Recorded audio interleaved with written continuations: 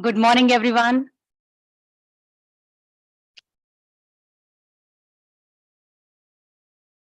On behalf of the PhD Chamber, I'm really delighted to welcome all of you on this important event, Carbon Project Development and Revenue Opportunities in India. And I think by the end of the day, we will all, once we leave this hall, we will be more learned what are the revenue opportunities in this field, which is an upcoming field in India. But yes, we have seen in the developed economies. I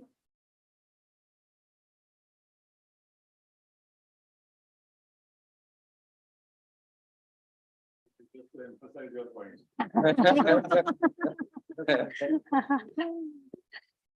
So we will be more learned. So without taking much of time, because we have a whole day, there are panel discussions, there are two technical panel discussions, three technical panel discussions, and then there will be open discussion with all of our experts. And I am really thankful to our partners in this event, South Pole, Logic Ladders, and MaxByte, who have joined us, who have joined PhD Chamber in this important event. And of course, I'm grateful to our committee leadership of the PhD Chamber, Environment Committee leadership, Dr. JP Gupta sir, for taking this forward. And I'm thankful to co-chairman Mr. Umesh Sahdevji for actually curating this event together with our partners, and to Rastogi ji, thank you so much, and Rohit Garg ji, who is there, and he will be delivering the keynote address in the session. So now I would like to invite our chair for delivering the welcome address and taking the proceedings forward. Over to you, sir. Good morning to all of you. I'm extremely pleased to see the youngsters. I don't know why. It appears you have taken the baton to clean this environment, what we people left the dirty environment for all of you. And I salute you for this. It's I've seen it, it's a very, very important day today in your life, I can say, because you are going to get a lot of information and, as a matter of fact, wisdom out of this. We were talking about the carbon tariff, carbon credit, whatnot. I will not talk on this aspect because experts are going to talk. The very fact you people are knowledge seekers and you have come here to spend the whole day. And what my colleague mentioned, that particularly anything what is related with carbon, this climate change mitigation, or any kind of, whether it's a EAG or it's a carbon credit, it is a fallout from the climate change mitigation. And this is such a hot topic worldwide. It is not centric to India, it is centric to everyone's life. And everyone has realized what the importance to love Mother Nature. And when you talk of mother and nature, now you know what the importance of mother and what is nature. And with these few words, I again welcome all of you. I am delighted. And these are the lecture series which we have started as a part of the Center of Excellence, what we have created in our PhD chamber. Center of Excellence, why we have created? Because green energy, biofuels, green hydrogen, EAG, carbon credits or tariff, these are the burning issues. And India cannot be deprived of if we do not create the knowledge center within the chamber. Advocacy, policy advocacy, which is the key role for the PhD chamber, cannot take place if we do not have an in-house knowledge like Umesh or our colleague Mr. Rastogi, who are the almost authority on the subject and the part and parcel of the chamber. With the few words I would like to tell you, you are our ambassadors. You are the ambassador of the chamber. You are the ambassador of the Center of Excellence. You join us in this like a crusade or like a journey towards make this planet a clean planet. Now I would like to talk in this Center of Excellence. We have got several verticals. Green hydrogen is one of the key points in which we have got a Norwegian collaboration with the Green Institute of Norway, HUL University. Then we have got the agro-based biofuels here. Then we have got the entire value chain in green hydrogen transportation, storage, applications, standards, safety, all aspects of that. And then obviously the safety, your ESG, as well as the carbon credit, which is the one of the key issue, how to mitigate the climate. It is through this carbon, whether you have to put the tariffs or you have to give the credits or you have to a mechanism, whatever it may be, the other various way of thinkers are making. No one has the right solution so far. And this center is being inaugurated on 2nd of May by our Dr. Saraswat, Vijay Saraswat of Niti Aayog in Meridian Hotel. All of you are welcome. It is not only an inaugural ceremony, but it is followed by a detailed lectures again on green hydrogen. So therefore, this center become a knowledge center for all of you to come and join and take the advantage. And any kind of information, knowledge you want, we will be pleased to give it with you. You are the part and parcel of the Center of Excellence.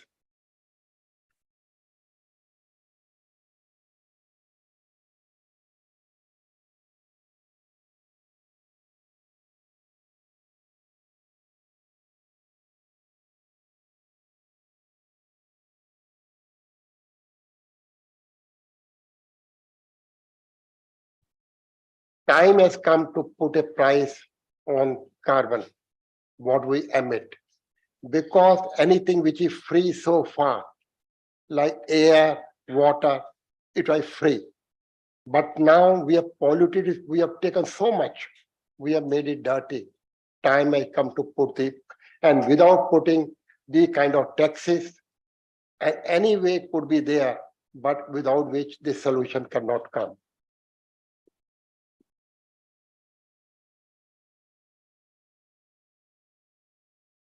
It is indirectly, if you say, it is putting a price on the natural resources.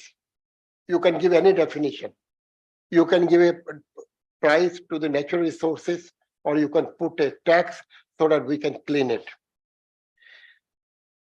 Basically, world over, there are 3 ways on which deliberations are taking place.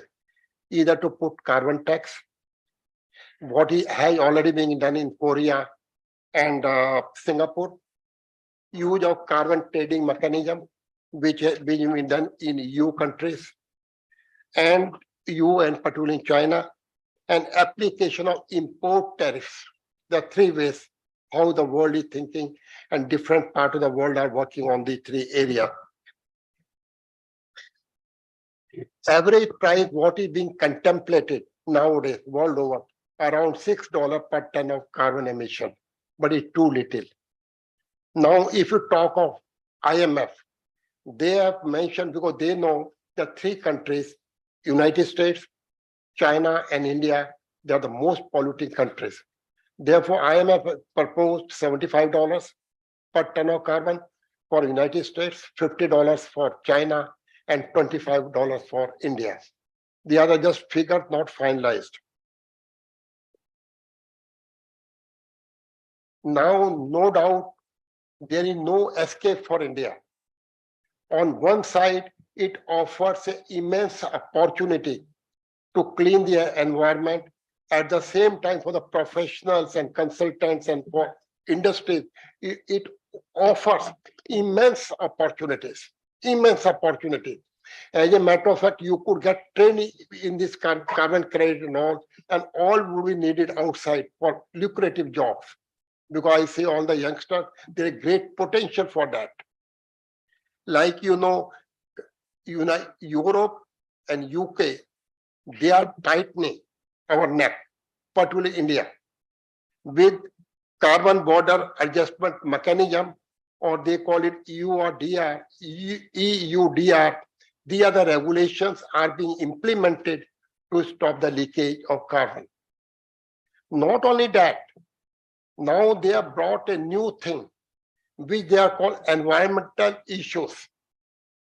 And when I talk of environmental issues, They are making a policy framework on each and every product. There will be a specification with respect to your environmental angle, deforestation, or all kind of emissions, what you are doing it, and they are called non-tariff barriers. Tariff and non-tariff. Tariff is directly which is related to carbon emissions, but non-tariffs are equally dangerous. And with these kind of things, you can well imagine, and these things are not very far off. In a year or 2 years, they will in place. They will not give you more time, more than 2 years. Our free trade agreement between UK, EU and all could not move forward due to this important issue. And Europe and UK, they are not going to budge an inch, and it is fair on their part, and we have to learn, and we have to learn faster than what we have anticipated. And all of you are there to join the journey so that India is fully prepared. With the few words, finally, I would like to tell you one thing, because it's a knowledge session. It's not just a kind of a talk, and knowledge cannot be absorbed in a formal environment. I will request you to be very informal. Once you are informal, knowledge will flow. And with these few words, thank you very much. There is a whole day, and this shows your commitment to the cause, and I am very happy that all youngsters are here. Thank you very much. Thank you, sir. Thank you so much for setting the tone for the day, and of course highlighting the various initiatives of the Environment Committee which we are taking under your leadership. As Dr. Gupta has already said, we are inaugurating the Center of Excellence on Green Hydrogen. That is on 2nd of May on Lee Meridian. I think there are pamphlets in the folder which are given to you. So all of you, because after the inauguration, there will be a session in which experts from Germany, experts from our Environment Division, they will be deliberating on what are the various opportunities for the MSMEs in green hydrogen, if anyone wants to set up a plant and here in India. So if anyone is interested, we welcome you. Please send us an email and we will register you, and it will be a special invitation from the PhD chamber. And as you know, we take the proceedings forward, and now I would like to request our co-chairman, Mr. Umesh Sahdevji, to kindly give the introduction of our event partners, and we are grateful to him for actually curating this a very knowledgeable program. He was very much, for the past 1 month associated with daily we were having calls and all. Over to you, Umeshji. Thank you very much, Kanchanji. Basically, very good morning to my friends and delegates and my colleagues at the dais. I'm very obliged to my partners, particularly South Pole, MaxBite, and Logic Ladder, who agreed very nicely there to set up this particular event, which is, I feel, is the requirement of the day, with so much MSMEs are not aware of what's going on in the carbon market today. Everybody is interested. Everybody is interested in climate mitigation, but they also want to know how they can be easily, get into it, how they can develop the carbon project. So that we will discuss over the time during the whole day. But just wanted to introduce, first of all, our key partners, South Pole. In 2006, 5 young social entrepreneurs got together as graduates of the prestigious Swiss Federal Institute of Technology and founded South Pole. Each one of the 5 founders had a unique perspective on ways to confront climate change, from promoting renewable energy and protecting forests, land and water, to market-driven initiatives for companies and investors. These 5 entrepreneurs quickly discovered that their different perspectives could work together as one. After successfully founding the non-profit MyClimate, they decided to position climate change as the business opportunity for visionary companies, and South Pole was born. Today, South Pole is 1,200 people spread over 42 locations all across 6 continents, and one of the major companies in the world for developing, assisting, and supporting carbon projects. they're also investors. Today, South Pole is a preferred partner that develop and implements comprehensive emission reduction projects and strategies that turn climate action into long-term business opportunities for companies, governments, and basically organizations around the world. South Pole has a unique initiative of hydrogen for net zero and carbon capture and storage initiative. Right now, low carbon hydrogen is not competitive. To overcome this finance gap, the Hydrogen for Net Zero initiative by South Pole is working with hydrogen leaders to develop methodologies that enable carbon finance to flow to low carbon hydrogen projects. By accessing finance from international carbon markets, the initiative aims to close the finance gap and unlock the power of low carbon hydrogen.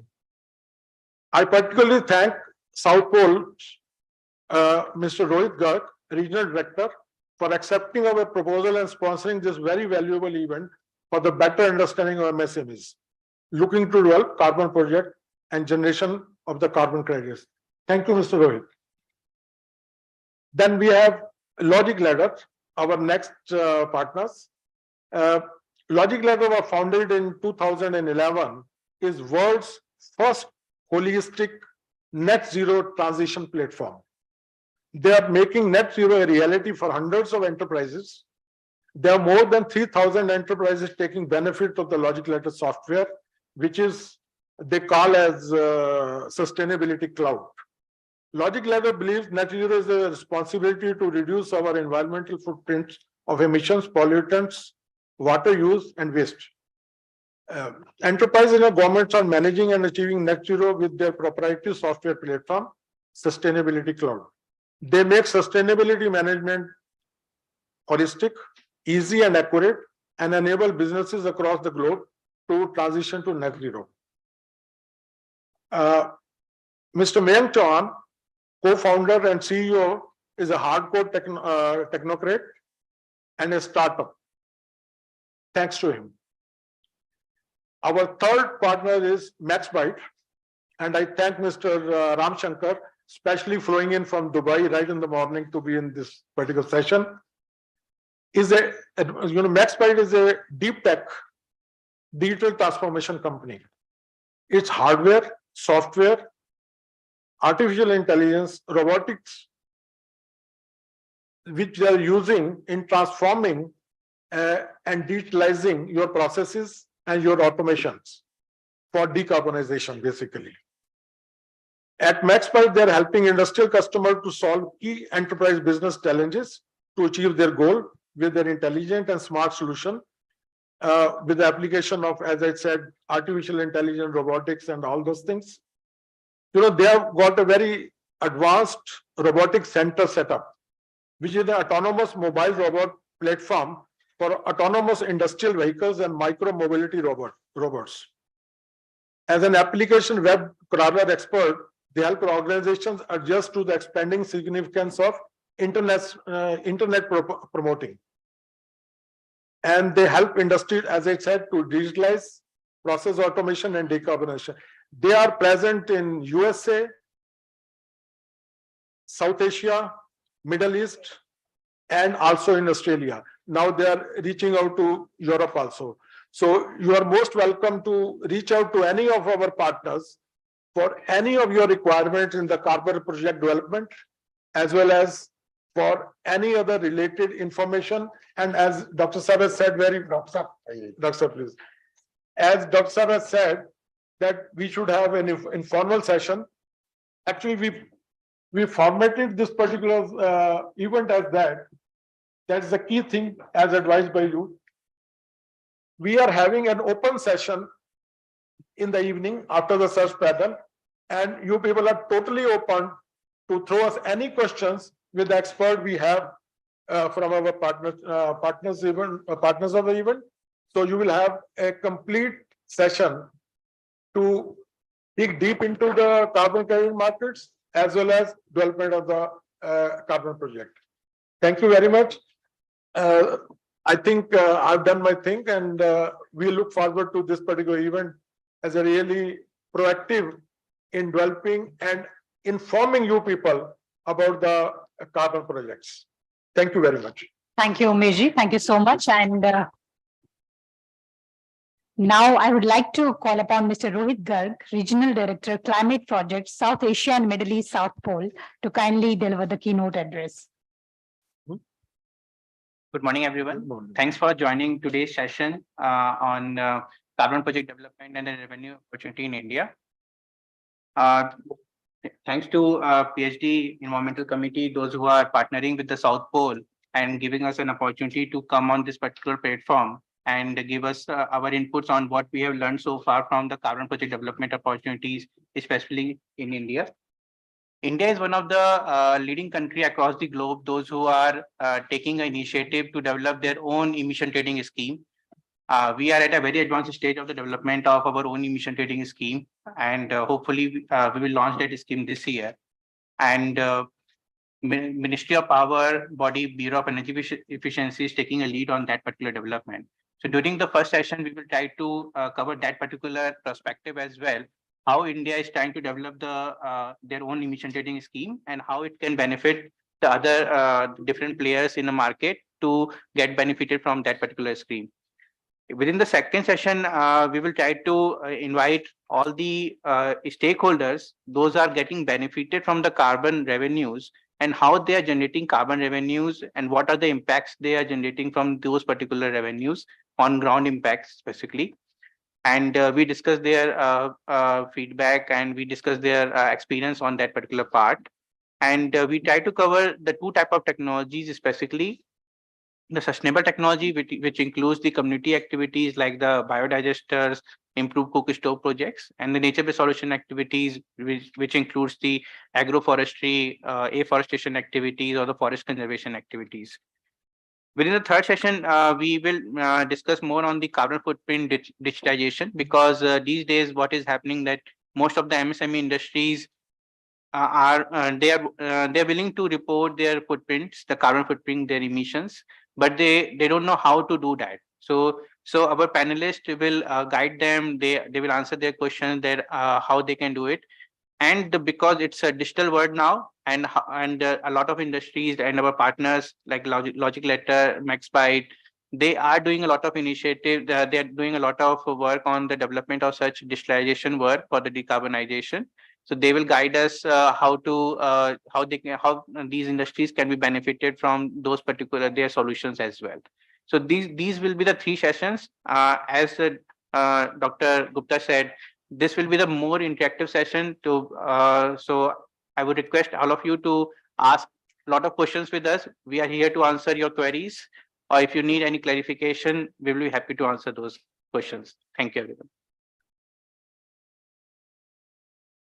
Thank you, Rohitji. And I think, as rightly put in by him, that we are going to in Indian government is also going to have its own emission trading scheme, and it will be a learning session the whole day. We will be deliberating on this, how we can take benefit, and how, it is really heartening to see some of our, big projects in India which are coming up, and they are just taking in, like I heard recently in Kerala, one project, their metro department, they are working on the project for the carbon revenue opportunities with some European countries. So it will be a great learning for all of us to know about how we can take advantage of this. And now I would like to call upon Mr. Mahinder Rastogi, co-chairman of our Environment Committee, kindly give the vote of thanks so that we wrap up the inaugural session and then we go over to the technical sessions in detail. Good morning, friends. It's my pleasant duty to propose a vote of thanks to all the participants who could find time to come, all the way early in the morning to attend this very important program. And before I come to, thanking all the partners, I just wanted to share a couple of things. The carbon, the projects and the sustainability, it goes, the hand to hand. Sustainability, unless the business is sustainable with respect to its accountability and responsibility towards the environment, social and the governance, which we call sustainability, and ESG, they are interchangeable terms. So government of India, the countries, they have taken a lot of lead in casting a lot of obligation on the business to come out with the disclosure and, even the audit requirements. Even here in India, a lot of initiatives being taken, and I'm sure most of you are aware that BRSR, Business Responsibility Sustainability Report, has been mandated to start with on top 1,000 listed companies, starting from the financial year, which is just gone by, that is 22-23. So corporates are obliged to make huge detailed disclosure about all the many aspects related to environment, social, and the governance. And just to tell you a few of them, under the environment, starting from the energy consumption, that how much energy, with what source of energy, how much the green energy, and how much out of the fossil fuel. Detailed disclosure even about the carbon emissions, the scope 1, 2. It's mandatory to disclose in the BRSR report by the corporates. So it would show, it will expose them if they don't take care of, the carbon emissions. It is going to expose them, and because it's going to be in the public domain. So and we expect in the maybe within a year or two, even the scope 3 emissions are going to be mandated, which is for the timing is voluntarily, where the corporates are supposed to make the disclosure of the carbon emission across the supply chain. It's not only what they emit, but whether the supplier side or the customer side. So it's big thing happening, and I think it's high time that we have a proper understanding of this subject, very important subject of the carbon and carbon development project, and it is kind of the tool to mitigate, and to go for the decarbonization. And very important, and this kind of the session gains especially more importance because these subjects in the MSME sector, means we just simply hear about it, and the most of MSME sectors, they don't really know about the subject. So hence, this is very important for all of us. So my the sincere thanks and from the chamber to all the partners, South Pole, Logic Ladder, and the MaxBite for supporting this program, and many thanks to the Secretariat of the PhD Chamber, who always take a huge initiative to bring up such interesting program. And lastly, my thanks to my colleagues, the chair and the co-chair on the dais, to having supported this wonderful program. Thank you. Finally, I would like to introduce Dr. J. Sharma. He is one of the most known personality in environmental, air pollution, and different aspects of green hydrogen, biofuels, and renewables. And he also a co-chair in the environment and green hydrogen committee. And Dr. Sharma. Dr. Sharma is an authority in the oil and gas the sector, And we have got a very rich background in oil and gas. Thank you. Thank you. Thank you.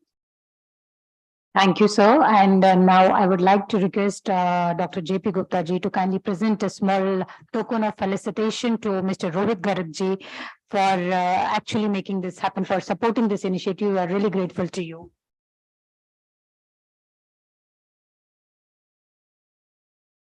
And I'm grateful to have Dr. Sarla ji from CSR. Sarla ji, if you can just kindly come on the dais also, we can have a group photograph here. So, Please, Sarla ji.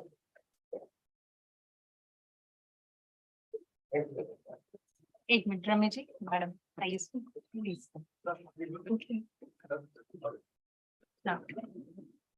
क्रांति देंगे क्या? Yes, yeah. क्रांति देंगे। Yeah.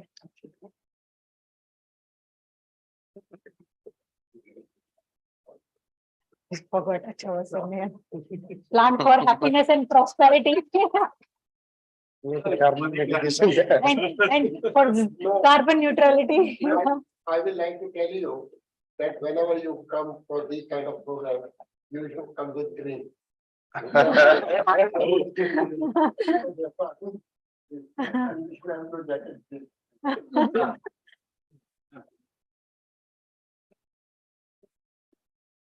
Thank you. Thank you. Session. Yes, yes. Thank you, ladies and gentlemen, and thank you all the dignitaries who joined us in this inaugural session. And now I would like to request the session chair for the technical session 1. It will be a panel discussion on Indian carbon market scenario. The session chair for this session is Mr. Ashok Kumar, Regional Representative, Legal Policy and Market Team, Vera. Mr. Ashok Kumar, may I request you to kindly come on the dais?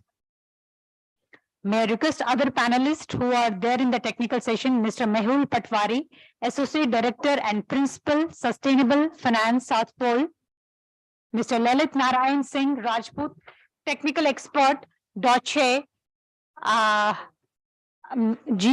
will say only GIZ in short form so that I don't pronounce it incorrectly.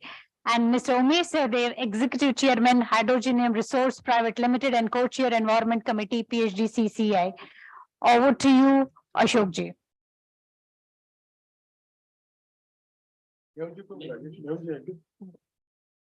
You please come here.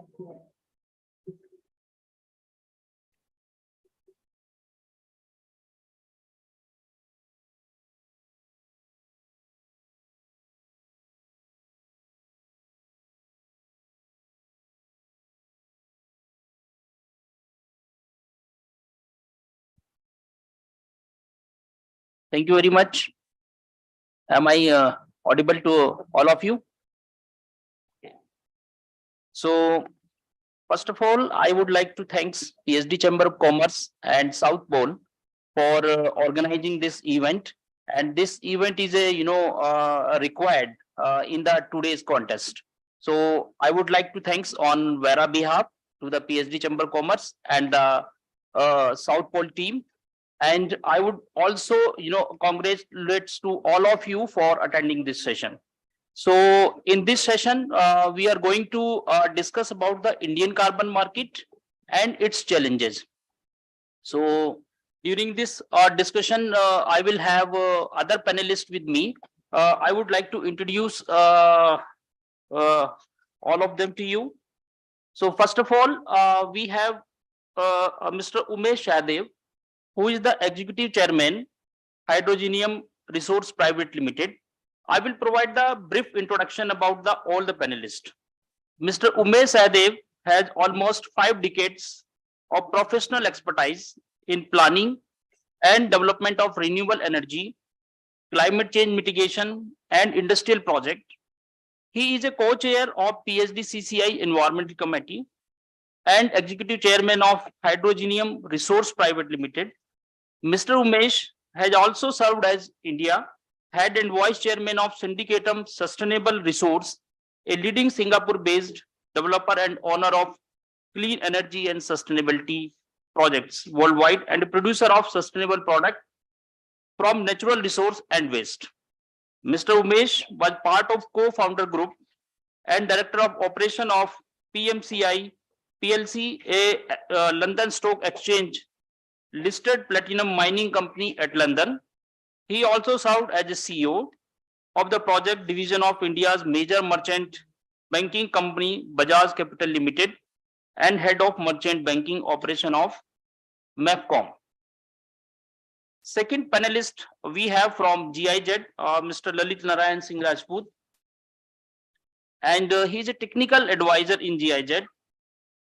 He is taking care for a project sustainable and climate friendly electric mobility in India, which is very important a project, I believe, where he focuses on creating a robust electric vehicle ecosystem in India. He has a decade of experience in environment advisory and consulting.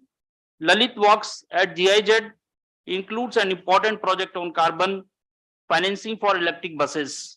They are developing a group project for voluntary carbon market for electric buses. This project aims to help public transport authorities to register their project in international voluntary carbon market and access carbon financing for earned carbon credits.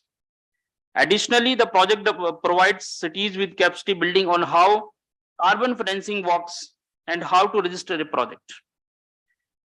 This initiative will contribute to reducing greenhouse gases emission and promoting sustainable transportation in India. Another panelist we have Mr. Mehul Patwari. He is the Director Sustainable Finance at South Pole. Mr. Mehul Patwari leads South Pole Sustainable Infrastructure Finance Unit. He is an infrastructure and investment professional with more than 23 years of experience in urban infrastructure design and financing. Mehul has excellent knowledge of Asian climate change policy, landscape, market-based instruments, incentive mechanism, and environmental conservation sector. Mehul holds MBA with specialization in finance for Sardar Patel University and several certification in infrastructure financing from Premium Institute. So these are the panelists we have today. And for me, I am Ashok Kumar. I am the regional representative for Asia Pacific region stakeholder engagement at Vera. So I am taking care about the stakeholder engagement in this region.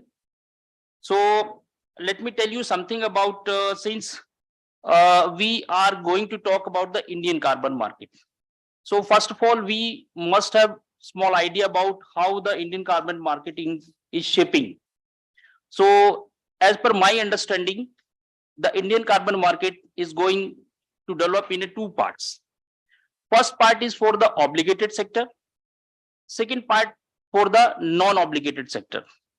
So for obligated sector, they are considering PAT scheme and REC for including in the obligated sector, and it will be applied to the obligated sectors like the PAT sectors. And it will be governed by the Bureau of Energy Efficiency under the Ministry of Power.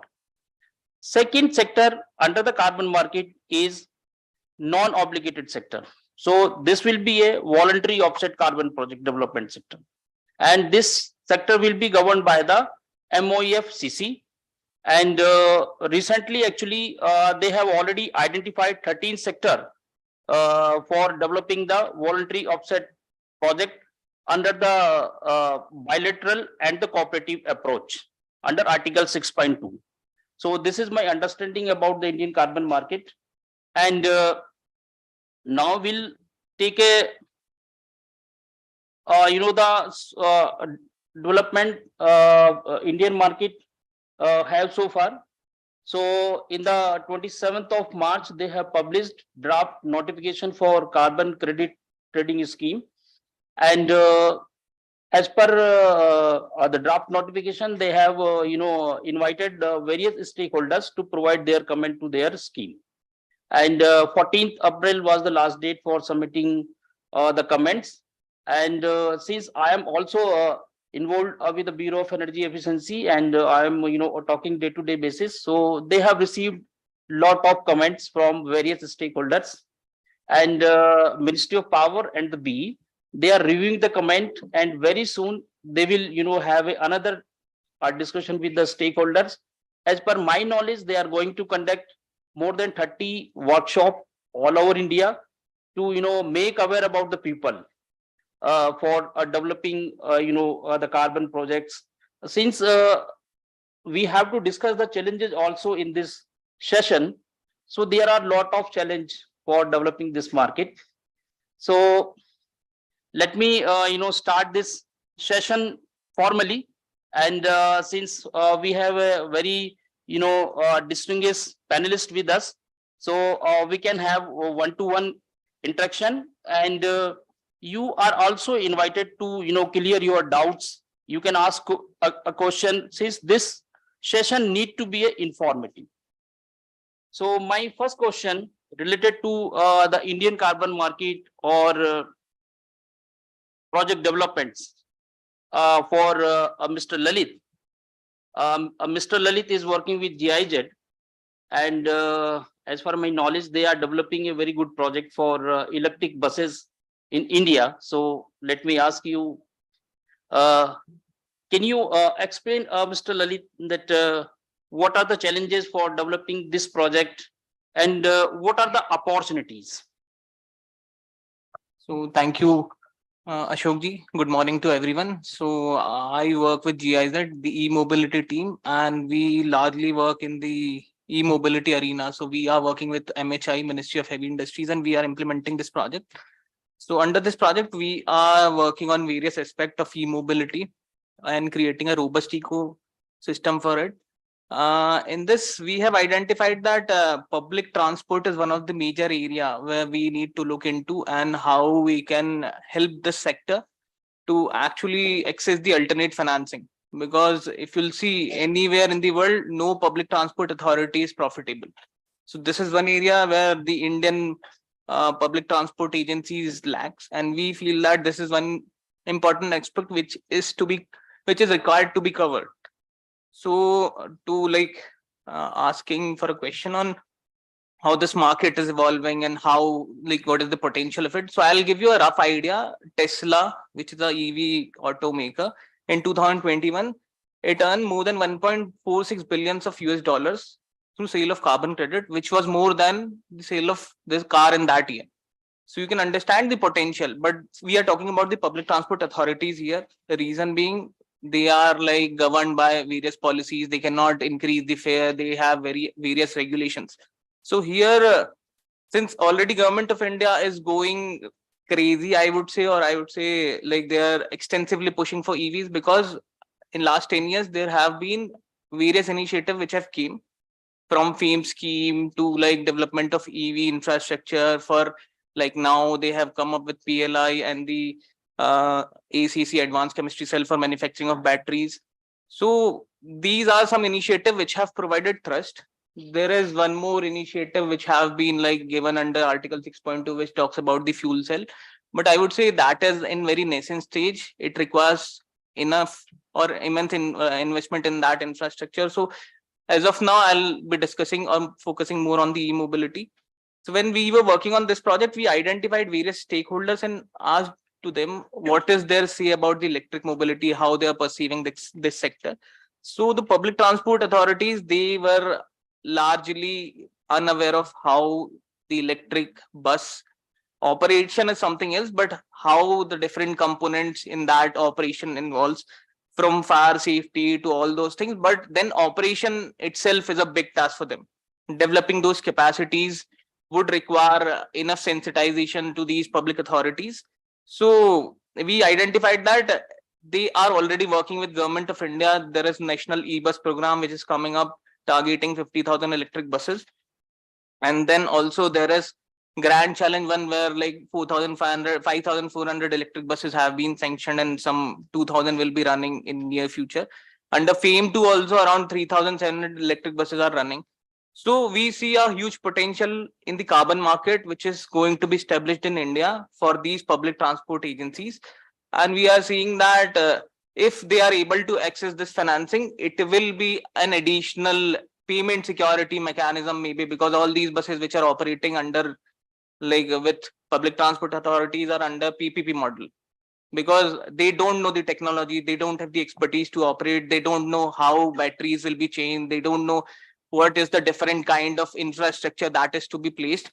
So under PPP model, the private sector is coming up, participating with the government, and then they are creating the infrastructure. They are utilizing all their expertise and developing that infrastructure, and then the government is running those buses.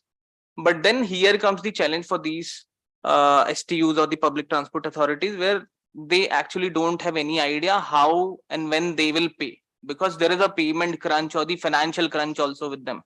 So they have to depend on the VGF, viability gap funding, from the government, and it is a big issue. We are targeting for 50,000 electric buses. NITI Aayog is considering to go ahead with 1 lakh more buses in next coming 5-10 years. So, but then these agencies, they don't have the money. So we are seeing that if we go and approach the international voluntary market, and if we are integrating renewable energy also into the grid, so completely we will remove, let's say not 100%, 90% or 95% of the energy will be renewable, then we can earn good credits, quality credits. Also, we need to have a good monitoring and robust mechanism for assessment of these credits, how they are generating, how they are monitoring it, so that the quality of the credits are there, and then earning the money and accessing the international financing is also there. So I feel there is huge potential. Challenges definitely there are, because electric bus ecosystem or electric vehicle ecosystem involves rare earth metal. We don't have anything. We are completely dependent as of now. So we have explored one in Jammu Kashmir lithium ion reserve, but extracting that is very difficult, and in near future, next 5 to 10 years, it is very difficult to extract that. Secondly, semiconductors, because of the war situation which is happening, the China Taiwan thing, we are 95% chips are coming from Taiwan. So that is one more area. If China attacks Taiwan, then 2 trillion of world economy will be wiped out. Somewhere India is very much dependent on that. Then also in terms of the technology transfer, we are still in a nascent stage of development. So these are some challenges I feel. Through accessing carbon financing, some kind of cushion can be provided to the public sector where they can operate. So yeah, thank you. So considering that we have many project developers and the project proponent here in this discussion. So I have a very specific question for you, because you have mentioned that a lot of capacity building is required to the public authority. So this capacity building will be done by the GIZ, or you will, ask private entity to come forward to do the capacity building for the public authority. So the main purpose of GIZ in any project is to build capacities of the partner. Okay. So you take any project, be it from wastewater, waste to energy, then transport, then working on the nature-based solution, anything, we work on the capacity building, because at GIZ we feel that we should develop the capacities, we develop the project and we leave, so that they are able to take this project forward. Similarly, for this carbon financing project, and especially for the capacity building thing, we are targeting that we will help the authorities in registering the project. So we are having an MOU with CESL, which is the nodal agency for National E-Bus program. We are also having some kind of association with other national ministries. Okay. So we will be helping these ministries also, as well as the local public transport authorities, to how the project is designed, how it can be registered in voluntary market, because as of now, the Indian local carbon market will take time for development. And in that meantime, we can definitely access the international voluntary markets. So yeah. Okay, fine. And I have another specific question to you, Mr. Lalit, because this is very innovative project actually, and having lot of potentials. Correct. So actually, in 2007, I was also involved in developing one similar project for Uttarakhand government. We were trying to develop, replace the diesel operated vehicles like the Vikrams in Dehradun with the battery operated vehicles. So that time actually we were facing a problem for, since our battery is being charged through the national grid, and so there is a project emission actually. And our project emission was higher than the baseline emission. So what is your thought on this? So definitely there are project emissions, but for electric vehicles, the residual emissions are zero. Reason being, we don't have any moving parts, so we are not required any kind of lubrication or refueling and all those things. There is only one motor which is running. So you are taking the energy from the grid, it is charging your battery, and then you're running the vehicle. So there is zero tailpipe emission. This is also targeting the net zero initiative of Government of India. And we are also looking at the aspect of air quality. So if we have the zero tailpipe emissions, we will definitely have a clean air. In terms of the how we will take it, like you rightly pointed out, there are emissions. So I would say that from cradle to grave, there are emissions in production of electric vehicle operation. Definitely there are, but we can reduce it. But in terms of the residual emissions, there are no residual emissions as of now in terms of the operation of electric vehicle. But yeah, in future, definitely, if we integrate the grid or we capitalize on the renewable energy, especially Delhi Metro. What they are doing is they have like established a plant in Rewa, Madhya Pradesh, 500 megawatt of solar power plant, which is helping the Delhi Metro to run their metros. So, which is something a green metro world in the world. It is first of a kind of a green metro project which first happened. I guess South Pole was the one who have developed this project initially, and they were. Yes. Thank you, Lalit. Because if you are saying that there is a lot of opportunity for developing the solar or a renewable energy project to, provide electricity, especially for the charging stations. So that is a very good opportunity, I believe, in the future. Thank you. So if anyone have any questions to Lalit, they may come forward, they can ask, then otherwise we can go to the next panel. Please, madam. So my question is like, whenever you say that this electric driven things are zero emission, that's a misnomer, so to speak, because you should start the emissions right from mining of the rare earths all the way to production of chips and then integrate it to the current thing, right? So it's kind of misleading when, I mean, people will say, okay, that's great. Why don't everybody go for that? But that's not the case actually. I mean, the insiders, we all know that. So somehow we have to bring that up as well. So that's why I told that from cradle to grave, if you'll see like a whole life cycle of an electric vehicle, there are emissions. So I was talking about zero tailpipe emission when you're operating it. So the electric vehicle are not completely green. You have to make it green. Rare earth metals are definitely something which we need to like excavate, and then we need to bring into the main ecosystem. Then you're producing batteries, producing chips. So definitely there are emissions. But in terms of the zero tailpipe emission, improving the air quality, and if we are like changing the way we are using electricity, then definitely we can reduce the overall life cycle emissions of electric vehicles. But definitely your point is there, and that is why I told from cradle to grave there are emissions. Yes. Now, we are talking about the green hydrogen now, and the fuel cell technology is now being promoted, and I understand in many parts of the world it's already happening, and in India also it will happen soon.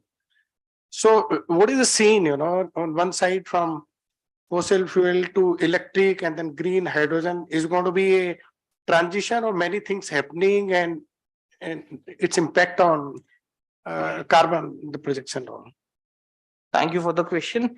So definitely green hydrogen is playing a big role, and we at GIZ has done a pilot project study for Kerala government where we actually identify a stretch of highway, how we can convert it into a green highway. But the kind of infrastructure investment from generation of hydrogen to transportation and distribution and using it, it was very high. As the total cost of ownership of that vehicle, or let's say that whole EV ecosystem, the hydrogen fuel cell ecosystem was very high. So we need to have a policy kind of push from the government also. The recent push which came for the hydrogen thing was very less. And secondly, in terms of the capacity or the potential of this sector, definitely I feel for the trucking sector, because hydrogen technology and all those things, the heavy movement of vehicle or say ship movement in various continents, that is one area where we can actually capitalize on hydrogen, especially green hydrogen, because these sectors also emit huge carbon. So definitely this is one area where we feel that a push can come up. And we have expert for green hydrogen, so we can take this question later on. So anyone have a question to Lalit, or shall we move to the next panelist? Yeah, please. My name is Aditya. I'm from the Indian Energy Exchange. My question was basically on electric vehicles. So electric vehicles, when we are registering that into a carbon crediting mechanism, obviously it is a reduction based mechanism. So you are cutting off the emissions by putting up that project, right? So how would the entire accounting for that particular savings of emission, what we call it, be done in this case? Like, I think South Pole has recently, I think, signed under Article 6.2 with Switzerland government for setting up the electric vehicle project in Bangkok, Thailand, which has recently come up in news. But just wanted to understand your views on how would the entire MRV be done for this kind of project. So like, yeah, so we are working as of now with the public transport authorities. Reason being, we cannot bring change in the individual. Like, I cannot force you to buy electric vehicle. It is your prerogative. But then we are working with the government, and we have actually identified the processes how we will monitor it. So a complete project life cycle we are developing under the AMS 3C framework, where we will be like registering the project, then how we will be monitoring. There are various parameters. We are developing those as per the methodology, and the MRV will be there, CME will be appointed, then we will be having VBB, and then based on that, we will be registering the project, and then the crediting system will in the next phase. If like I'm also a new in terms of this, if Mehul wants Maybe to add on, if someone from South Pole can, Yeah. provide light on this. maybe Or Rohit maybe can actually, highlight. we can discuss this. Open session in the Yeah, evening. because evening we have a open session, so this, We'll have expert from South Pole. a question can be discussed with the South Pole people later on.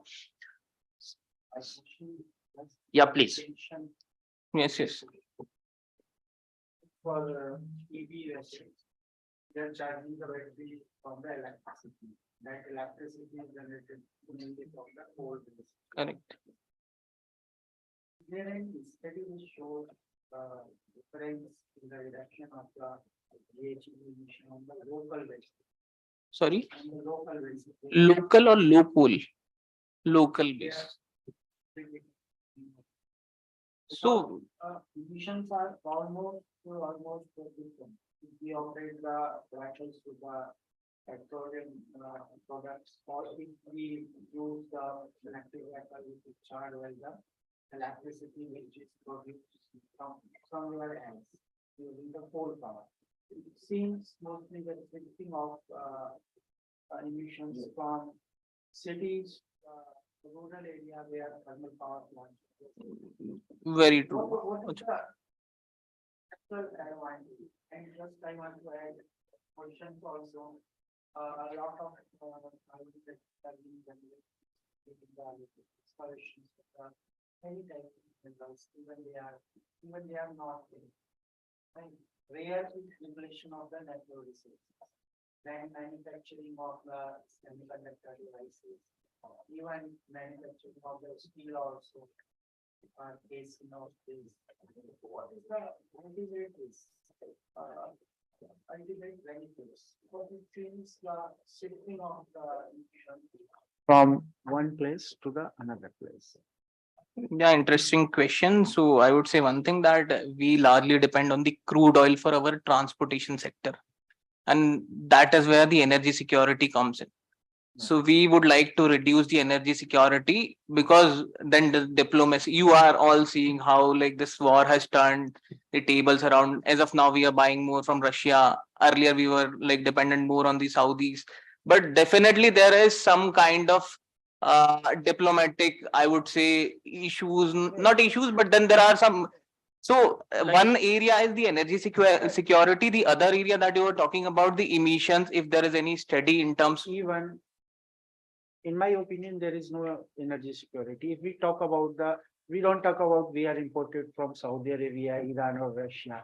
Our question is we are using the petroleum products, which creates emissions. I can add, So I would like, yeah. Right. So you asked me what is the overall thing in the last. That's why I told you the major portion for push is that we are largely dependent on the crude oil. Secondly, the air quality in cities are deteriorating. Third, rare earth metal we are lacking, but we don't have the technology. So we need to decarbonize the urban transport sector, which is also an important contributor of emission. So to achieve the net zero objective, we should have certain alternatives to ICE vehicle. Hydrogen is one. Hydrogen is better than this. If we talk about this electric vehicle and thermal power plant, good quality coals is also important. Correct. There is even the data shows the import of the coal is increasing year by year. So that's why even government is targeted by 2030, they would like to have 40% of energy in the grids from renewable sources. And they're working extensively on this. Mehul, if you would. Yeah, so sir, your point is absolutely right that basically when you charge from the grid, which where majority of the 2/3 basically grid is from coal. So if you look at the carbon credit calculations, also from the grid, we are getting very less credits, right? So for example, when I give you of a one bus, that the credits would be around 20 when you charge from the grid. So what we are promoting here, what Lalit was also emphasizing is that we are promoting not only EV vehicles, but we are promoting charging also through renewable energy. Yes. So we're integrating two projects, right? One is basically transferring from a fossil fuel based vehicles to the EV vehicles and then charging the battery through electric vehicle through renewable energy. So our focus is basically have renewable energy so that the vehicles can be charged with a mix of wind as well as hydrogen. So GIZ is also working in Mumbai city where most of the electric buses they are exploring around 64 depots where renewable energy source rooftop solar plant can be adopted so that the entire charging of the batteries is through renewable energy. Actually, I can add Yes. on a bit of it. All our charging stations within next sometime, very shortly, will be all based on renewable energy. Because the very first thing for the charging is a standalone, just like we have the, petrol pumps and all here. We'll have a renewable energy source within that particular petrol pump, which is the point for our chargings in future. That's word over the same thing. They are not taking from the grid because it doesn't make sense. Yeah, it is. It has to be from renewable energy, only then it works better. So all these charging stations, even at the domestic level in USA, now there's IRA which has come and they are giving all sorts of incentives of about, I think 3 cents per kilowatt incentives they are giving for putting up a renewable energy setup at their houses for even charging their EV vehicles. Similarly, we have seen recently in Norway that all the charging stations are having that renewable energy plans for renewable energy, self-sustaining charging stations. So that is what is the next step, which is coming up over the time. This is only the transition phase where you are utilizing this particular thing. But over the time, it will ultimately be from the renewable energy. Is there any plan for for e-rickshaws? So India is having around. And even billions of actually, e-rickshaws even which are actually, being charged at the local domestic level. But ultimately it consumes power and they are also a miniature type of electric vehicle. Right? Is there a plan for that? For big, it will be a structure plan. In future, it will be charged from the RE source. Actually, various companies are working on this already, and they have got what you call it as a battery exchange system within the city. You have your battery, take that battery if it is discharged, go to a station, get the another one and replace it by a charged one. And the charging at that particular point is from renewable energy going on. So this is becoming an ecosystem over the next few years. so I believe there are two challenges for battery operated vehicles. First is for we have to have power from renewable sources for the electric vehicle. Second, you have seen lot of study that the backup of battery is increasing day to day basis. Maybe before 5 years you have a battery backup for say 50 kilometer, but now you have a battery backup up to 500 kilometer. So this is the another way to making feasible e-vehicle project in my opinion. So I think we have a limitations of time also. So let me take my question to the second panelist because he is having very vast experience for international carbon financing. So I will ask a question from Mr. Mehul Patwari about the Indian carbon market. So how the big you are looking in terms of the financial thing for the Indian carbon a market? What are the opportunities? Thank you, Ashokji. So just let me start that, okay.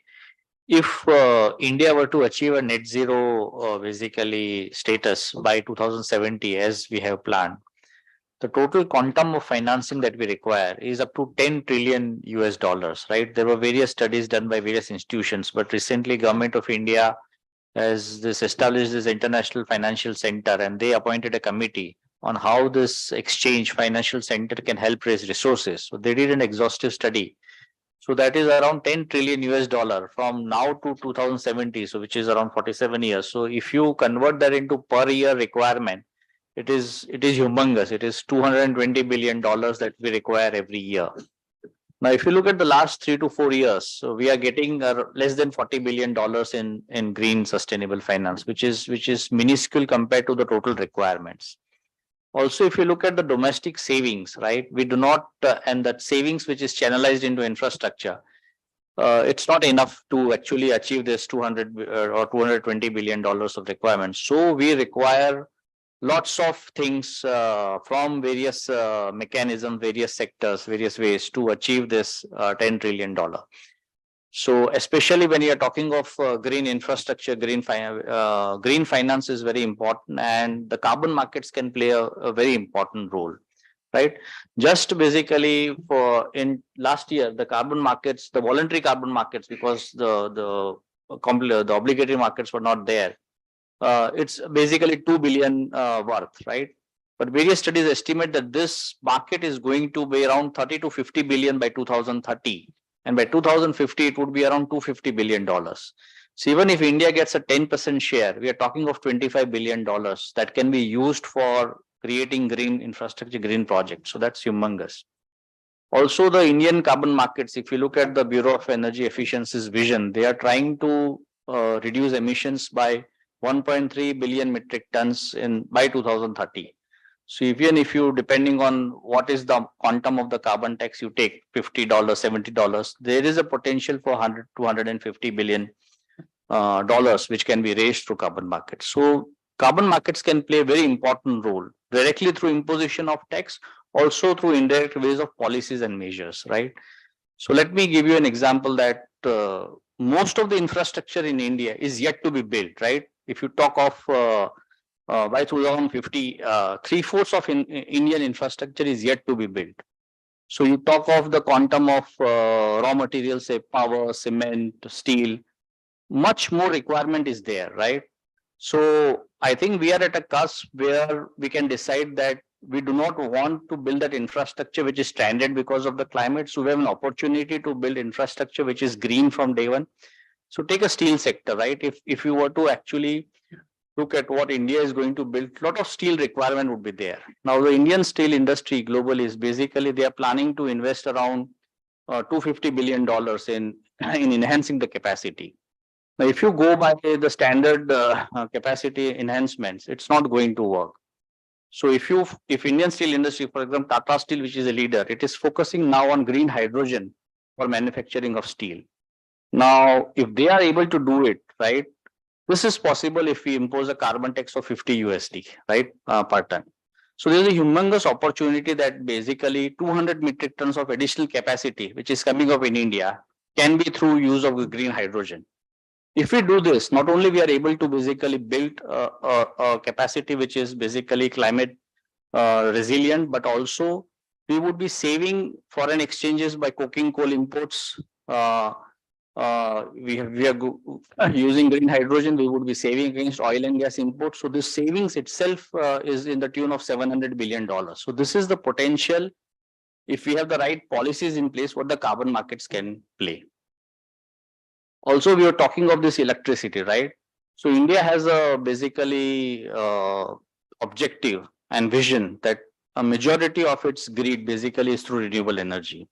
Now, in the last financial year, the cost per unit was for a coal based was around 6 rupees, 6.25 rupees, whereas the per unit economics today of wind and basically solar is 1 to 1.5 rupees less than what the coal is there.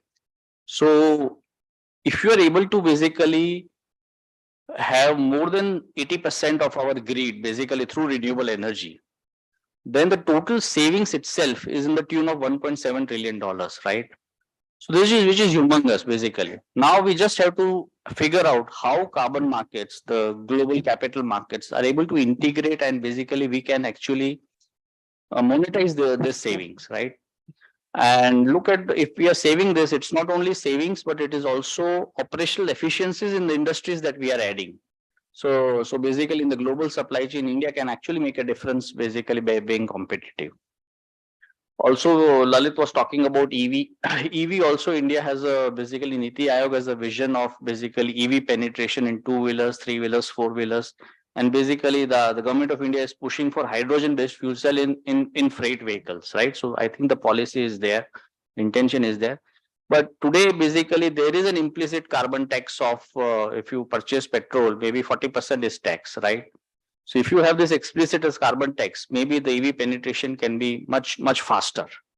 The only challenge is basically we will have to have this charging infrastructure in place, and I think within 5 years, most of the people would not think of buying a fossil fuel vehicle.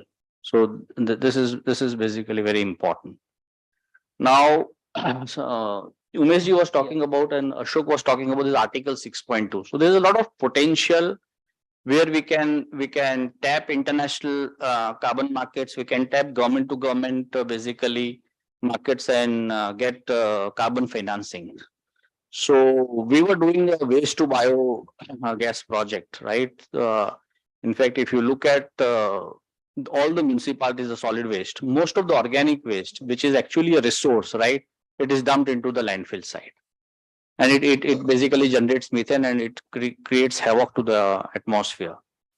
So we did some basic economics for 100 tons per day waste to bio CNG plant. Basically, because of the today's current economics, the quality of waste, basically you have to have the screening lines. You have to have this what you call land which is given at leased rates to the private sector operator. You need a viability gap funding for the private sector to operate the fund, which is in the tune of around 15 crores, which may be around 30% of the project cost. Now, by doing this project, if you actually measure what are the emission reductions that happen, which is in the tune of around 8,500 tons per year. Now, for a 10-year period, if you were to monetize this emission reductions, because this compressed biogas is under Article 6.2, you need a basically ITMO price, because that under Article 6.2 is called ITMO, International Transferable Mitigation Outcomes.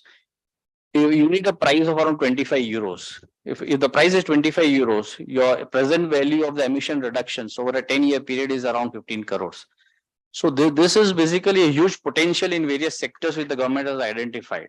Now the same things, basically Article 6.2, various other sectors which are listed, a green hydrogen, battery storage, with renewable energy, fuel cells, offshore wind, carbon storage, green ammonia. So there are tremendous potential in this sector. If we work with government, if we work with the private sector, I think there is a good opportunity to tap international carbon markets and raise finance. The second thing is that even if we do this, or if we all do this, the requirement is basically 200 billion, right? So we still fell short of it. So what is most important is how do we tap other areas to raise finance? So the development finance institutions, if you look at the last 3 to 5 years, they have been lending $3 to $5 billion to India per year on an average. So our proposition is basically instead of lending as a direct loan, this capital should come as a catalytic capital. So it should be a first loss equity, or it should be a partial guarantee schemes of debt. So what it helps is basically if it is a first loss equity, maybe for green projects where the business model is not known, this catalytic capital of first loss equity can help commercial, basically good institutional equity investors to come into the picture, right? And also if there's a partial debt guarantee scheme, it can help commercial debt basically to lend to the project. So various studies have been done, and this catalytic capital of $1 can basically help leverage commercial capital to 30 times. So if we use this development finance institutions money purely as a catalytic capital, I think we have a potential of raising around 150 billion US dollars over on a yearly basis. So there is a huge potential on this. And lastly, basically what I was talking about is integrating the carbon markets with the global capital markets. India is still not basically listed in the global bond index. There are some issues, but I think in a year or two, the Indian government bonds will be a part of the global bond index. What happens is that if Indian bonds becomes a part of the global bond index, you have huge institutional capital which comes into India, right? So the estimates say that if this is achieved, then around 250 to 400 billion dollars of global bond capital every year can for a decade can come into the India. So we are talking of $40 billion. Now, if we integrate the carbon markets with the global bond markets, right? There are various instruments that can be available where we can monetize the savings that I was talking of the renewable energy sector, of basically say foreign exchange savings from the less imports of the oil and gas sector. So you can design various instruments where you are able to raise capital. And because of this savings, government's fiscal deficit also would be reduced. They can basically rely on this bond market and they can actually raise finance. So it is possible to raise $200 billion, but we have to have the right policy and the regulation in place. Thank you. No, you are right. Actually, alignment of global ETS is very important. Because for, like developing this market, carbon market, global ETC is very important. That's right. Good. We have a question. We are. Let me tell you one thing. Since we have a limited time, so we'll take only 2 questions to Mehulji, please. Yeah, so we are proposing to set up a biogas plant. And of course, we have the land and all the permissions that are needed. But we are struggling to get the capital. We've approached various public sector banks and everything. Now, what under the existing framework, what are the areas that are available whereby the project financing can be obtained for a biogas plant?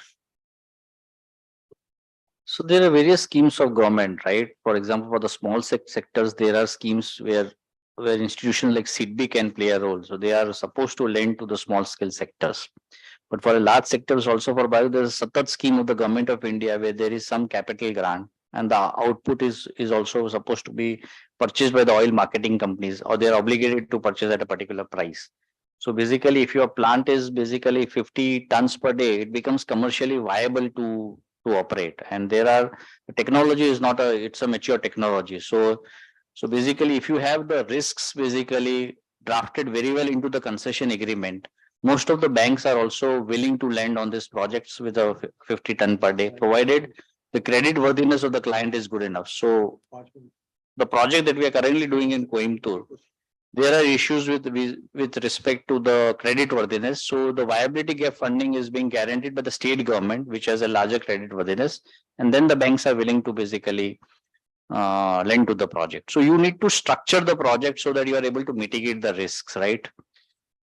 Yeah, but the problems that we are facing primarily is we don't have a problem with creditworthiness, but it is the upfront equity which the banks are expecting from us, which is close to 20% of the project. So that seems a big constraint, and we don't have the government is not well disposed towards the state government. Sir, So, I am sorry to say that we have limited time, so maybe you can do it. So we will take your discuss definitely reply to your question in detail. I would welcome for a common questions to the panelists. If you have any personal questions or We'll take it bilaterally. you can discuss him separately because we have another sessions also. Yeah. And for your information, actually, we will be planning out an event for investment in the carbon projects, basically. Yeah. Very soon. Thank you. As you told, there may be need of $110 billion for 10 trillion. 10 10 trillion. right, for next 47 years. Yes. Right, some amount is available and some will also be available. Is there any chances that due to the shortage of this fund, our achievement for net zero up to 2070 may not achieve like? Absolutely, sir. The one study by CEW says that there would be shortage of in the range of around 35%, $3.5 trillion. So that is why actually government is trying to ensure that, okay, whatever mechanisms are available. So recently they have developed this International Financial Center and they formed a committee how this center can be leveraged to attract global capital. Right. So what I was talking about this, the inclusion of India in the global bond markets, it's not a part of the carbon markets. But this can create waves for getting in the foreign capital. Once the foreign capital is there, it is up to us. How do we use it, right? And how do we integrate it with the carbon markets? So with the right kinds of policies in place, we are at the cusp. Yes, there are challenges, but it's possible that we can raise this kind of capital that is required. 10 trillion is about the 200 billion per year. Yeah, no, yes, yes. But we are talking of over a 47-year period. 47. Thank you. Yeah. Only last question. Cool. Thank you so much, Ashok ji, Mehul ji, and everyone on the panel for putting this together. I had two questions, but in general, if you look at it globally, the voluntary carbon markets. Could you mention Yeah, I'm Siddhant. I'm the co-founder of Climbs.io. We are a consumer-first carbon neutrality company. If you see your Make My Trip ticket on the PDF, it will say carbon neutralization from Climbs. So like I'm from that organization. We are predominantly focused on the nature-based solutions, right? Because the way we see the market going, globally at least, I mean, even South Pole have invested a lot into nature-based solutions, right? But the way I see it, like you mentioned, obligated sector versus non-obligated sector. Obligated sector is focused on renewable energy, and globally, Vera themselves have started to say new issuance is not going to happen in renewable energy, right? So how are you guys thinking about it to, bring more capital? Mehul ji talked about billions and trillions of dollars of capital coming into the Indian climate ecosystem, right? Just for nature-based, given that has been a big focus for Vera and for organizations and developers. One, how are we thinking about getting more capital into this space? Second is, if the Indian carbon market is going to focus heavily on PAT and REC, right? The necessary capital that we require, honestly, is in nature-based right now, right? I feel like there is this disdain that is, or disintegration that is happening, that we're focusing on the past, but there's no further emphasis on the future, wherein developers like us, or if we want to give finance to developers, we need capital for nature-based, right? Vis-a-vis energy and REC. I know it's a tough question, but I thought it's a common question for the group, and wanted to channel it as part of this discussion. This is actually a global question. Just a follow-up question on that. Yeah. We have been talking of a lot of carbon funds for industry, MSME, steel sector. But continuing with what he's saying, I have a session in the second round. We are talking of soil and we are talking of agriculture. Right. I'm not hearing that word anywhere in the panel and in the discussion. So I think, it's a very serious issue. I'll be talking on that later, but if you can address both these questions together. I think we have the session for that. No, I was saying the same thing, that there's a specific session on nature-based solutions in the next one. So maybe, Yeah. But there are voluntary carbon markets, various methodologies, registries, which actually register NBS projects, right? So today, not only this NBS projects, but naturing infrastructure, green and blue infrastructure is a part of it. And there is very little carbon in some of the NBS projects, but there are a lot of ecosystem benefits. So if you have a methodologies which values these ecosystem benefits, right, there's a potential for a lot of things. Recently, this HSBC has founded a fund for basically creating projects in nature-based solutions. And they are also, I don't remember the name right now, but they have actually tied up with another company, and they are trying to measure those economic benefits, right? Ecosystem benefits, and basically create capital. So a lot of capital is now available, and even commercial capital is available in nature-based solutions. And you have the voluntary carbon markets Vera gold standard, which can actually you can leverage. But you can know more about the session in the second session. But offline, I will give you the details of that fund. Yeah. So, Thank you so much. thank you. Thank you all. And I believe this session is very informative since we are keep talking to each other. So we have Umesh Sadev ji. He's having a very vast experience in green hydrogen.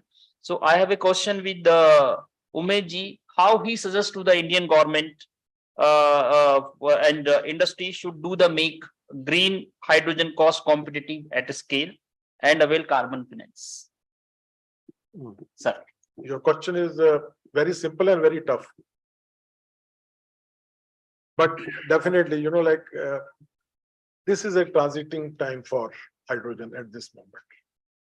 You know, though hydrogen has been known to be energy carrier for ages, but it's only recently that we find that it is the right tool for us if we want to have you know, energy security for ourselves.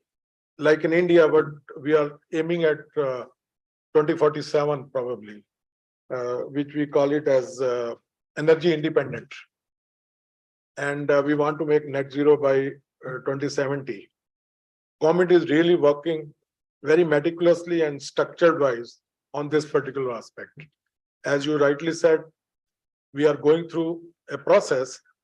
First, we are understanding from the world's experiences, and we are taking our own time to really develop a policy which is in tune with our requirements, our ambitions, and it is India focused mostly, because as our Prime Minister said, we want to be, you know, net exporter of hydrogen. Yeah.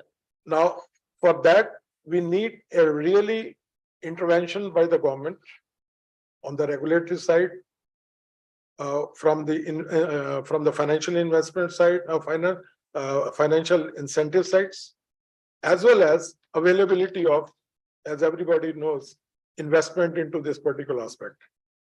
Hydrogen has got a lot of, you know, like barriers within its own things. You know, the biggest barrier being the cost, as you everybody knows. You know, and the economy of scale, you know, you call it electrolyzers. Electrolyzer today, if we're talking about a megawatt or a gigawatt or a kilowatt, we have to be differentiating on the cost part of it. You know, cost is the biggest limiting factor for developing this particular hydrogen as the main energy tool for us. And government is really working very hard on it. We have already have hydrogen mission, which is actually very ambitious. Seeing our hydrogen mission, as I mentioned in earlier, USA has put up what you call it as what is it called, Inflation Reduction Act or something, right? See, on the similar lines, India government is also thinking about this. And right now, what they have done is transporting renewable energy for hydrogen. There is no transportation tax. Okay. And you have recently probably understood there's a 30 rupees or 10% incentive on the cost of production of hydrogen. We estimate today as cost as about 300 rupees per kilo. The only issue underlying this is that is a kilowatt level or a megawatt level. It's on a per megawatt basis. If we are talking about something like 30 rupees is being given on a per kilowatt per kilo basis. As far as government's other interventions are concerned, they are bringing it as your PLI systems, where they are giving incentives to the hydrogen generators. But the biggest problem here is hydrogen has got a biggest limitation today that we do not have international standards on hydrogen. That actually becomes a very variable and a opaque system for everybody to jump into it. I mean, big companies are going in. There are smaller companies who want to go into it, but they are scared because there is so much of gray areas which are not clear for hydrogen to be the main, driver for the MSMEs at this moment. Everybody is interested to go for hydrogen, but then people are also to understand that for 1 kilogram production of hydrogen, we need a lot of energy. Depending upon your process, it could be between 33 to 50 kilowatt hours per kilogram of hydrogen.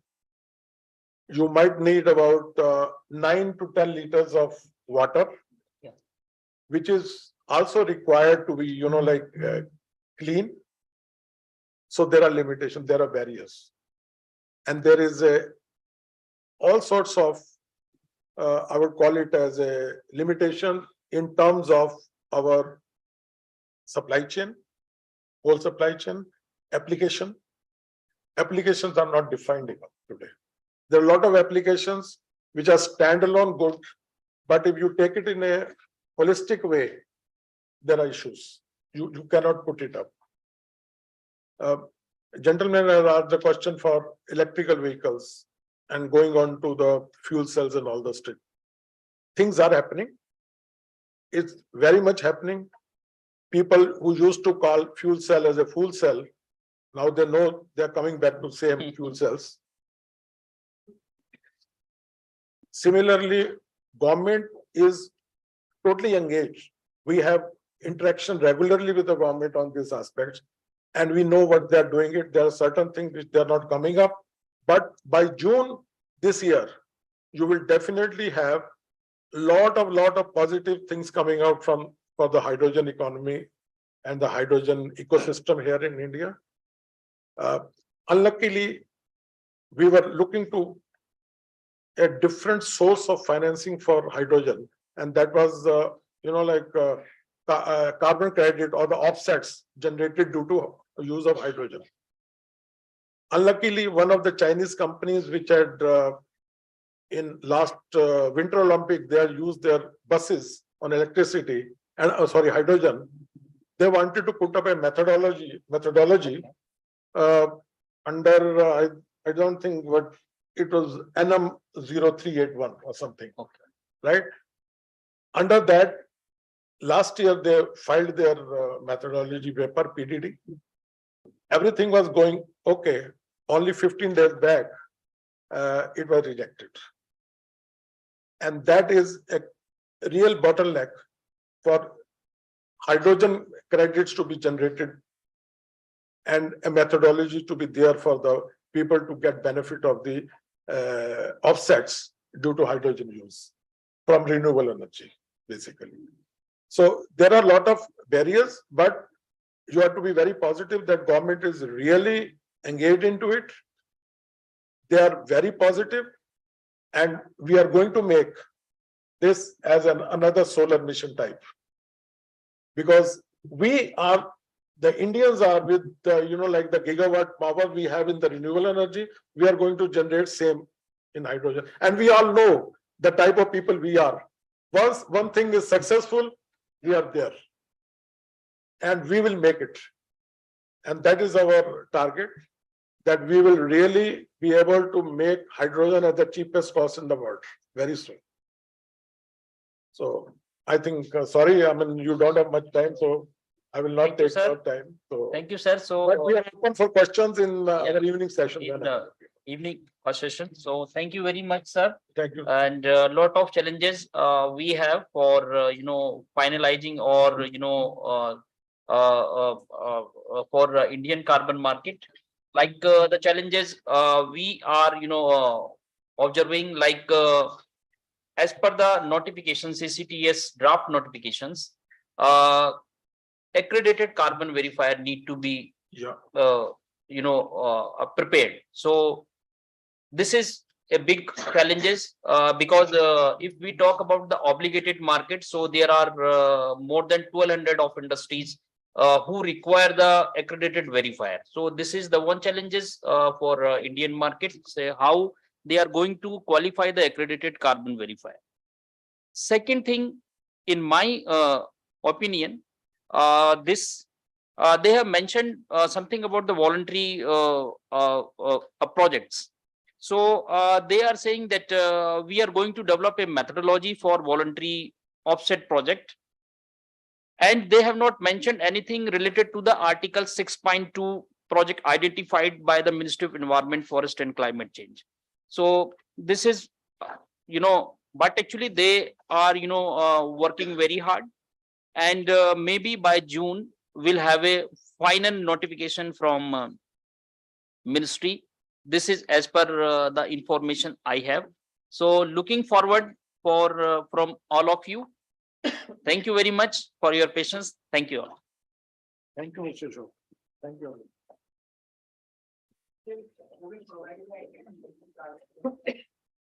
Need to be discussed, sir.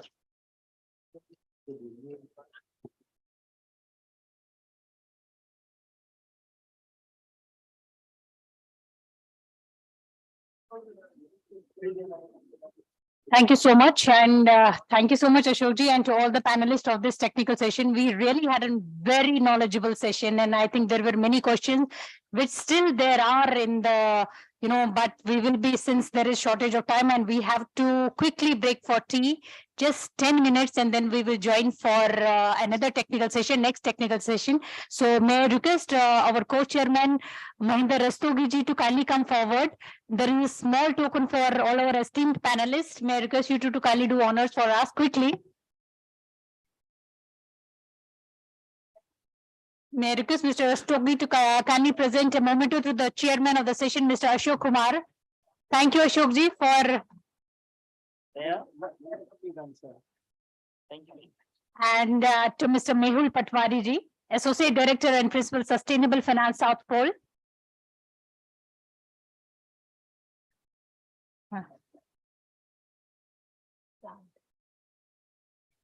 Mr. Lalit Narayan Singh Rajput ji.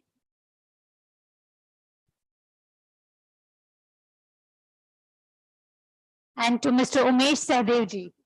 No, Umesh ji, thank you so much. You are. You're wearing many. Yeah, we will have a group photo, yeah.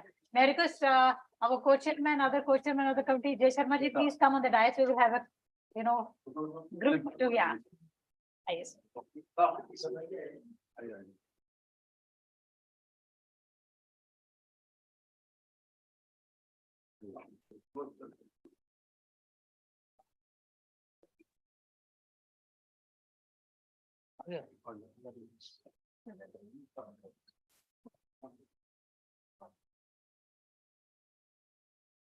Thank you.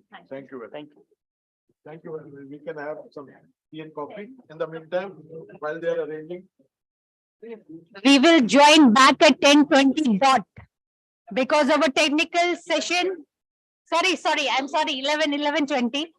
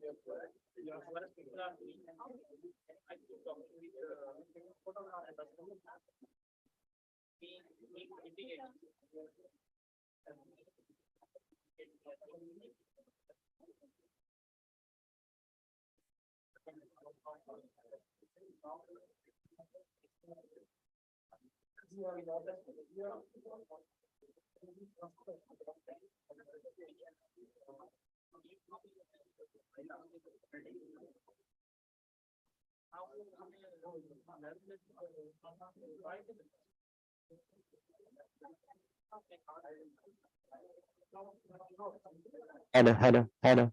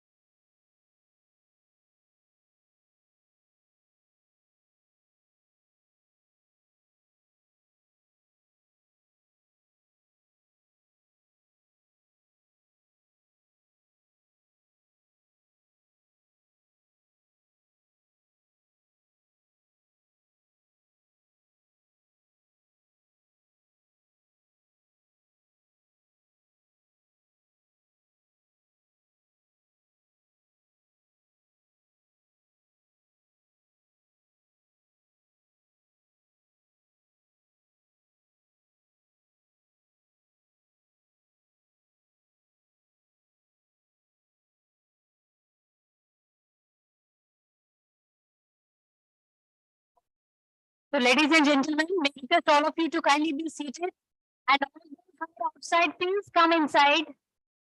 PhD team, please tell everyone to come inside. So we will be starting with the technical session, panel discussion 2, carbon project development with focus on MSMEs and community-based projects. May I request session chair, Mr. Rohit Garg, oh, Rohit ji is already there. Thank you so much. And now I request other panelists for this session, Mr. Rameshwaran Pardi ji, Secretary Adivasi Khadi, Evam Krishi, Prashikshan Sansthan to kindly come on the dais. So if you can kindly come on the dais. Mr. Rameshwar Pardi ji, if you can kindly come on the dais. Mr. Chandan Gadgil ji, Honorary Advisor Renewable Energy, BAIF Development Research Foundation and Advisor. Ersoil Agrotech Private Limited to kindly come on the dais. Irisoil, I'm sorry. Mr. Paras Lomba, Founder Global Himalayan Expedition to kindly come on the dais. Hope I am not taking anyone's seat. Dr. Yogesh Gokhale ji, Senior Fellow and Area Commander, the Energy and Research Institute, Terry, to kindly come on the dais.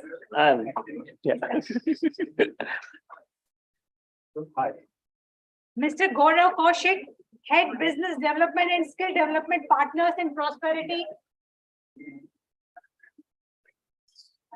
Mr. Rameshwaran ji, where are you?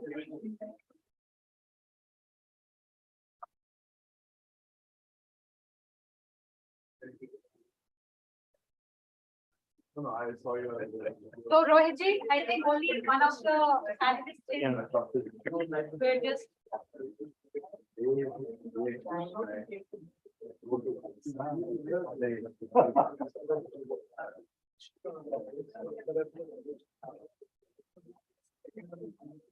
Mr. Pardi is missing. Yogesh, Mr. Pardi. I think Rohit, you can just start till the time, Sure. Rameshwaran ji joins, so that, we don't waste the time. Thank you, everyone. Thanks for joining this second session.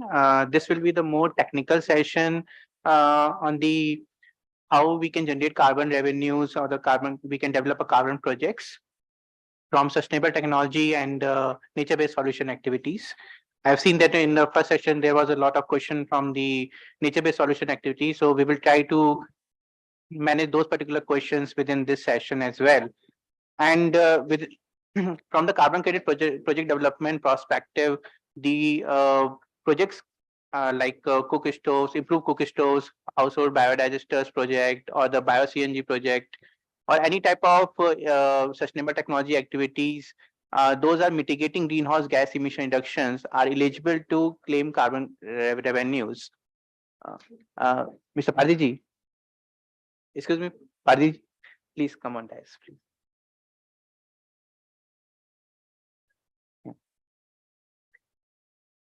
And from a removal side, projects like afforestation activities, forest conservation, agroforestry, or sustainable agriculture practices, or the methane avoidance in the rice paddy fields, all these type of projects comes under the nature-based solution activities.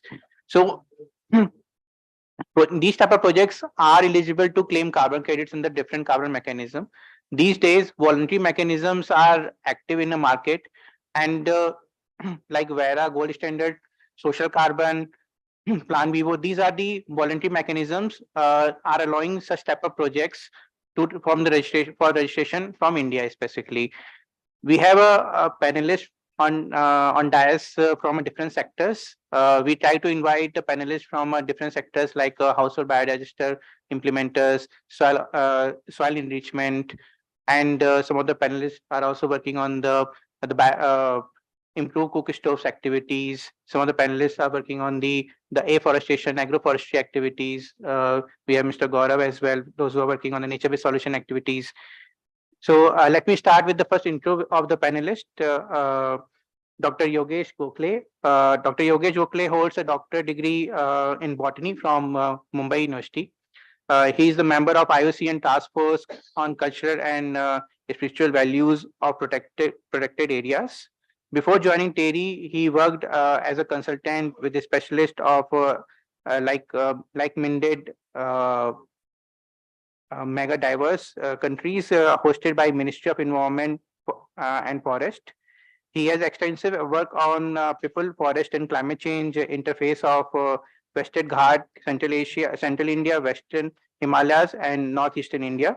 He is recognized for his work on documentation and the safeguarding of traditional ecological knowledge. Welcome, sir. The second panelist, we have Mr. Rameshwar Pardi. Pardi ji is a secretary of Adivasi Khadi Evam Krishi Pratishthan Sangathan. AKKPS is working in the rural areas of MP, Bihar, UP, Jharkhand, Maharashtra since 2007.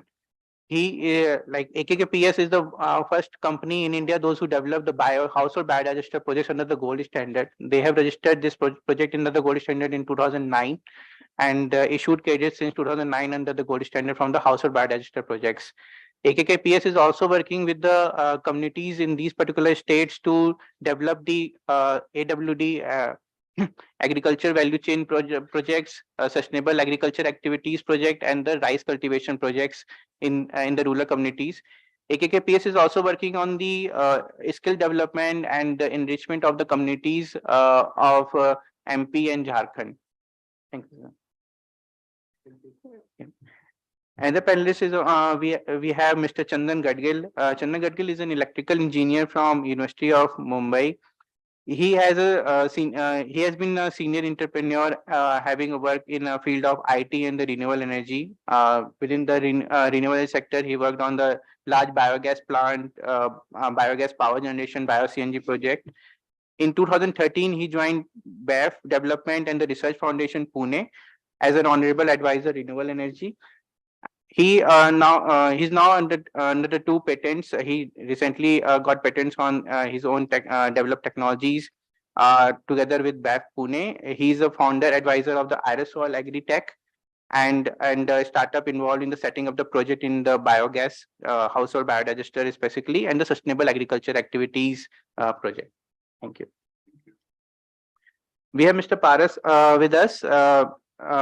Mr. Paras is a founder of the Global Himalayan Expedition. Now, recently, they have changed the name of the Global Himalayan Expedition from to the Global Himalayan Expedition Impact Ventures, which justify its name because initially this company started with the tourism activities, but now this, based on their activities in the Himalayan region, they shifted to the impact roles, and they are started working for the communities in the Himalayan region by benefiting them through the solar lighting systems, to the improved cook stove systems over there. And their companies are doing a lot of work in the Himalayan regions like Leh Ladakh, Meghalaya, Assam, and Arunachal Pradesh regions. And they are doing a lot of work to the communities in the Himalayas for the development of the solar mini grids, improve cook stoves activities. They are also working on some digitalization work for the improved cook stoves and the solar systems as well. Thank you, sir. We have last panelist, Mr. Gaurav Kaushik here. Mr. Gaurav Kaushik is head of business development and skill development in PNP. At PNP, his role is to take care of the business development activities of the PNP and establish a network with the prospective organizations. He's an accomplished program leader and come up with over 18 years of multidisciplinary experience across environmental, social and governance, sustainability and supply chain management. Welcome, Mr. Gaurav. Yeah. So as you can see that we have different panelists from a vast year of experience. I'm handing over this discussion to Mr. Yogesh first and start a discussion first on their experience, then how these carbon credit projects are impacting the communities of your project activity, which you are already doing on ground, and how the communities can get benefit from the development of this type of nature-based solution or the removal project activities. Thank you, Rohit. I think it's a very interesting forum to where we are discussing these issues of especially I will speak with the context of nature-based solutions and the efforts of TERI, which we have been doing for past almost 10 years now. We began with development of AR-CDM projects in 10 AR-CDM projects in Uttar Pradesh. And just to tell you that overall under the UNFCCC framework under forestry sector CDM projects, globally there are not more than 50 projects. Out of those 50 projects, there are around 20 projects, those are there registered from India. And out of those 20, 10 are done by us in Uttar Pradesh in TERI. So I'm just giving you the global thing that expands that how much acceptance for the CDM was, forestry sector CDM projects was. These 10 CDM projects were developed with over 100 joint forest management committees across Uttar Pradesh in more than 30 districts of Uttar Pradesh. We remained as a technical partner, and unfortunately Uttar Pradesh government didn't go to the market even in spite of issuance of credits. So but and those were around 1 lakh credit. And the first monitoring cycle is more than 5 years. So, but imagine that if 1 lakh credit that 6-7 years back with a reasonable rate of $7 to $8 multiplied by whatever arithmetics given to 100 JFM committees. Of course, proportionately based on how much they are sequestering, but then this is what the actual contribution that would have gone to the Joint Forest Management Committee in form of incentive. So that is very critical. This is the point to rally. That is point number 1. Second point, based on our ongoing work, one is from the ARR projects, that is which we are doing from the agroforestry plantations. So we are having more than 14 projects of based on agroforestry plantations in Punjab, Gujarat, Western UP, eastern parts of Eastern UP. Then also with some of the corporates like ITC. The interesting part is that farmer is growing trees because there is a demand for timber. Then why not to benefit him, give him the benefit of something which he is doing unintentionally. He is sequestering carbon for you, and it's a global service that he is providing.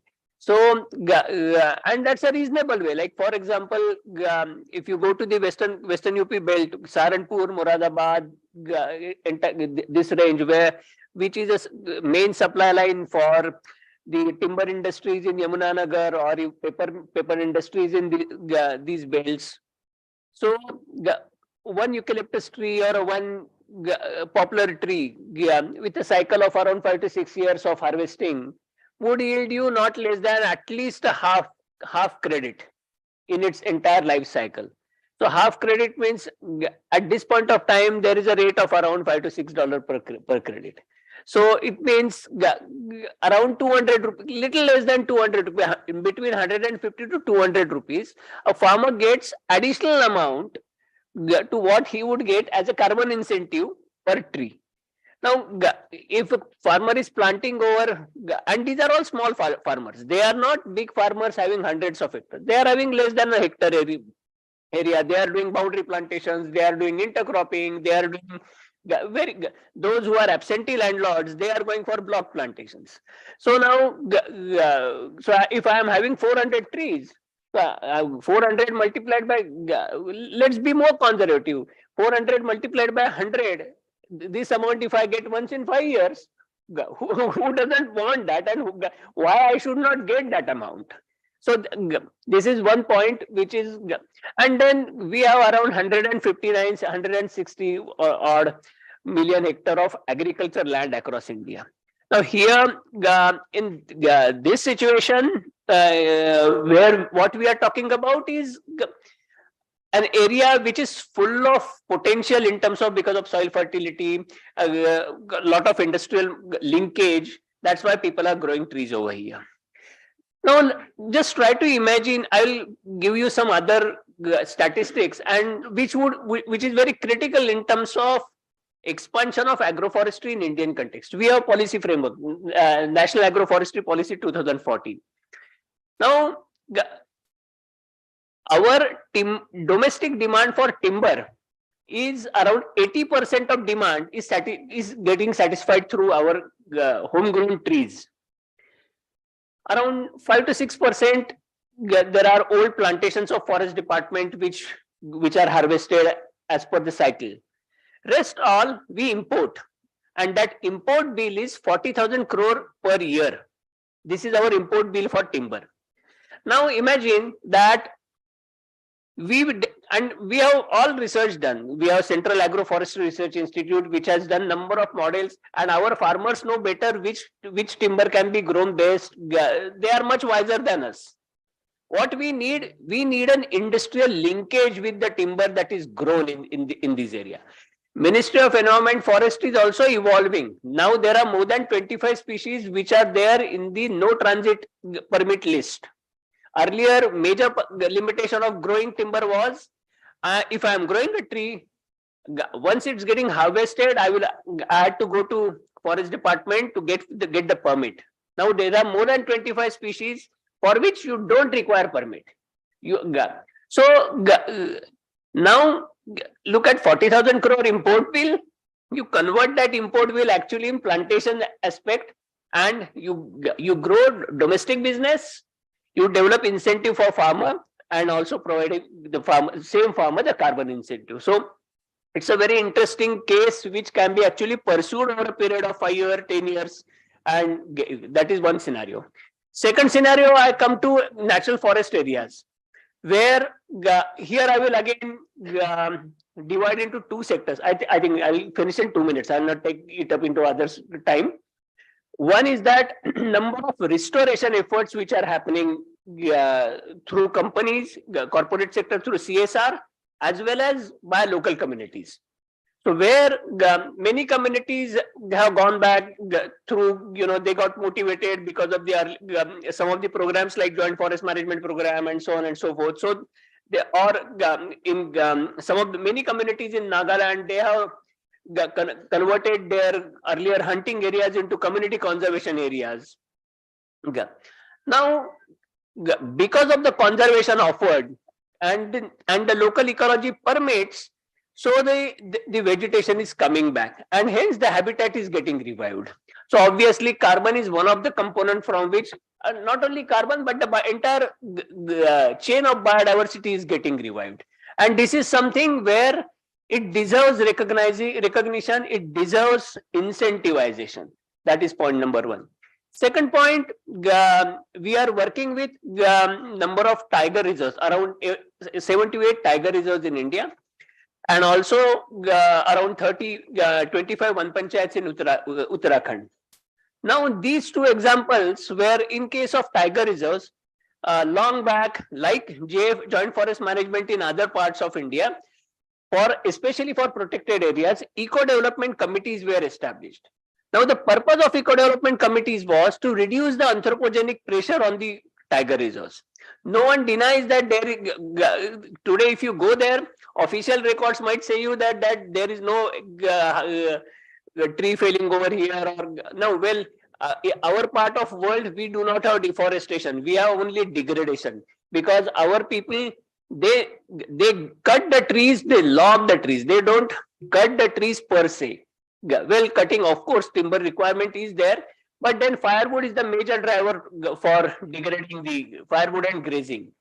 So for these purposes, eco-development committees have done a lot of work over past 10, 12, 15 years. Now, of course, the pressure is reduced, protection is available, forest ecosystem is reviving. Now, this is another area where to keep the eco-development committees interested in this process. If we have provision and market linkage by having advantage of carbon sequestration, why not to provide them and make them happy? Yeah, that is one scenario. Same is true with the restoration areas, where the areas are restored, incentivize them. That would sustain the project, because in carbon finance projects, one of the major issue comes is additionality. How you are going to prove the additionality? So even in case of agroforestry projects, additionality is that if you want to sustain the activities, you have to incentivize people. Otherwise, people would opt for other option. Why Yamuna, if Yamunanagar closes, then entire belt which is supplying chain, that would stop. So incentive is a very serious issue, and carbon is one of the good vehicles to ride on that. I think I stop here. Thank you, Mr. Yogesh. Thank for your on-ground experience and enlightening us with your information about how these carbon revenues are benefiting the communities. I would like ask audience if you have any questions with, yeah, please. Just one small question. Are you using remote sensing and GIS technology to monitor additionality? Well, additionality is not we are monitoring. GIS and remote sensing is an important aspect of process of project development. So additionality also gets covered as a part of it, but for specific, because MRV only get developed with respect to GIS remote sensing, monitoring, reporting, verification. So additionality is one of the aspects of that. So, but there is nothing specifically we are using remote sensing for additionality like that. Another related question, small one. How do you monitor the carbon credit in densification of forest areas? If there is any activity like that, does that come under the scheme? Yeah, that is the basis, and there are established methodologies both at the IPCC level and also respective standards. They also provide methodology. We also have in Indian context National Working Plan Code 2014, which also provides a very robust way of measuring carbon.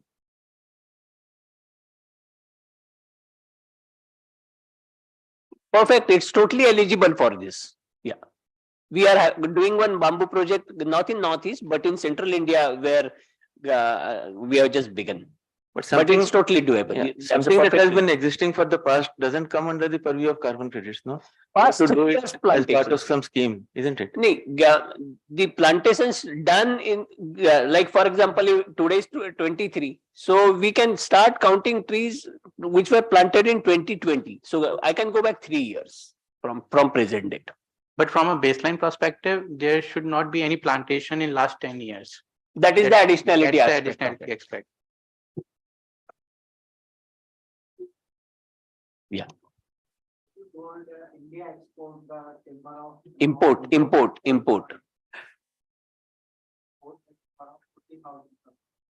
per year. There is a wide area of 32 lakh kilometers, and forest of 1 What are the main hindrance to make India as a timber-based economy? There are a lot of forests I have seen in countries, very small countries like Finland, Netherlands. There are a lot of timber. They are having few companies which are having global brands in the furniture, furnishing. We are having a lot of backup for forest research institute, livelihood institute, ministry, IFF, LifePath. What is the hindrance? Very good question. One of the major hindrance is investment and research. We don't have proper supply of quality planting material. That is one point. So no one is, take example of teak, which is a very popular timber. Well, there are, see, the point is, if you plant a teak plant, it would take at least 20 to 25 years to harvest. So if I plant today, then only my children would take the benefit of that. So what here we need research in terms of fast growing, better quality timber. And we are a biodiverse country. But so far we always remember eucalyptus is a exotic species, but we got everything on platter, probably, or don't know from what source and at what time. So we have stopped our thinking on that. So what is important, but we are large number of indigenous species which are locally used by people, people know about it. What we need is that there are processes, you select something called as candidate plus trees, identify those, select those with various types of species. We have different agroecological zones. The species which would be grown in Tamil Nadu cannot be used in Himalaya to grow. So we need to identify, that kind of research is also available. But we need to actually practically do these things on the ground further as an extension activity. That is one point. Second point is that the industrial linkage, as I told about Saharanpur and Yamunanagar belt. So the farmer will not grow just like that. He would need a market linkage to that and assurance that yes, I am growing this 6 years down the lines, I would be getting an assured market. May not be assured price, but there has to be an assured market, and that investment of market needs to happen, and then only we will be able to flourish. Yeah, because there is a market available. Yes. Yeah. Absolutely.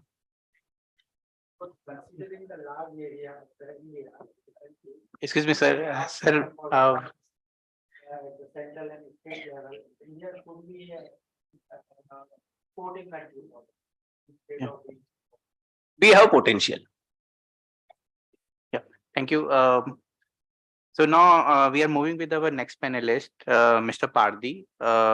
So Pardi ji having a lot of experience from the biodigesters and the agriculture activities. So Pardi ji, मेरा question आपसे ये रहेगा sir, आपके जो भी projects हैं, because you are the one of the leaders in 2009, आपके projects benefit, आप कम्युनिटीज को बेनिफिट कर रहे हो from the carbon revenue side से.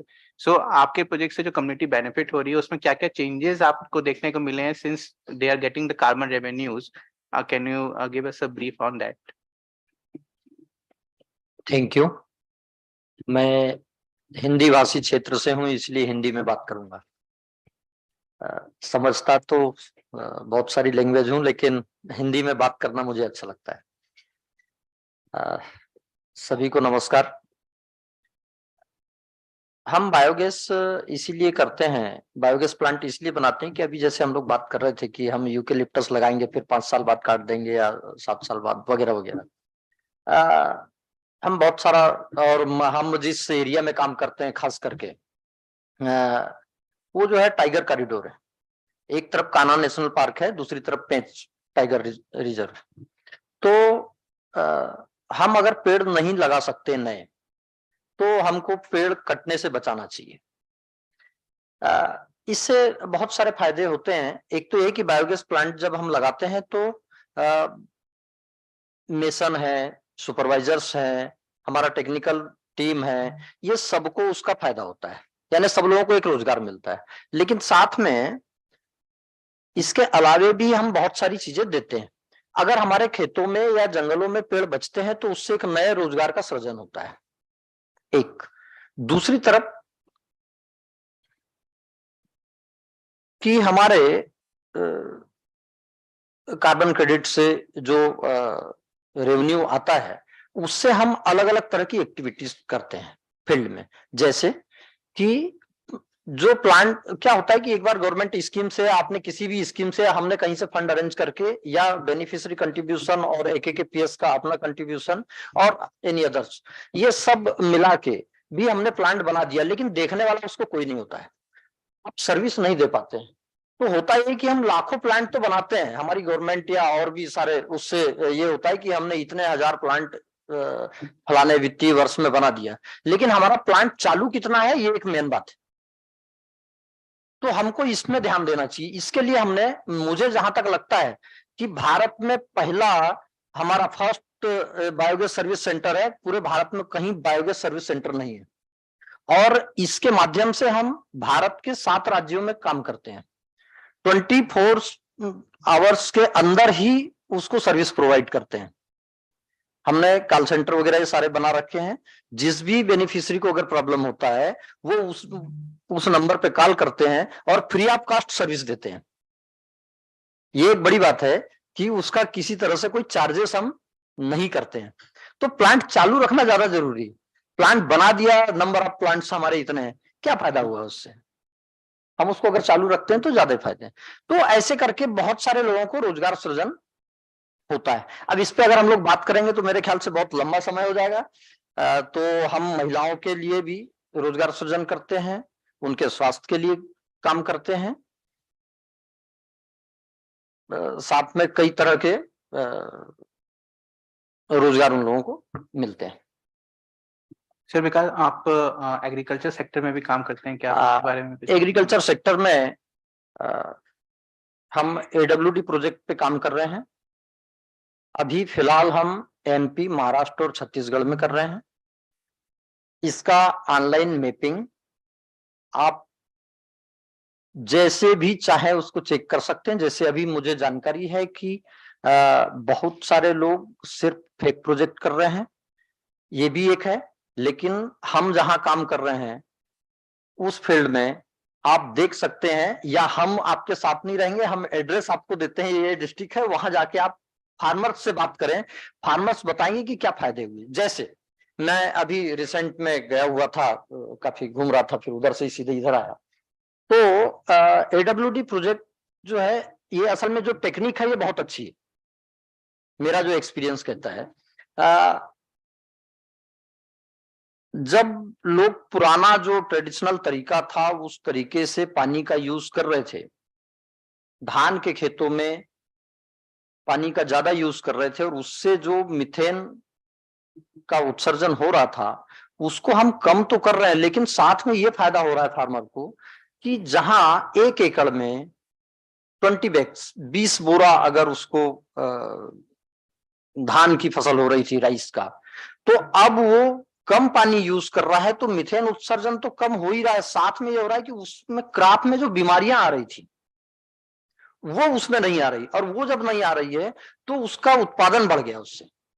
और जहां 20 बोरा आ रहा था वहां 26 बैग्स जो है वो बढ़ा है, तो इनडायरेक्टली वो फार्मर की इनकम भी बढ़ी।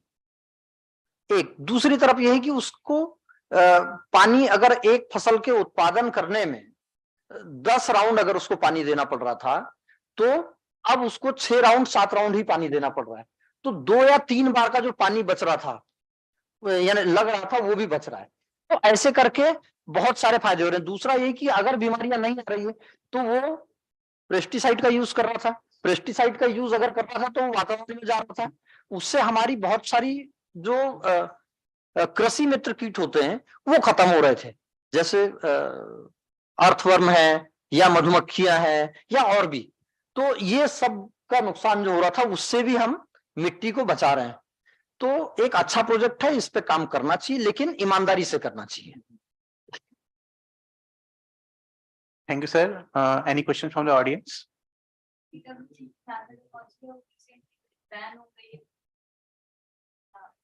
So the Vera keep that methodology on hold, but they are working on the modification of that methodology.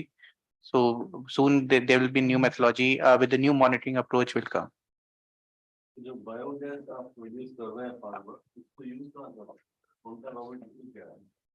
So sir, biogas projects में basically cattle dungs use होते हैं, and the biogas which is getting produced, it's getting used for the cooking purpose. Baseline biogas digester projects लगने से पहले वहाँ पे वो लोग firewood जला रहे थे, लकड़ी जला के खाना पका रहे थे वहाँ पे।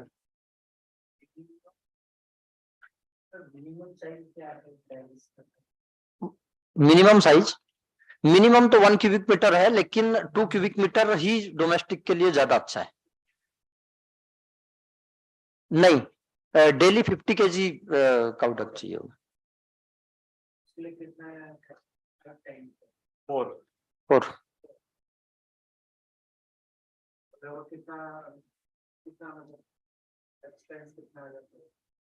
उसमें आपके स्थानीय उपलब्धता और आवश्यकता पे डिपेंड करेगा कि आपको सैंड कितना लग रहा है और ब्रिक्स कितना लग रहा है, ये तो वो उस पर डिपेंड करता है।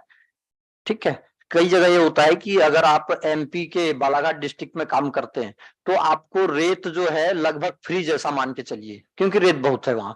लेकिन जबलपुर में अगर आप काम करेंगे या महाराष्ट्र के गढ़चिरौली में अगर आप काम करते हैं तो आपको गिट्टी बहुत महंगी खरीदनी पड़ेगी। ठीक है, वैसे ही अगर छत्तीसगढ़ में आप जाते हैं तो छत्तीसगढ़ के राजनांदगांव में तो रेत सस्ती मिल जाएगी, लेकिन कवर्धा में अगर आप जाएंगे तो वहां गिट्टी महंगी हो जाएगी। तो ऐसा वो स्थानीय उस पर डिपेंड करता है कि आपको लोकल में जो मटेरियल मिल रहा है वो कितना महंगा और सस्ता मिलेगा, उस पे आपका वो करेगा। फिर भी 24,000 से लेकर के 35,000 तक उसका रहता है। तो उसमें कुछ आप वो कर सकते हैं, बेनिफिशियरी कंट्रीब्यूशन कर सकते हैं, कुछ आपके ऑर्गेनाइजेशन का कर सकते हैं, कुछ हेल्प करके, ऐसा करके आप उसको बना सकते हैं।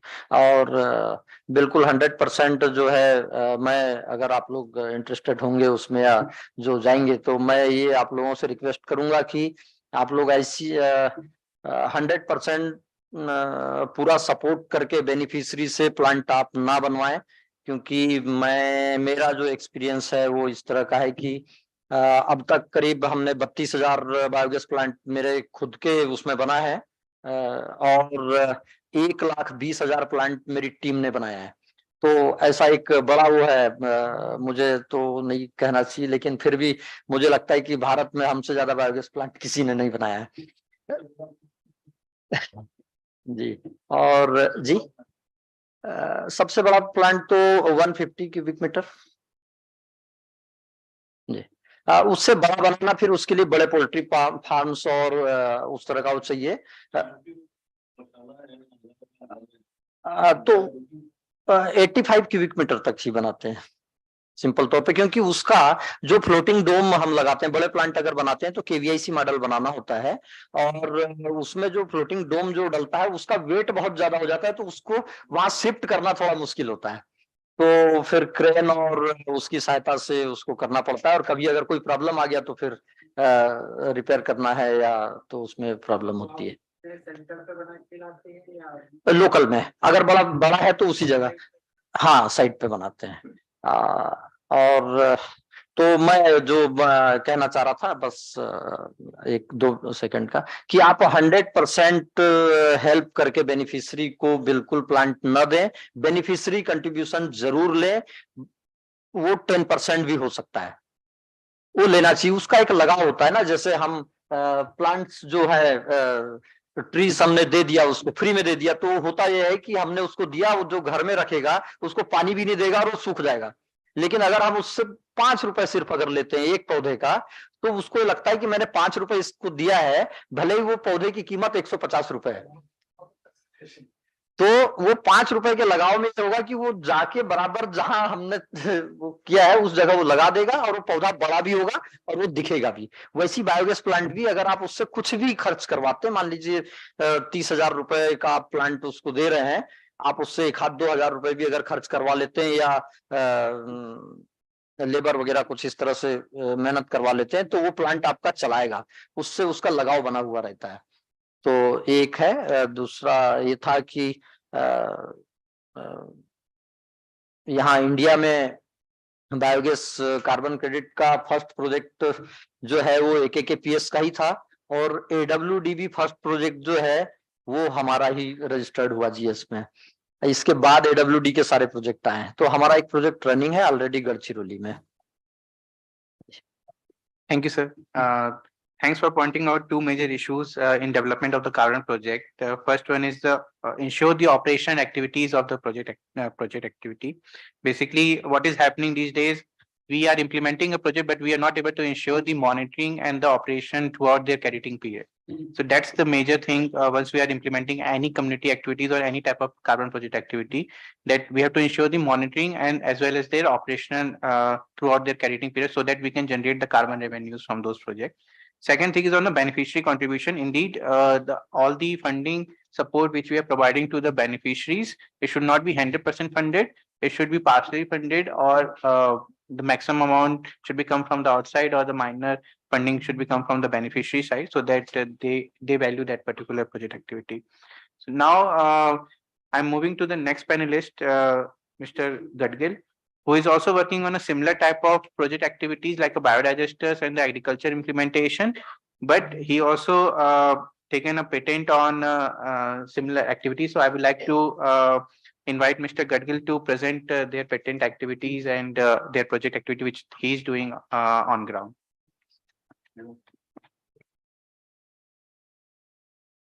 Good afternoon, everyone. I think I am the only person who is going to do a presentation, but I assure you, I'll not bore you. The reason for presentation is we want to share what we have done so far so that there can be a good interaction. So Irisoil is the startup based out of Pune.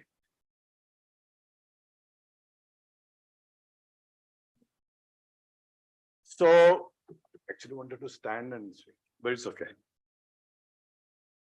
So essentially, we know that the climate, agriculture, and farm income are all under serious threat. We know that there is a huge abuse of chemical fertilizers, and we know that the soil is getting degraded and deteriorated physically, chemically, and biologically. We know that moisture retention capacity is getting lost in soils. And as a sum of it, we know that agriculture productivity is drastically reducing. This is a fact. And earlier we do something about it, the better it is. Reversing soil degradation will be one of the key mantras going forward for adaptation and mitigating climate change. This is what the United Nations and a lot of other agencies are talking about.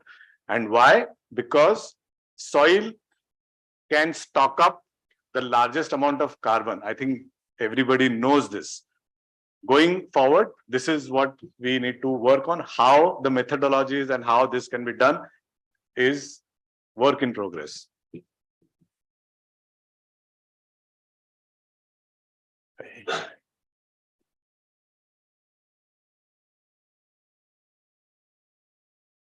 क्या हो गया?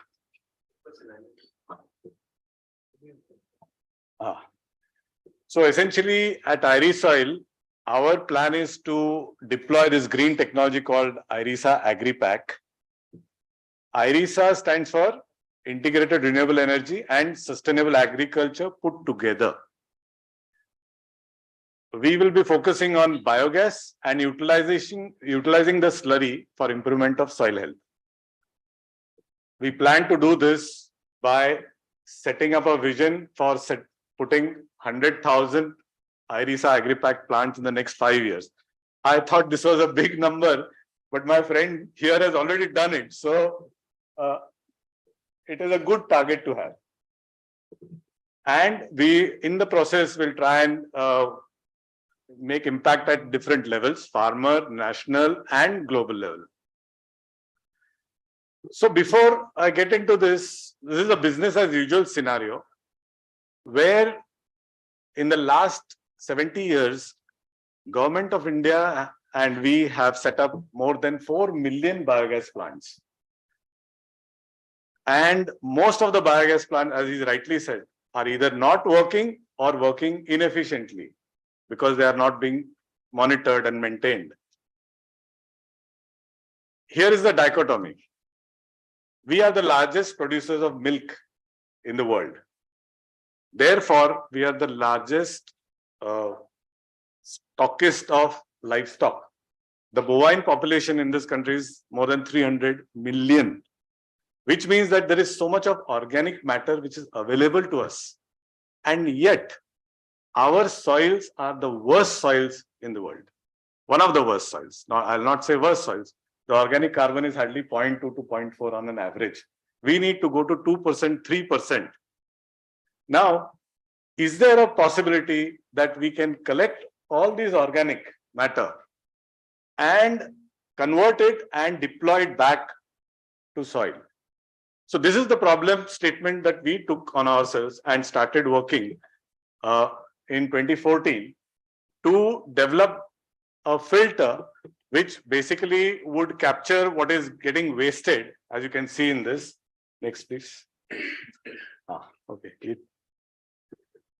So we developed this bioslurry filter, which basically, if you can see on the left-hand side, this is a very simple stacked container, and it operates on gravity. So the slurry goes from top and comes from the bottom.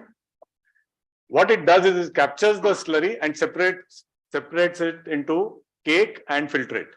It's very compact, easy to use, almost zero maintenance. Filter is agnostic to biogas technology, which means you can use it for, like here, this is a floating dome, but it can also be used for your, what do you call, Janta type or cement wala. Deen Bandhu model. And it can also work on flexi biogas with a little bit of tweaking, bag type, with a little bit of tweaking.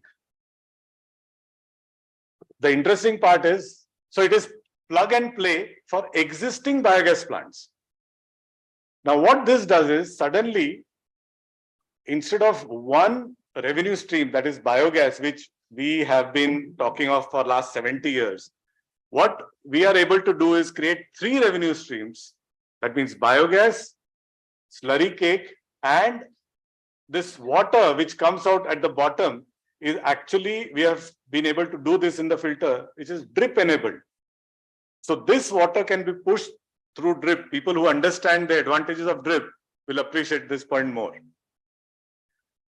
After getting all the results, we felt that we should create a comprehensive pack where we can capture all this and try and bring it back to the farmer soil. So what we did, we called it IRISA Agri Pack, where we are giving a 2 meter cube biogas plant. We are giving the slurry filtering system. With that, we are giving a wormy bed with earthworms. That is also a problem. Farmers don't get earthworms if they even have to find. Sourcing nahi hota. And this is a Azola bag. So this is the biogas plant, this is the filter, this is a wormy bag, and these are the Azola bags. These together is called IRISA Agri Pack.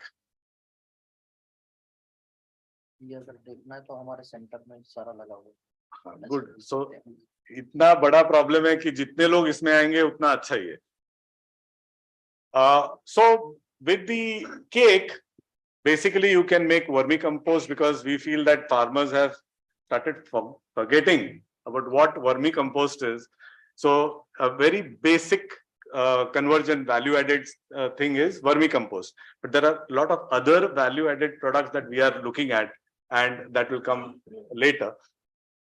The liquid can be deployed in various ways. So one of the ways is a farmer who has a drip system can directly take the water and put it in the tank where he puts chemicals or nutrients and push it into the drip system. This is the drip system.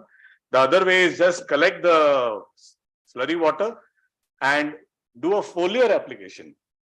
It has a lot of good results in foliar application. And the simplest way is just add it into the irrigation water while irrigating the field. This is the same thing. We don't have much time. So this is a infographic where we are putting in 50 kilos, 50 liters of water. And what we can save is given here, 3 cylinders of biogas, because we are also saving 2.65 tons of firewood. But if the wood is not there, we are looking at some 10 to 12 LPG cylinders in 1 year. The farmer can produce up to 3 tons of vermicompost per year. But more importantly, he gets this 10,000 liters of soil beneficial microbial water, which he can redeploy back into his field. This was otherwise getting wasted. Now, since we are at a carbon conference, this is an important point, that each biogas plant can produce from 4 to 6 CERs per year, which is, I think, one of the fastest CER mechanism per investment module. What are the benefits of IRISA? So essentially, reduce carbon footprint of the farmer, obviously. Bringing circularity on the farm. This is very important. Organics back to organics. So whatever is organics in his farm, we want to recycle back. Capturing wasted microbial water, deploying to soil, I spoke about. Reducing chemical fertilizers, because if you keep on putting this over a period of time regularly, you will start seeing that your soil productivity will improve. He can reduce his vermicompost time by 50%. So if the vermicompost is in 2 months, this can happen in 1 month. Finally, improvement of soil and then helping farmer eventually to become self-sufficient. And we have a very strong outreach program. My friend here will agree that unless you have this, the success rate will be very, very less. So we have understood this and we are focusing on this. This is in fact our biggest program. So we did some 500 plants with this whole package. Very recently, about 6 months back, we started. And we got some comments from our farmers. Essentially, it's in Marathi and some in Hindi. But what it says generally is it improves soil. First, you put this in soil. In Marathi, they say, mati bhushbhushit hote. That means the soil gets porous. As soon as soil gets porous, the activity can start in the soil. So, improvement of soil, greening of leaves. As you can see, this is one of our projects in Savantwadi, Sindhudurg in Maharashtra. You can see the difference. Better vegetative growth and quality improvement in vegetables and fruits. These are very basic observations without going into data, analysis, etc., etc., etc. This is what our farmers have observed and said. Typically, what is the cost of some friend asked, what is the cost? So because we are giving the entire package with filters and everything, our total capex is coming to about 50,000. Farmer contribution is 25,000, a very important point. We don't do projects unless we get farmer contribution. We just don't touch it. Balance of the fund, we feel, can come from support through partner funds. We have already tied up with some partner funds. And of course, CSR partners are most welcome. And then now we are looking at carbon funds. So this way we are planning to do a complete package of funding. What is the impact in 10 years from one plant? So 120 LPG cylinders, I told you, 30 tons of vermicompost or solid biofertilizer. If he doesn't want to do vermicompost, he can do biofertilizer. 100,000 liters of microbial water can be saved and redeployed. Very important, I feel, and especially in areas where water is a constraint. We are also asking him to do Azola. Azola, as people who are in dairy sector might know, it is the fastest growing plant, almost fastest growing plant with highest protein. Now, if animals, it is about 27 to 30% protein. It's highest protein. So if they feed this to animals, their fat level increases and SNF also increases, giving more benefit to the farmers. So we are encouraging this. And finally, the generation of 40 CERs in 10 years. We have a very strong team of Mr. Patil, who has done more than 10,000 plants, Mr. Gajanan Patil, who has done more than 200 biogas to power projects. And many of you might know Mr. Soni. He has worked for last 40 years in this field, out of which 12 years he was the president of BIF. And Mr. Garg has already talked about me. Yeah. Thank you, sir. So we can take only one questions from audience. We can take only one question if you have any questions. Okay. Good. Yes. 40, units of the country sound very little. So we are talking about one project. One project in 10 years. One plant. One plant, 2 cubic meter, one plant. Yeah, in 10 years. So, 10 years. Yeah. So 1 year would mean, say, 4 to 6 CERs. But if you compare with other carbon projects, and if you compare in terms of investment, apple to apple, this gives almost double of the CERs as compared to other projects. So that's the same case with the cooker stove as well. In case of cooker stove, one cooker stove will generate something around 2 to 2.5 kgs per year. So Good in terms of you are utilizing livestock and producing milk. yeah. So it is all comprehensive, but even that is very, very useful because, as you again said, maintenance. We are talking of 10 years. Carbon is not 1 year thing. It's a long term. So you need to look after it, you need to maintain it. So therefore the commitment is required, the funding is required, and the deployment is required.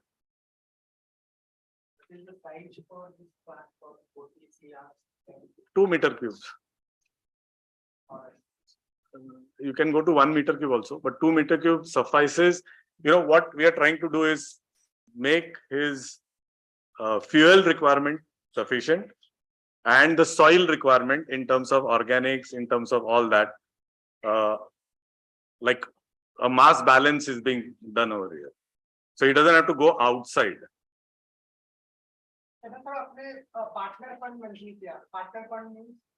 So we have tied up with some corporates and some development funds.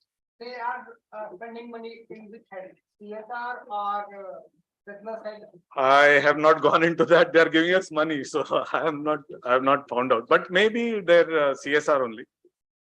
And you are spreading this knowledge to the people. So अगर इसको बड़ा level पे expand करना है और carbon integrate करते हैं तो 18,000 की 18,750 रुपया में लिखा तो अगर $6 का भी करवा $40 वो रेट्स बनेंगे गुणा करके 19,000 रुपये बनेगा 10 साल का करेक्ट अगर $6 से कर रहे हैं लॉस करेंगे तो शायद 20,000 बनेगा अगर 20,000 रुपये आप लगाते हैं पहले साल में और 10 साल बाद भी 20,000 रुपये वापस आता है तो $6 पे वाइबल मॉडल नहीं है और उसके ऊपर से आपने एक पोर्शन लिया है 18,750 रुपये का जो पार्टनर से आ रहा है पार्टनर के एक्सपेंशन में रहना चाहिए हमारे साथ एक्सपेंशन में रहना अगर आप 1 लाख प्लांट लगाने वाले हो 1 लाख प्लांट के लिए 18,750 into 1 लाख वो फंड भी चाहिए जो कॉर्पोरेट से आएगा इस हेड में ऊपर से ये वाला फंड इसका 10 साल का ROI आएगा प्रोजेक्ट 10 साल का ही है So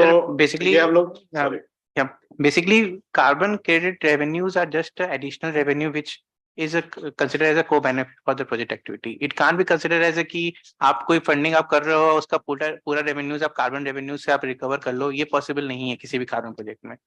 if you are working on community activities if you are working on industrial scale as well आप कभी भी पूरा प्रोजेक्ट की कॉस्ट जो है अगर आप प्रोजेक्ट कॉस्ट बेसिस पे अगर निकालते हो that can't be sufficient with from the carbon revenues वो कभी भी नहीं आएगा आपका कार्बन रेवेन्यूज से.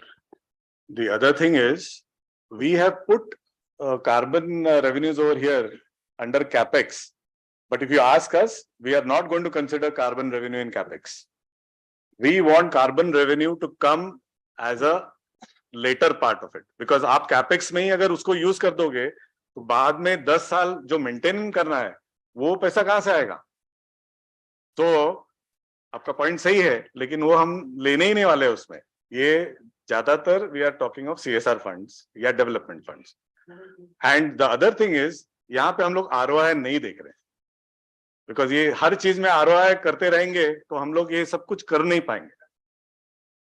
Yeah, I am very clear on this. Somewhere you have to draw a line. What is important for us, we need to do that. And if we can achieve both the objectives of CSR, carbon, soil, global priority, national priority, हम लोग बोल रहे हैं soil improve करो. Soil कैसे improve करेंगे कुछ तो डालना चाहिए ना वापस. इसमें जो 4 से 6 क्रेडिट्स का डिस्कशन है वो बायोगैस प्लांट के दम पे काउंट कर रहे हैं या soil carbon organic content. Soil organic carbon content नहीं काउंटेड है इसमें. इट्स ओनली फ्रॉम दी कर सकते हैं उसमें. और इसमें 2 एक्टिविटीज इन्वॉल्व हैं. पहला कि जो बायोगैस जनरेट हो रहा है फायरवुड रिप्लेसमेंट हो रहा है वो प्लस जो मैन्योर इन्होंने यूज किया फीड स्टॉक जो यूज किया अगर वो ओपन डंप रहता तो वो मीथेन जनरेट करता तो वो मैन्योर यूटिलाइजेशन पे कितना इमिशन रिडक्शन हो रहा है इसको अकाउंट करके वो हमने निकाला 4 to 6 टन. क्या तीसरा वो भी हो सकता है इसमें ऑर्गेनिक फार्मिंग में जो ऑर्गेनिक कंटेंट यूज करके आप केमिकल फर्टिलाइजर के रिप्लेस सॉइल ऑर्गेनिक कार्बन इंक्रीचमेंट भी आप इसमें ले सकते हो. तीन मेथोलॉजी आप एक में नहीं इन्वॉल्व कर पाओगे सिंगल प्रोजेक्ट एक्टिविटी में एज पर द रिक्वायरमेंट्स। आपको दो अलग अलग प्रोजेक्ट डेवलप करने पड़ेंगे। पहला प्रोजेक्ट होगा जिसमें कि आप बायोडाइजेस्टर बेस पे आप बाउंड्री सेट करोगे उसको, उसमें आप केवल firewood replacement from the biogas और जो मैन्योर आप यूज कर रहे हो उसके बेसिस पे आप डेवलप करोगे। सेकंड प्रोजेक्ट डेवलप करोगे कि जो आपका मैन्योर आउटपुट है फ्रॉम द बायोडाइजेस्टर, जो आपका केक बन रहा है और जो स्लरी बन रहा है जिसको आप सॉइल में यूज कर रहे हो for enrichment of the soil organic carbon, उसके लिए आपको सेपरेट प्रोजेक्ट डेवलप करना पड़ेगा। उसकी मॉनिटरिंग डिफरेंट होगी क्योंकि उसमें आप जो भी आप फार्म लैंड सेलेक्ट करोगे जहाँ पे आपके वो यूज हो रहा है, उस यूज के सिनेरियो पे आपका डेवलप होगा प्रोजेक्ट, ना कि बायोडाइजेस्टर सिनेरियो पे। उसकी बाउंड्री चेंज हो जाएगी प्रोजेक्ट की। रेवेन्यू इंक्रीज हो सकते हैं लेकिन मॉनिटरिंग कॉस्ट भी आपकी इंक्रीज होगी बिकॉज क्योंकि आपको फार्म लैंड्स की मॉनिटरिंग करनी है वहां पे। नहीं, वो जस्ट वन पॉइंट जो सुबह हम लोग बात कर रहे थे कि एग्रीकल्चर के मेथोडोलॉजीज पे कुछ ज्यादा नहीं डेवलपमेंट हो रहा है। I think it's time that whoever is the authorities should create the such methodologies. अभी मेथोडोलॉजी नहीं है, वो भी होल्ड पे है, but our attraction to go to South Pole was they started discussing on this methodology. So hopefully over the next 6 months, 1 year, we'll have some methodology, and you are absolutely right. This will add to the revenue income to be used by the farmer. Who will get the benefit of the CR organization which provides fund under the CSR or? So both the things are there. There are some CSR they don't get into the carbon thing. There are some CSR which want carbon back. There are some development funds, they want impact, they want development. They are not looking at CR. So some possibility. The CSR is to provide extra state to get the CR. So all possibilities are there. Correct. Yes. So can you take sir one question and then you can take. नहीं, मैं थोड़ा सा एक suggestion type है छोटा। यह है कि हम लोग जो है फंड तो तक तो ठीक है, बातें होनी चाहिए, लेकिन कुछ उसको सोशल एक्टिविटीज लेके ही चले।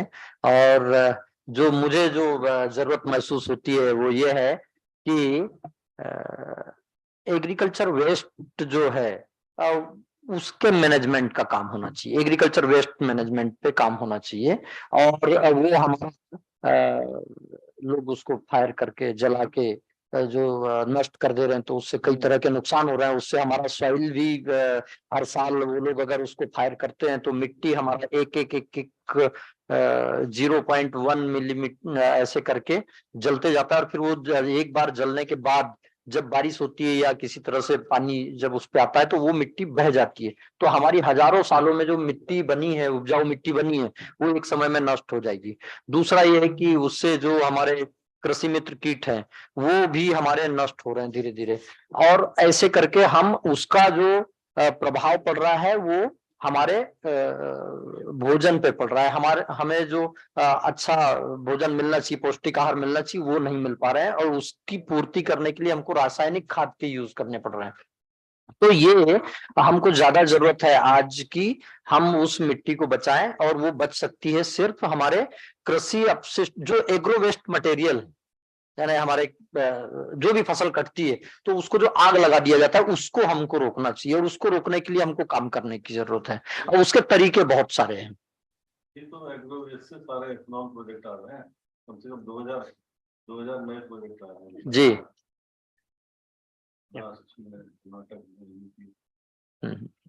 So the organic that is left needs to go back. All organics need to go back. Actually, time abhi kam hai. There is so much to talk. Okay. So I'm moving with Mr. Paras. GHE developed some new activities in terms of the digital monitoring in the community projects. So I would like to ask Paras to give us an idea that how you are ensure the digital monitoring of your mini grids as well as your cookie stove projects. Well, I'll keep it very short, and it's not going to be very technical also. So I'll make a combination of Hindi and English because आधे लोगों ने हिंदी में बात की, आधे लोगों ने English में, तो मैं दोनों में बात कर लेता हूँ। तो GHE 10 साल पुरानी संस्था, it's a 10-year-old company, we started in Ladakh. आप में से कोई लद्दाख गया है? थोड़ी एक्सरसाइज हो जाएगी। ठीक है, थैंक यू सो मच। 4 बार गए सर, चलो इस बार दोबारा आ जाइए, 5 हो जाएंगे।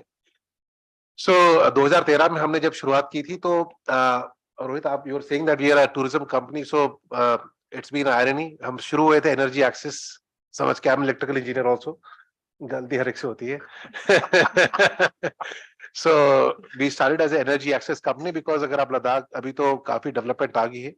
10 years ago there was not many roads, तो काफी गांव ऑफ ग्रिड थे। दैट मीन्स वहां पर अभी तक बिजली की लाइन नहीं पहुंची थी, अभी भी काफी जगह नहीं पहुंची है, डीजी पे चल रहे हैं। और वो टेरेन के कारण है, the terrain is so harsh कि रोड जब तक पहुंचेगी नहीं, पोल्स नहीं बनेंगे। I will come to your question, just giving a pretext.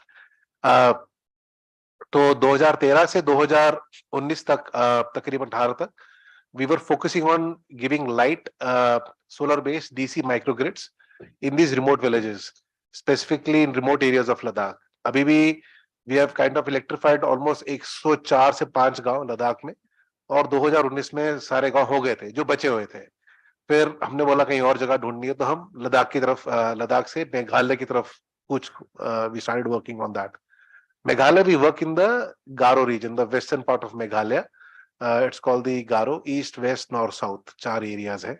Again, very remote, not much developed like Khasi and Jayanta, जो शिलोंग के आसपास चेरापूंजी आप गए होंगे। But लद्दाख पे जब हम लाइट लगा रहे थे, तो one of the biggest challenge was when you electrify 103 villages, you have many microgrids which needs to be maintained and monitored, and these are remote areas, road भी नहीं है. So how do you do that? So there were multiple ways of doing it. One was how to have a model where every time a guy goes there, checks it, he has to earn money from it.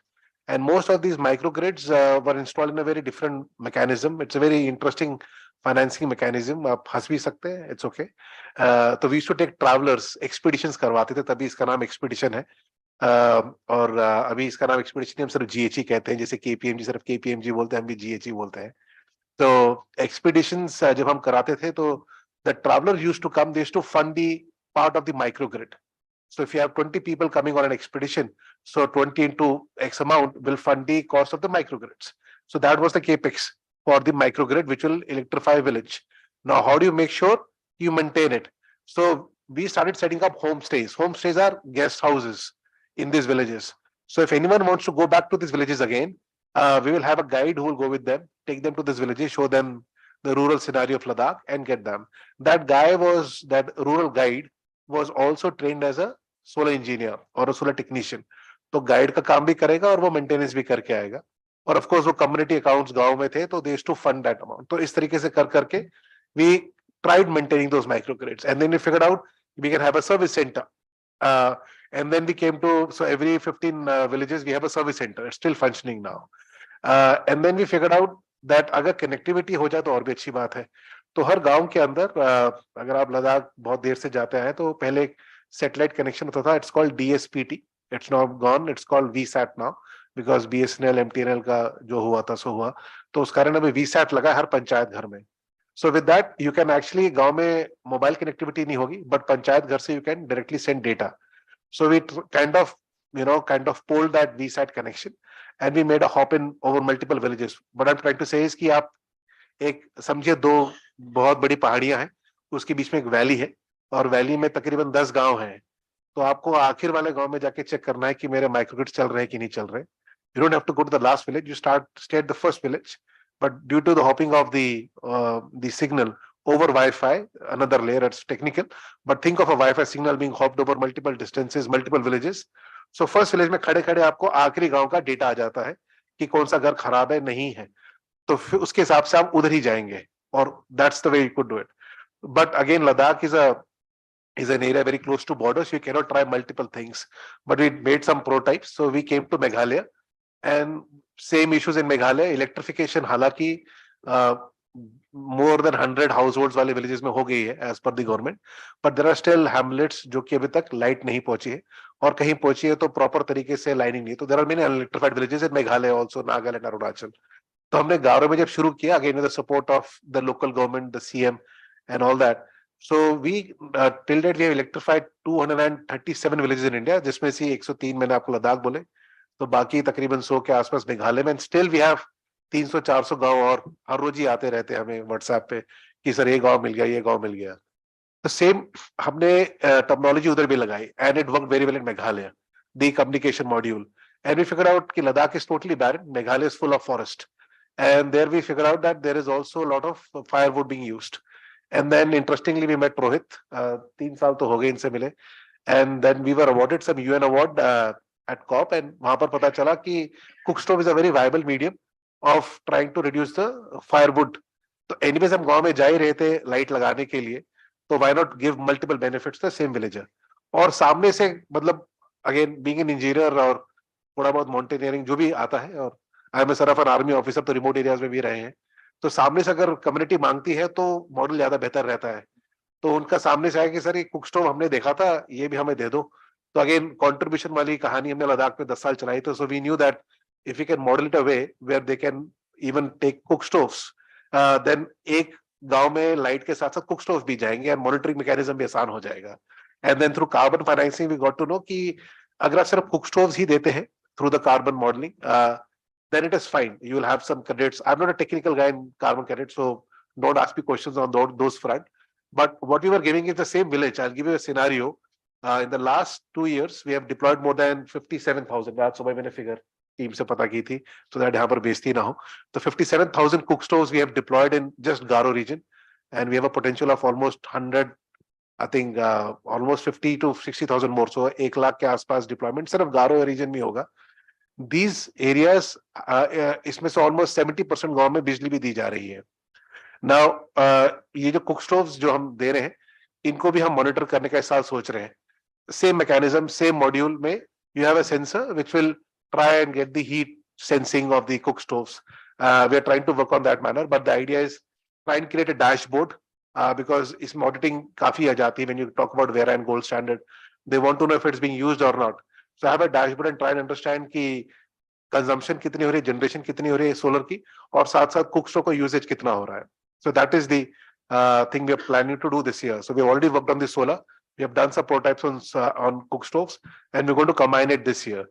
And same गांव के अंदर we also setting up homestays, because with the Ministry of Tourism we are working to try and create a holistic village. आपने काफी अलग-अलग schemes सुनी होंगी, inspiration villages, vibrant villages in the on the border areas. तो इसमें सारी चीजें दी जा रही हैं. So why not create a dashboard where you can actually see the natural resource consumption, which could be even water consumption. Cook stoves का कितना usage है, water ये wood consumption तो कम हुई है, solar का कितना usage है, and then tourism inflow आता है due to the homestays, and that also brings income. Now, where does the carbon financing come in? So I hope I didn't confuse you much, but the idea is trying to develop a village rather than just one project, and the carbon credits is just through cook stoves for our current mechanism. It's not through solar. Cook stove happened because we were anyways doing solar, तो हमने बोला चलो cook stove भी कर देते हैं. Now with the cook stove projects, we have two ways of doing it. We have our own project which is on the Vera, and then we are also doing deployment projects for the companies, carbon auditors. So they have projects with someone else, and they help us. They provide us funds to deploy those projects. But we just don't take funds for the deployment of the cook stove. We say we'll do an integrated project, because the offset जो आपको मिलेगा, उसकी value जो भी market में होगी वो better होगी. So if I think it's somewhere around 8-9 euros cook stoves का होता होगा, so they are able to sell it at a higher 10 or 11, so that जो $2-3 का offset है, euros का offset है, that can be adjusted in powering up a health center or a home say setup or anything else, electrification of village. Because the grid cost, the same cook stove, I'm assuming it's around 3,000 rupees last mile तक लगता है, और एक grid cost हम जो लगाते हैं वो 30 से 35,000 रुपए लगता है panel battery. So कुल मिला के it's kind of a nice way to create more value to the, it's more on social impact than just carbon credits. And it's 5 years, so it's easily is doable. And then you have that money which comes back again, is again used to set up a homestay, which brings in more income. Then again, it is spread over into other mechanisms of cook stoves and stuff like that. So we start with one model of cook stoves. We try and get financing in addition to cook stoves from the carbon developers, and they do their offset thing.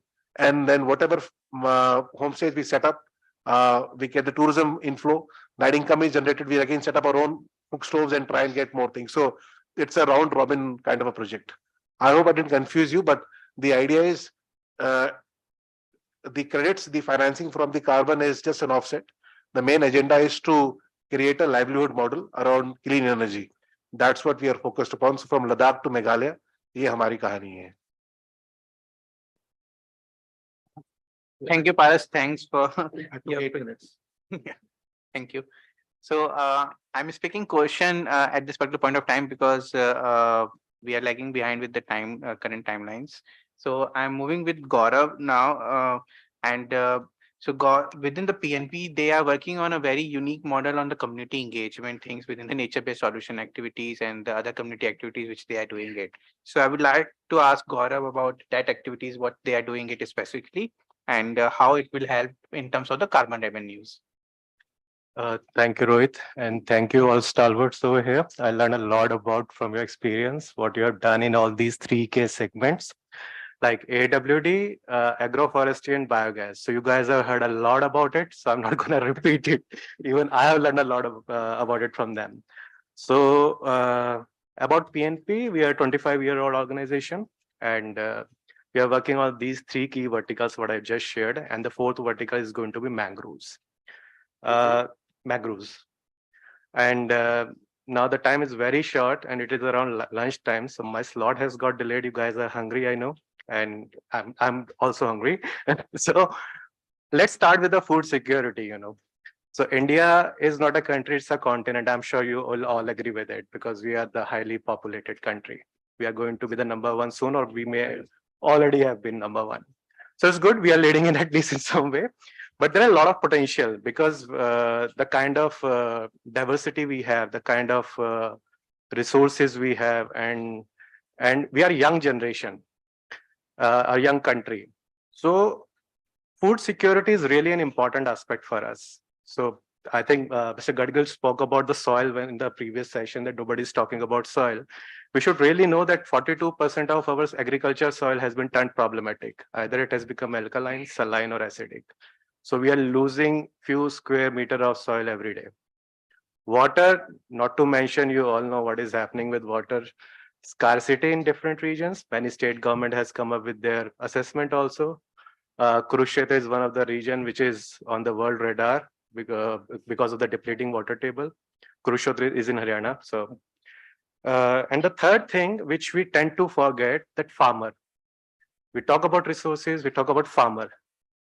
Sometimes we keep our focus on the farmer who is growing at the farmland, but we forget there is another farmer also, second generation. If you speak with any farmer, what your child is going to do? Doctor, engineer, these two are famous profession, everybody wants to do it, or teacher, police, etc., etc. But nobody will say, I want to become farmer. We are following the footsteps of Philippines, where the average age of farmer is 55 years. We have got a food surplus status, as if now. But if the situation continue like this, we are degrading soil, and we are losing the water resources, and the second generation will not show interest in the farming, then the time is not far. Then within a couple of decades, we will lose this food surplus status. So that's why I feel that there is a need to talk about NBS. Forget about business, the revenue, ROI. There's no point of talking about business in all things, although I'm business development person. But I know, because why I'm saying it, when I used to go to donor agency to talk about, okay, I want to convert this village into organic farm, organic village, or want to do these skill development activities, or let's say I want to plant number of trees. You won't believe, out of 10, only 3 have shown positive interest in it.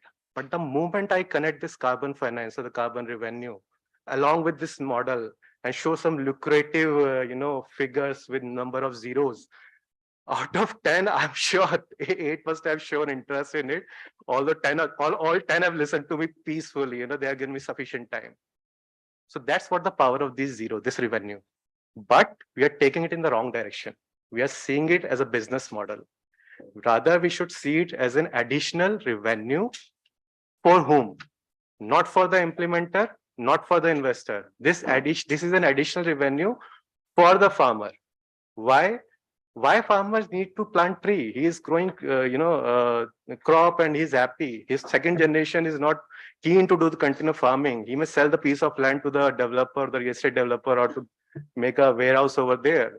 Why they should keep on continue farming? And this additional revenue, how to pass on? That becomes the really tricky thing. So what we did, I don't want to talk about our model because it will take a lot of time. I'll just simply say that our approach is by the community, with the community, for the community. It looks like preamble of the constitution, but actually that's our mantra. So that's what our approach is. And when we enter in a village, we don't enter with one project. Yes, there is a project for intervention, but there should be a multi-dimensional intervention. We can't forget the women living over there. We can't forget the farmers community. We can't forget the second generation and the adolescent girl living over there.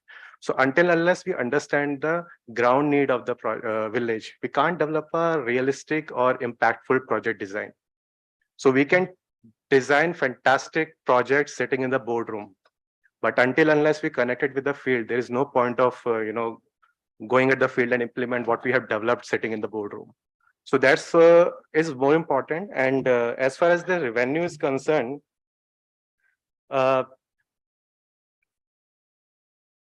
it's a fluctuating market. It's like a share market.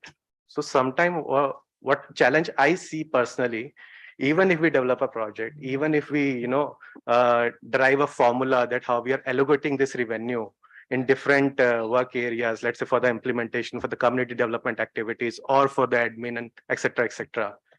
How it is going to sustain in the long run? Let's say the market crisis. If the market crashes, your project design will get failed. If your market flourish, then who will get those profits?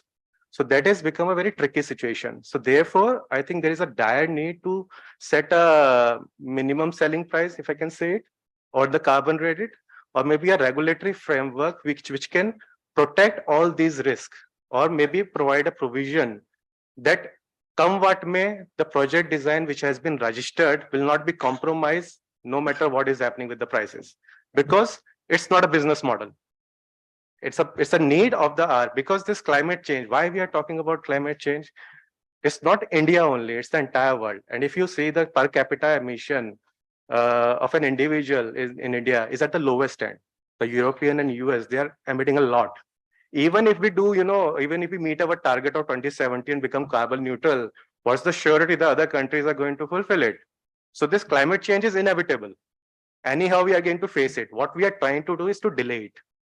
On the second end, what we need to do is to prepare ourselves when this climate change hit us. It's already hit, but let's say 2070 or 2090, we should be well equipped with the technology so that we can adapt with that changed climate in a way. If we are just thinking that we will do all these things and everything will be perfectly fine, it's not going to happen. We are not living in the state of utopia.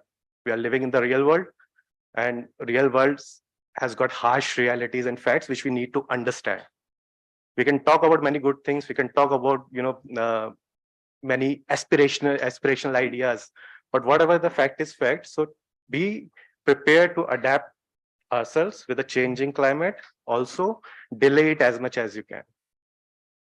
If I can ask you, how many of you know your individual carbon footprints?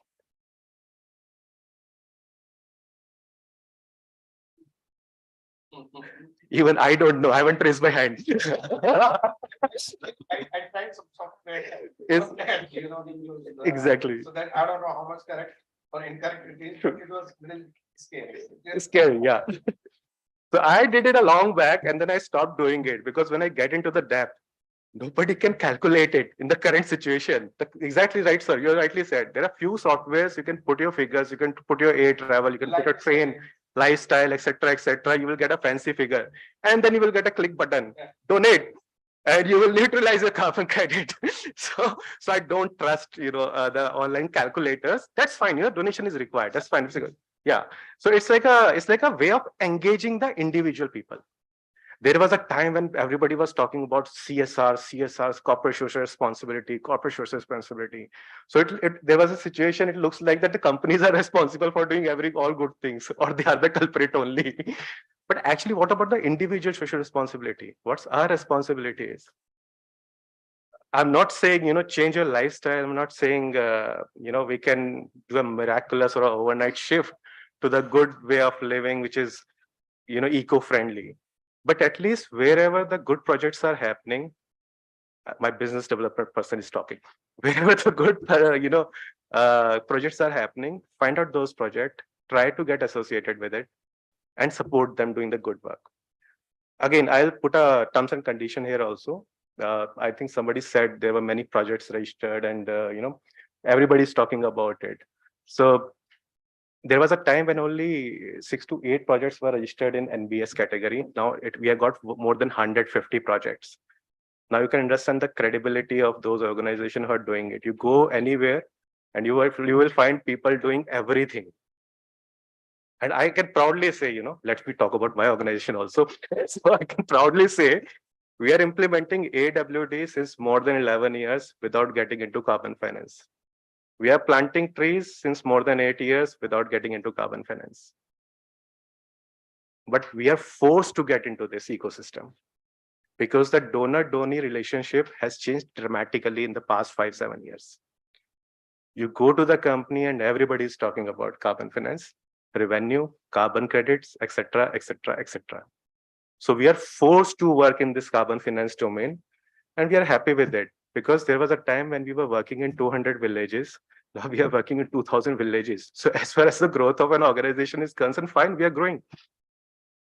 And we are moving with this changing market because we had to align ourselves with the changing market. Otherwise, we will become obsolete. We will be like a preacher, who are standing at the stage and preaching some good things, but how we are going to implement it. So that's how we are trying our best to make sure this carbon revenue will not lose its spirit. It will be seen as an additional income for the farmers so that a win-win case can be created. First win is for the investors, second win is for the implementer, and third win is for the farmer. When we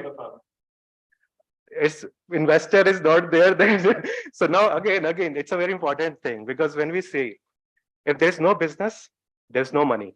If there's no money, who will invest in all these social development activities?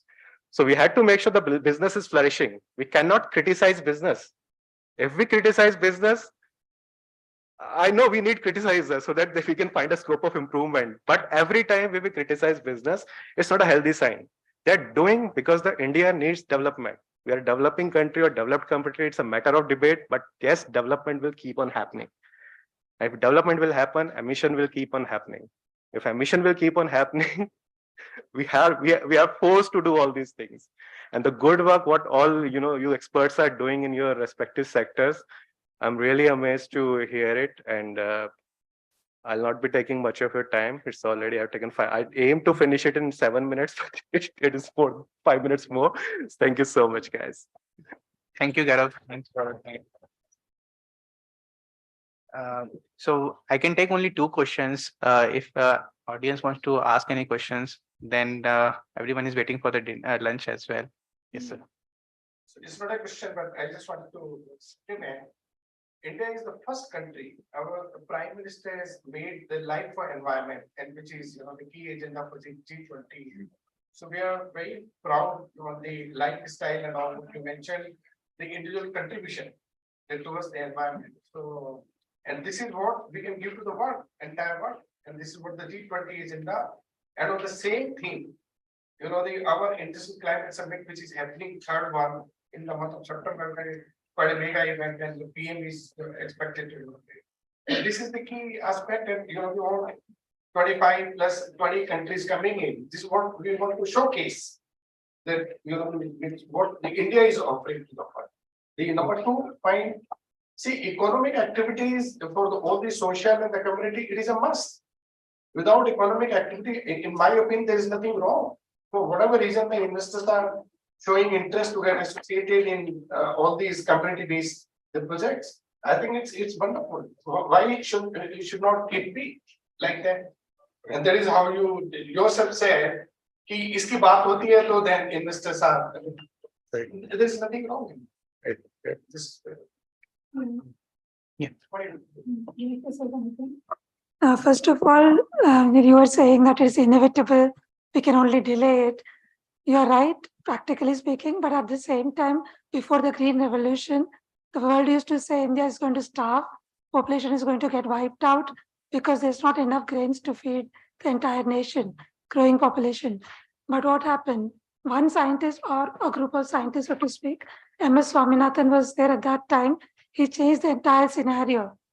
And now we are a grain surplus country, right? So this kind of research is required, and these kind of talks are required to inculcate in people the importance of taking this forward, how we should fight it. There are very, very simple measures which all of us refuse to heed. We will not follow. Why don't we all take public transport? How many of us take public transport? I mean, those are things to be, these are a few things which I want to say. One particular point I wanted to direct towards Lady Speaker. You were saying, no, like growing eucalyptus trees, half a point can be given for that. If that's the case, if we incentivize like that, do we punish the paddy field growers? I mean, the farmers who are in the paddy field, because 10% of the greenhouse gas emissions come from, growing paddy, crops, right? So we cannot do that. I mean, if you incentivize saying that if you grow eucalyptus tree, you'll get half a point in your favor. You cannot get 5 points in disfavor of you if you're growing rice crop, right? So that's one thing, because rice fields are emitting greenhouse gas emissions. That is one of the biggest causes of greenhouse emission. So that kind of equation we cannot put is what I'm thinking. Maybe I'm wrong. If I'm wrong, please do point out. And that will also cause this kind of problem which you're saying about food security. People will go for that kind of trees or other things which will give them credit, and inversely, directly proportional to say US dollars, whatever, half a US dollar, whatever, $3 US, instead of going for what you actually need to feed the people. So I don't know. This is something which came to my mind, how to look into it. I get your point. See, the farmer is very wise person. वो कोई मैंने आप उसको किसान को बताएंगे कि आप फलाना पेड़ लगाइए, तो आपके कहने से कोई नहीं लगाएगा वो. Now, let me explain a little bit. Rice cultivation से मीथेन एमिशन होता है, दैट इज ट्रू, लेकिन उसके लिए टेक्नोलॉजीज भी एसआरआई कल्टीवेशन वगैरह जैसे. यूकेलिप्टस का मैंने इसलिए उदाहरण दिया, और ये पूरे जो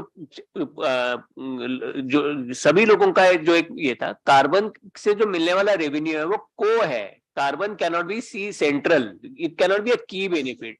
वो की बेनिफिट के हिसाब से करेंगे आप तो आप हमेशा फेल्योर हो जाएंगे. And there are number of failure in CDM projects की जहां कार्बन को सेंटर करके आपने काम शुरू किया वहां फेल हो गए.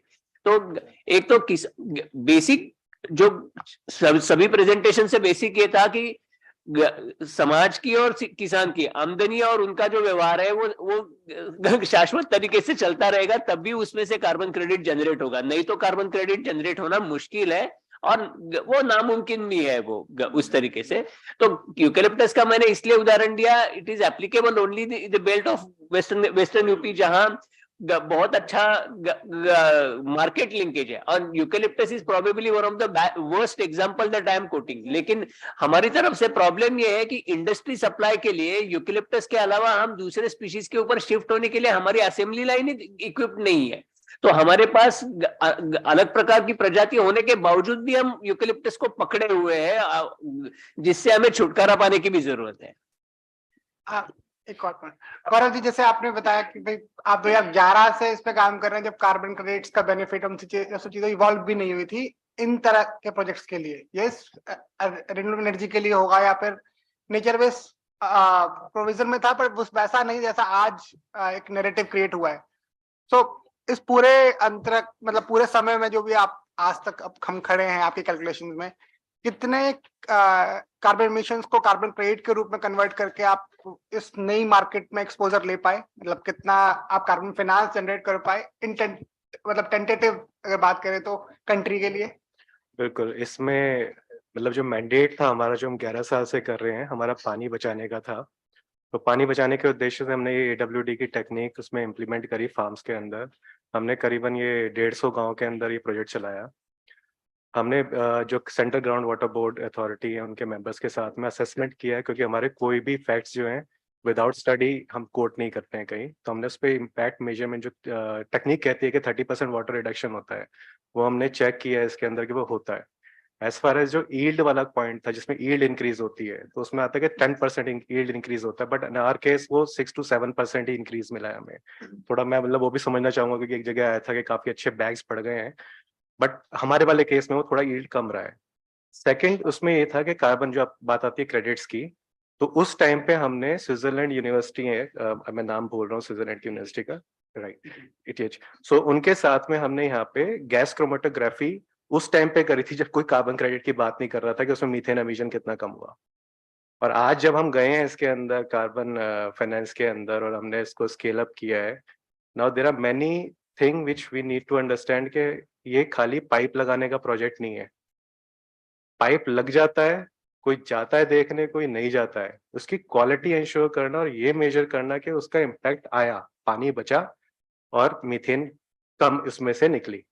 तो ये करने के लिए अभी हमने पिछले साल से ही प्रोजेक्ट शुरू किया, 1.5 साल हो गया इस प्रोजेक्ट को। ये रजिस्टर्ड होगा, वैलिडेट होगा, उसके बाद में अनफॉर्चुनेटली हमारा काफी एडवांस स्टेज पे आ गया था, बट वेरा का जो अभी मेथोडोलॉजी होल्ड पे गई है, because of it now we are taking a call कि हम क्या करने वाले हैं इसमें। बट एज इफ नाउ हम इसमें 1.25 लाख हेक्टेयर्स के ऊपर AWD कर रहे हैं इंडिया के अंदर, और अगले 3 साल में हम 5000 हेक्टेयर्स पे प्लांटेशन करने वाले हैं। ऑलरेडी 1000 हेक्टेयर्स हम पुराने टाइम में कर चुके हैं, but we are not counting them, क्योंकि 3 साल वाला उसमें राइडर आता है हमारे पे। सर बाकी सारे जो वर्टिकल्स हैं उनको सब मिला लेंगे तो कितने क्रेडिट्स भविष्य में हम कंट्रीब्यूट करेंगे फॉर द? देखिए मैं बड़े फैंसी नंबर बोलने में एक्सपर्ट हूँ मैं कुछ भी नंबर बोल दूंगा तो उससे कोई फायदा नहीं है, नहीं, बट अब रियलिस्टिक बात कर। सर अभी जो देखिए मैं आपको एक एग्जांपल देता हूँ, जैसे उत्तराखंड का हमारा एक प्रोजेक्ट है जिसको हम 50,000 हेक्टेयर पे वहाँ पे AWD कर रहे हैं। उसमें हम एस्टिमेट कर रहे हैं कि कम से कम नहीं तो उसमें हमारे 80,000 से लेके 1.25 लाख के बीच में क्रेडिट हमारे आएंगे वहाँ पे। So Gaurav, I want to add one point here. So once we are doing an estimation for the carbon credits, so we are considering the methodologies, you know that particular things. Methodologies are keep on changing it. Like we are we are doing the assessment now, and like I'm taking an example of AWD only. We are doing an assessment now based on the current methodology which is available in the market. Where discontinue that particular methodology, maybe they will come up with the different factors in the coming days, which will reduce the ER or which will increase the ER. Both situations are possible. So that will impact a lot on the number of credits which will come out of the project. So जो numbers हम बोल रहे हैं जरूरी नहीं है कि वो numbers मिल ही जाएं। It's always the possibility कि उसमें 20% ज्यादा भी हो सकता है, 20% कम भी हो सकता है। ये जो क्रेडिट की बात हो रही है,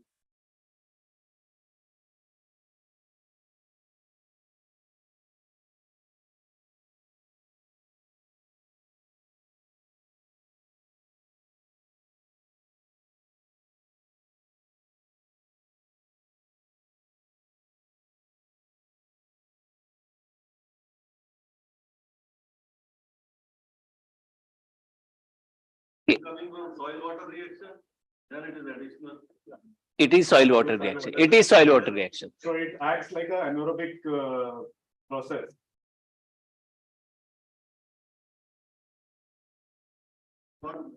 नहीं, उसके लिए जो SRI टेक्निक जो है या कई प्रकार के वाटर रेगुलेटेड वाटर सप्लाई वाले जो मेथोडोलॉजीज और सिस्टम्स है, वो उसी के लिए है कि मीथेन कम से कम, इसके लिए उसको अवॉइडेंस बोलते हैं, उसको एडिशनल सिक्वेस्ट्रेशन नहीं बोलते, उसको अवॉइडेंस, कि हम मीथेन एडिशनल छोड़ना जो है वो कम कर रहे हैं, इसलिए अवॉइडेंस है वो।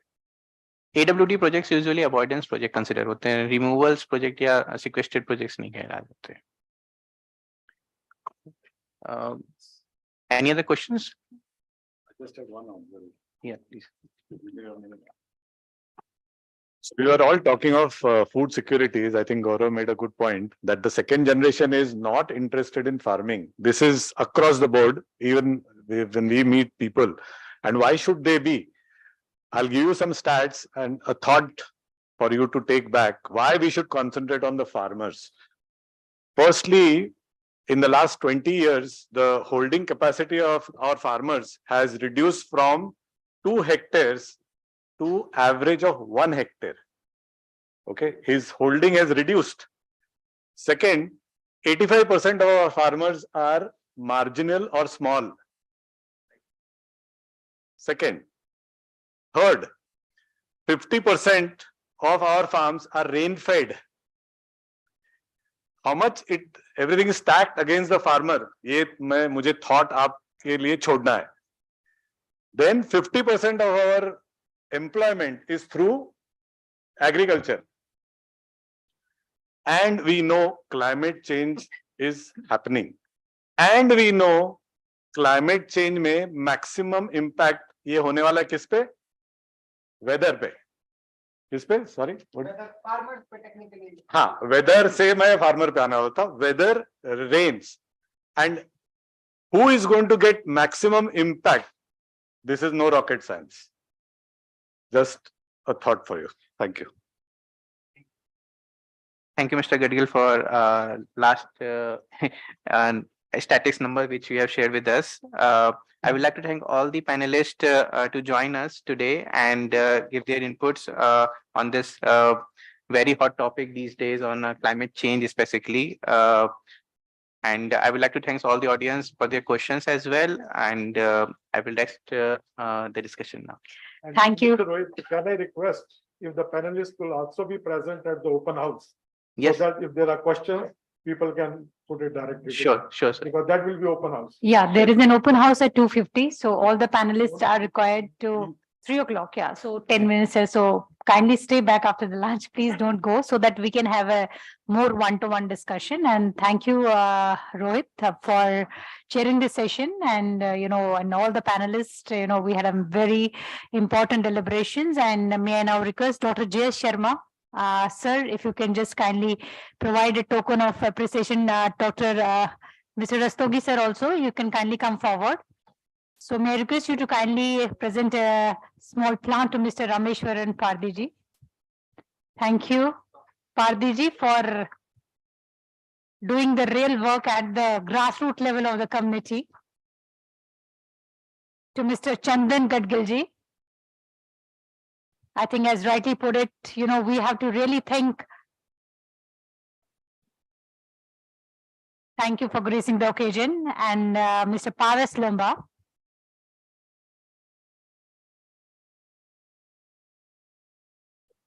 It was indeed a very good presentation on holistic development of the Ladakh, and the kind of and how important that integration was important.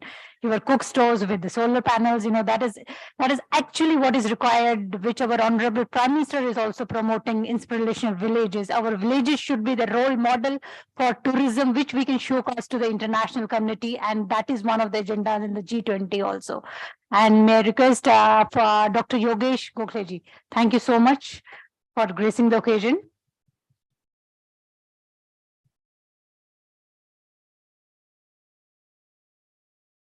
And Mr. Goro Kaushik. Skill development is something which is really the need of the hour in all the areas, whether it is environment sustainability, whether it is industry. Thank you so much. Thank you all the panelists. Thank you, ladies and gentlemen, for joining us today. So we will be, all of you are requested to kindly join us for lunch, which is outside. And we will be joining here bang on time 2:15. So you have enough time for enjoying your lunch, but kindly be on time so that we can have, then another technical session 3. And I request all the panelists to kindly be here. Thank you.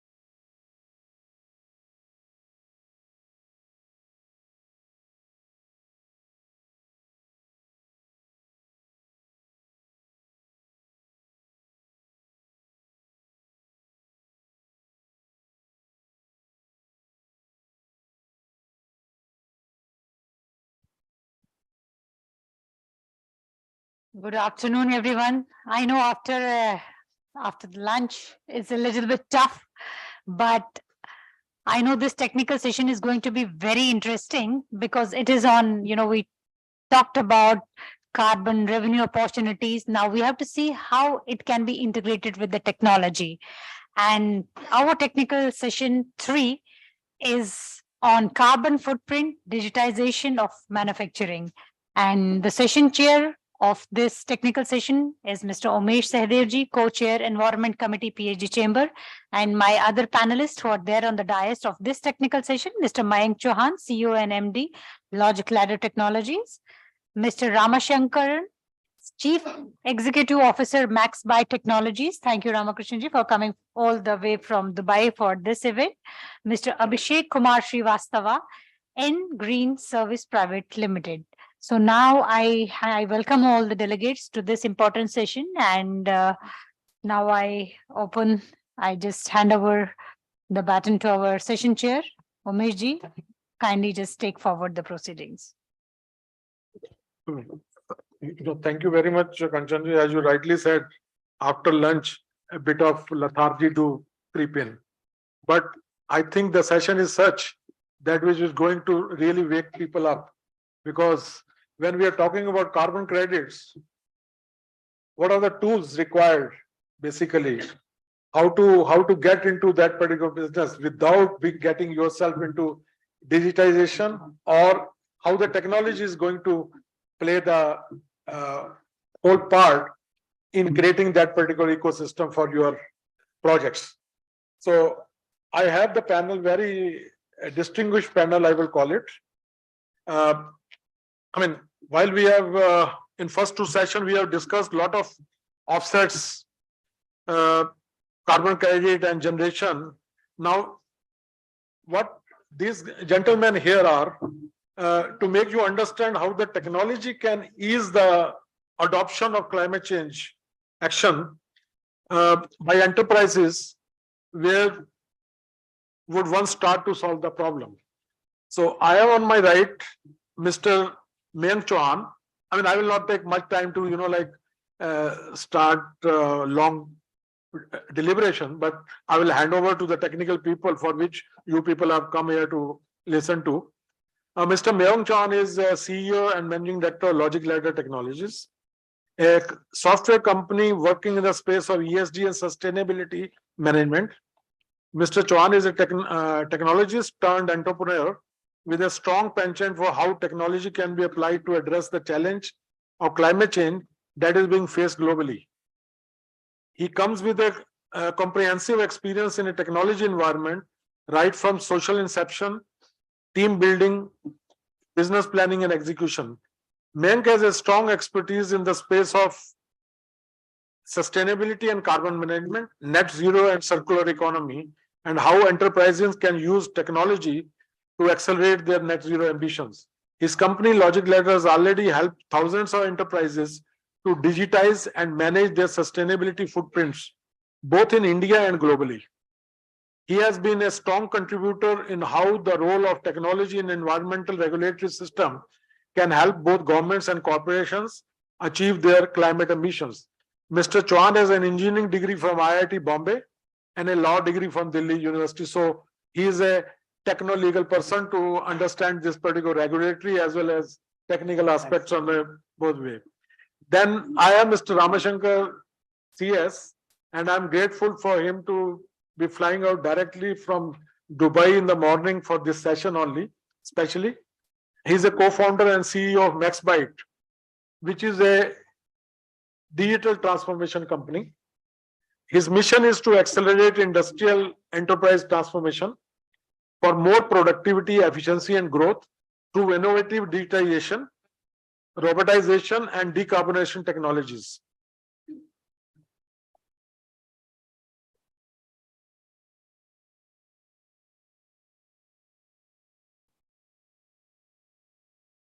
He drives MaxByte as a technology partner for life for the industrial companies in the sectors like aerospace, defense, energy, food and beverages, government sectors, automotive, agriculture, infrastructure, and mining, with with whom he jointly define future, successfully deliver solutions, systematically transfer and ensure incremental business value along the journey.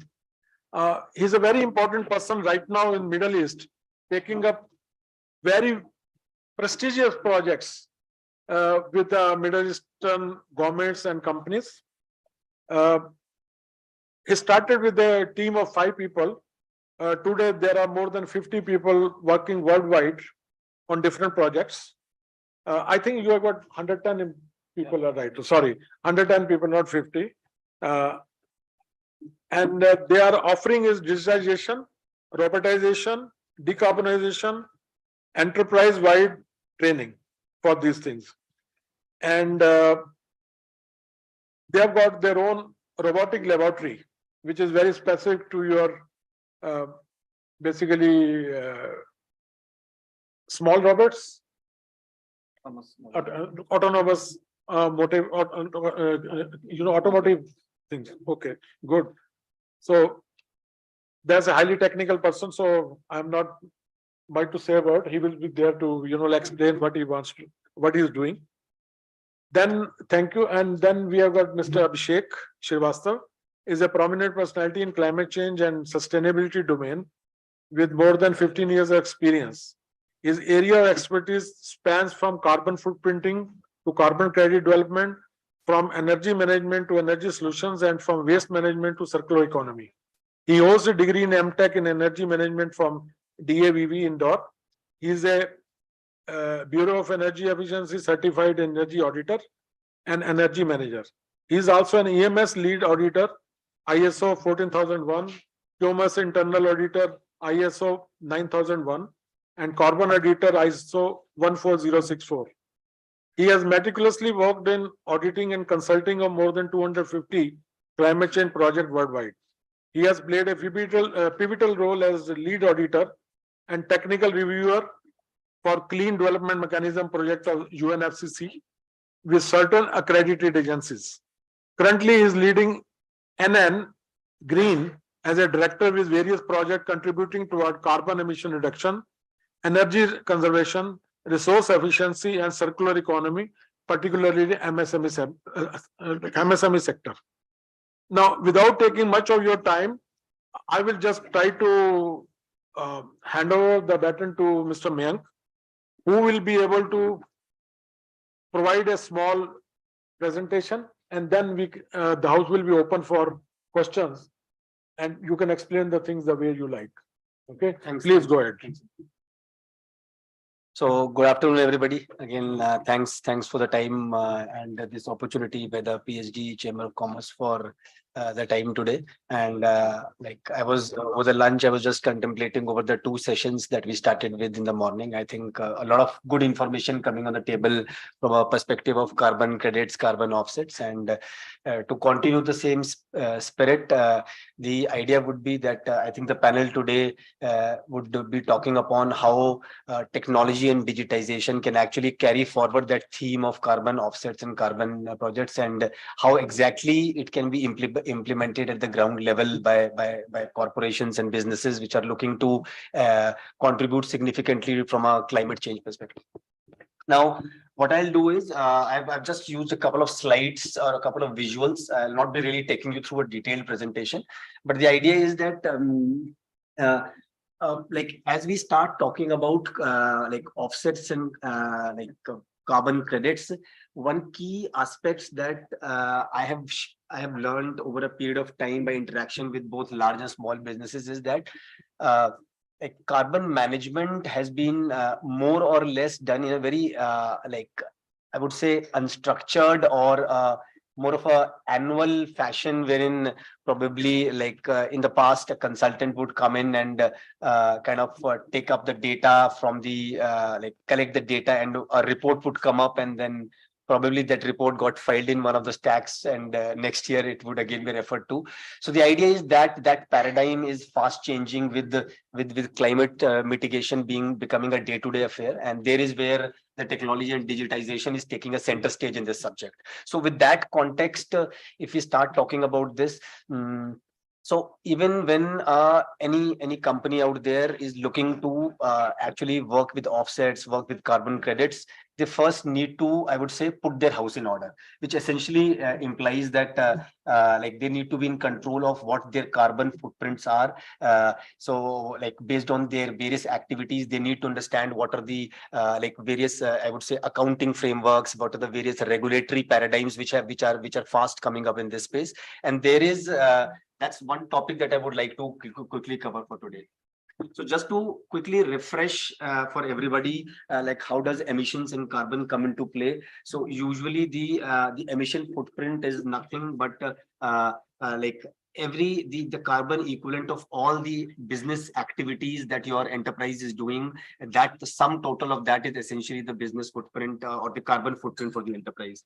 Now that's a easy definition, but then when you dive deeper into it, there are concepts like scope 1 emissions, scope 2 emissions, scope 3 emissions, so which are being developed by the global bodies like the greenhouse gas and the ISO out there. But to quickly demystify, so when any business is functioning, any activity which they are carrying out within their operational boundary, so which means their manufacturing activities, their like the purchase of electricity, which is directly related to the operations of their business, that typically falls under scope 1 or scope 2 carbon emissions. And that has been looked into by businesses for quite a while. But of lately, and this is what even gave the full rise to the carbon offset space, like of lately, as the scope 3 part came and became the center stage. The fact is that it is not just, so I remember an example, one of the earlier articles I was reading in Environment Journal, that when Apple used to outsource like its manufacturing to China in terms of its phones, so simply it would mean that all the carbon intensive aspect has been outsourced. So does that simply mean that the company has gone down in terms of carbon footprint? No, so that's not really the ground level reality. So which means the scope 3 comes into play, which means that like you'll really have to be responsible for your upstream and downstream activities. So how efficiently you are conducting your business vis-a-vis your supply chains and vis-a-vis your product life cycles. So this is what scope 1, scope 2 and scope 3 is all about.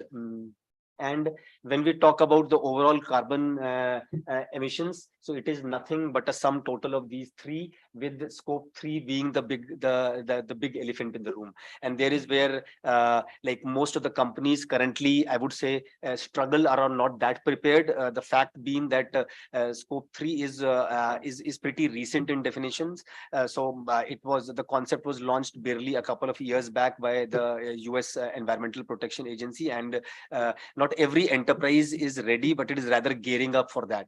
And when I say it is the big beast, why I say that is because within scope 1, 2 and 3, it is the one which has the largest number of categories across which needs to be measured, which are pretty disparate and outside your operational boundaries. So which may mean like the way, for example, when your employees come to your business place, that the way the carbon footprint that they generate is kind of tends to be reported as a part of the scope 3 emissions of any business.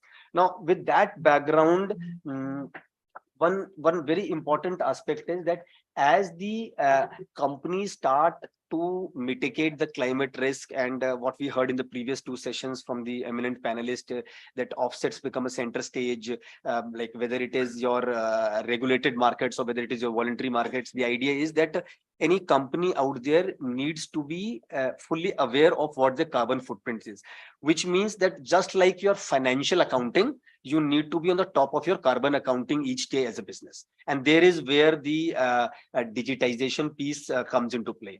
So in that manner, I would say that carbon accounting is very, very similar to financial accounting. So like in financial accounting, you have all your credit and debit transactions, and then you end up applying your GAAP principles, your international accounting principles, and you come to your, I would say, your financial balance sheet. In similar fashion, when you come to carbon accounting, you need to get a hold on all your data, where I'm sure Ram will be speaking about as we move ahead in terms of how to get in control of your data, which is relevant to your carbon footprints, relevant to your sustainability footprints. And then you need to work on that in very similar fashion to carbon accounting by applying your like the greenhouse gas protocols, the ISO protocols, the PCAF frameworks, so that you have your carbon footprints or your sustainability footprints. So very, very similar.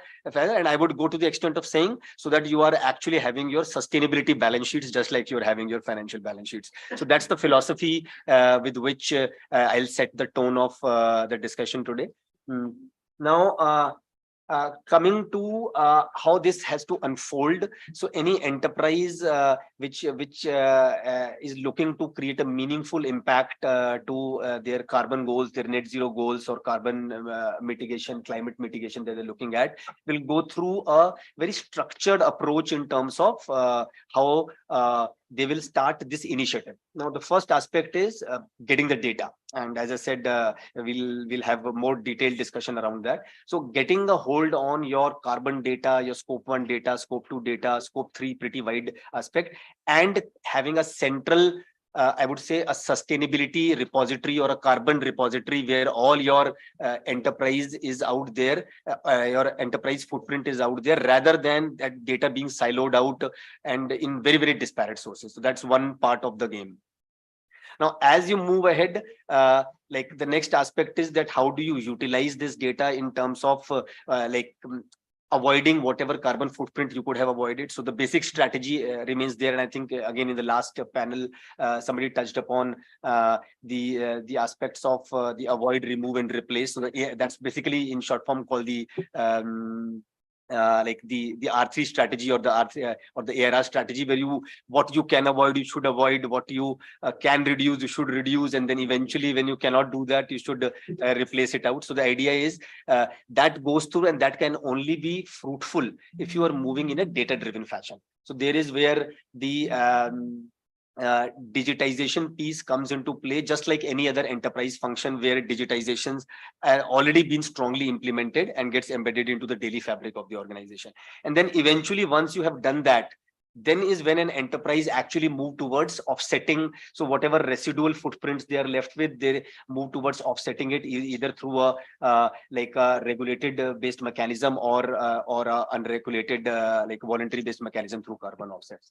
So this is how the digitization piece has to be adopted by the enterprises and the businesses at large. And with that tone, I think I'd like to set the tone more towards the data side of things, and then come back to probably how the accounting things work in detail. Yeah. Okay, so we will maybe check with you a question after he has. Sure, for sure, please. Fine. So, Mr. Ramshankar, if you can take up and see how you go with the digitization and all. Sure. Good afternoon, PhD chamber, panel members, delegates.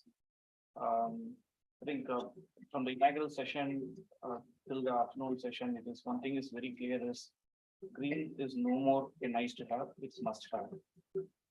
It's an opportunity for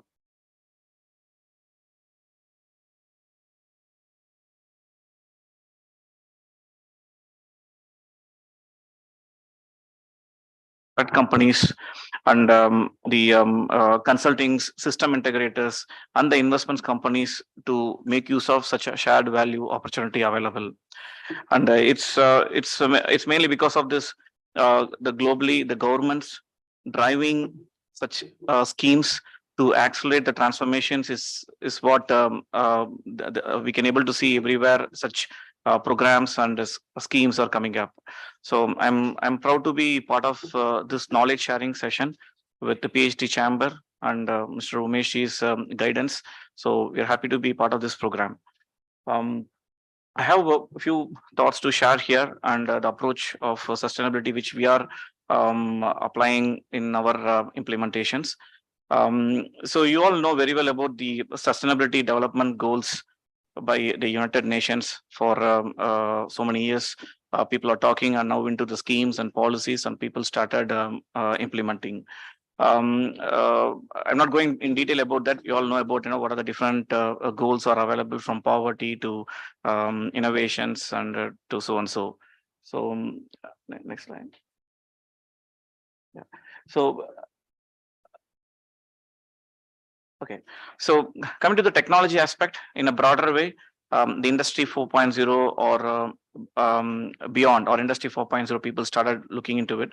Our focus is into the industrial sector, both discrete and process manufacturing aspect of it, and focusing into the aerospace, defense, oil and gas, food and beverages, Department of Economic Developments. So these are the areas where we are working on, and each technologies are emerging. And in few of the technologies, or people started adapting a few things. Still, people are still piloting and doing the proof of concepts. But only 15%, from one of the recent reports says only 15% of the global organizations started adapting these technologies. So another 40 to 50 people exploring how it works like a pilot, remaining or not even focusing into it. But the major aspect is, if it's one of a journal article which says that this 17 sustainability development goals versus the industry 4.0 technology, there are three major area helps on the decarbonization. One is into the innovation on industry and innovation. Second is into the reductions of consumption of utilities.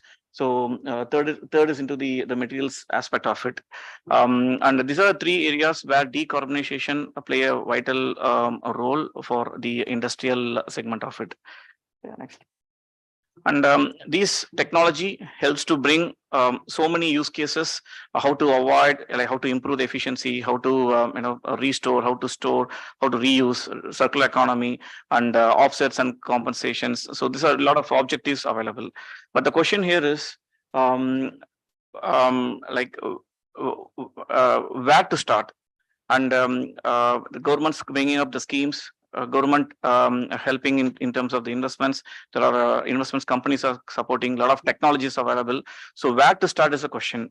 So one of the ways, like the GRI is a standard which can help to understand the maturity level of sustainability, which any company can measure themselves by the consultants or with their own training. They can understand and do it. So MaxBite, by understanding this situation, so we worked with more than 50 plus large organizations in the industrial vector, mostly into the discrete manufacturing aspect of it, both in scope 1, 2, and 3. In both the areas we have worked, that means supply chain, operations, and aftermarket. So we have come up with a model of sustainability accelerator program. So where we start with the discovery program, we have the consultants, certified consultants who go to the factories, go to the manufacturing companies, and do the detailed assessment on the scope 1, 2, 3, and come up with the index and score, and understand the gaps and make a 5-year roadmap. Then work with the investments companies to arrive at the capital aspect, and also provide the guidance on how to get the credit score. So that's where we start. Then we also help the immediate after the assessment. The next step is the data collection.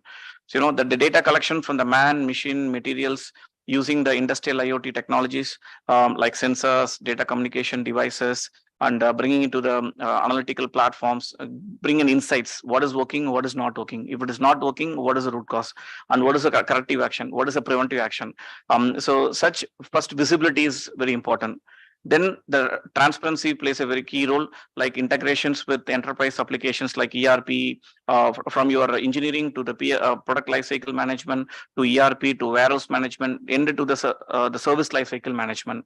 So such integrations brings a transparency.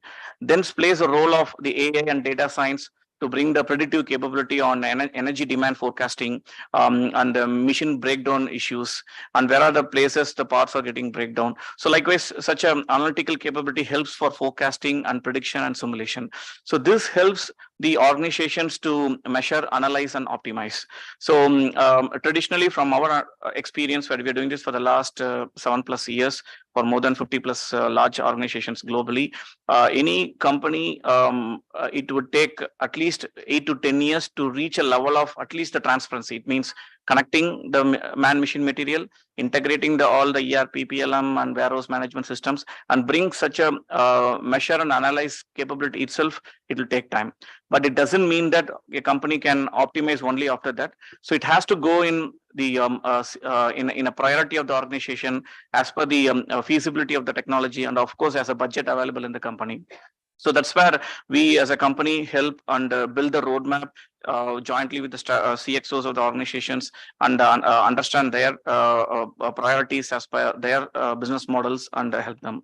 So then we go for a like say enterprise-wide implementation. Say if it is we work with multi-site companies like 20 sites globally.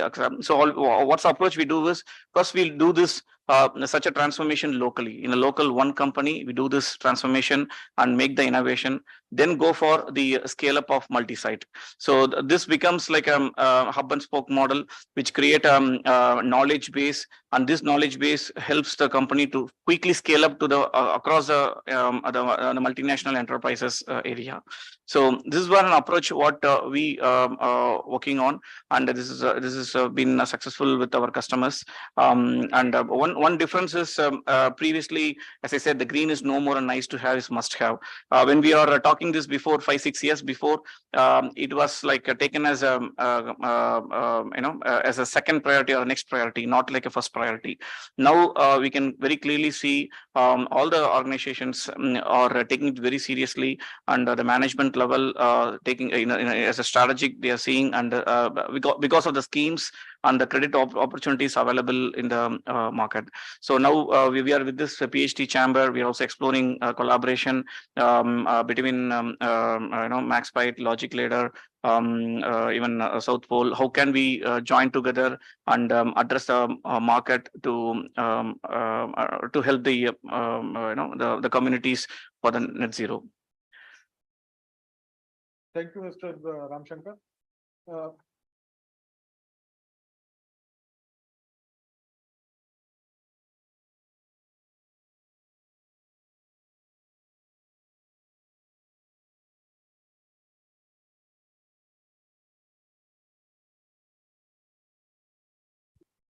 A layman question on double counting.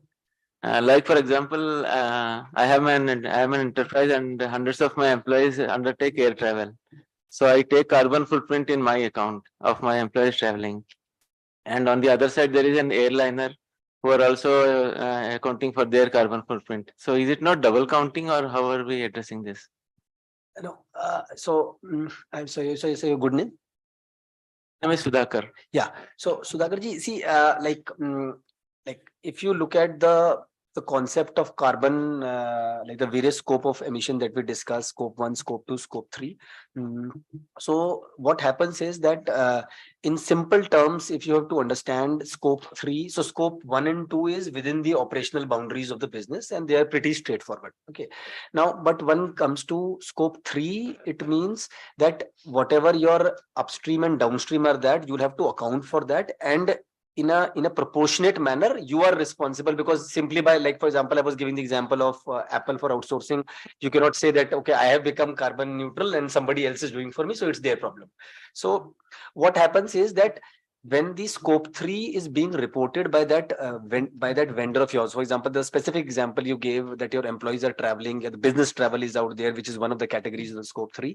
So the airline actually reports the carbon footprint per unit of their service or per unit of their product. So which means that essentially per unit of travel by a person, and they can choose any unit depending upon what is the unit mechanism through which they engage with their customers. And you are then they basically then report only the scope 1 and 2 of their as unitized across those product and services to the consumers of those services. So this is how the chain stops at the next level, and the double accounting is avoided. And this is a ample standards in the GHG and the ISO through which it has been covered, so that we are mindful of the double accounting does not occur. And all the frameworks, irrespective of whether you practice the GHG way of a methodology, and simply see, this is the I think he briefly touched upon that when you will go to the the SDG paradigms, and then you will go to the sustainability frameworks, the accounting frameworks. So somehow this information is now getting a sea of information. So like, again, like without confusing, I know that there are close to around 600 sustainability frameworks out there. Maybe 10 to 15 are the primary ones, but others still exist. And each sovereign, each country, just like India has introduced BRSR, UK did SECAR. So these will keep on coming. And again, the businesses globally, depending upon where they function, need to be mindful of that. And the only way, just like, for example, and I always try to draw a very strong parallel between the financial world and the carbon world. So just like in financial world, you have a lot of taxes, you have a lot of regulations, which will vary from country to country, state to state, and you still need to account for that. And today, you cannot think of managing your financials without digitization. On similar grounds, the carbon has to be looked at. And the double accounting is definitely taken care depending upon irrespective of the framework that you choose to use for your accounting. So usually the double accounting problem does not come. Thank you. Anybody else? Okay. Mr. Menk, we have talked about offsets in the morning. And I'm sure most of the enterprises, especially MSMEs, will be thinking about how to understand what their offset needs are, right? In this context, I want to ask you, what is usually the first step?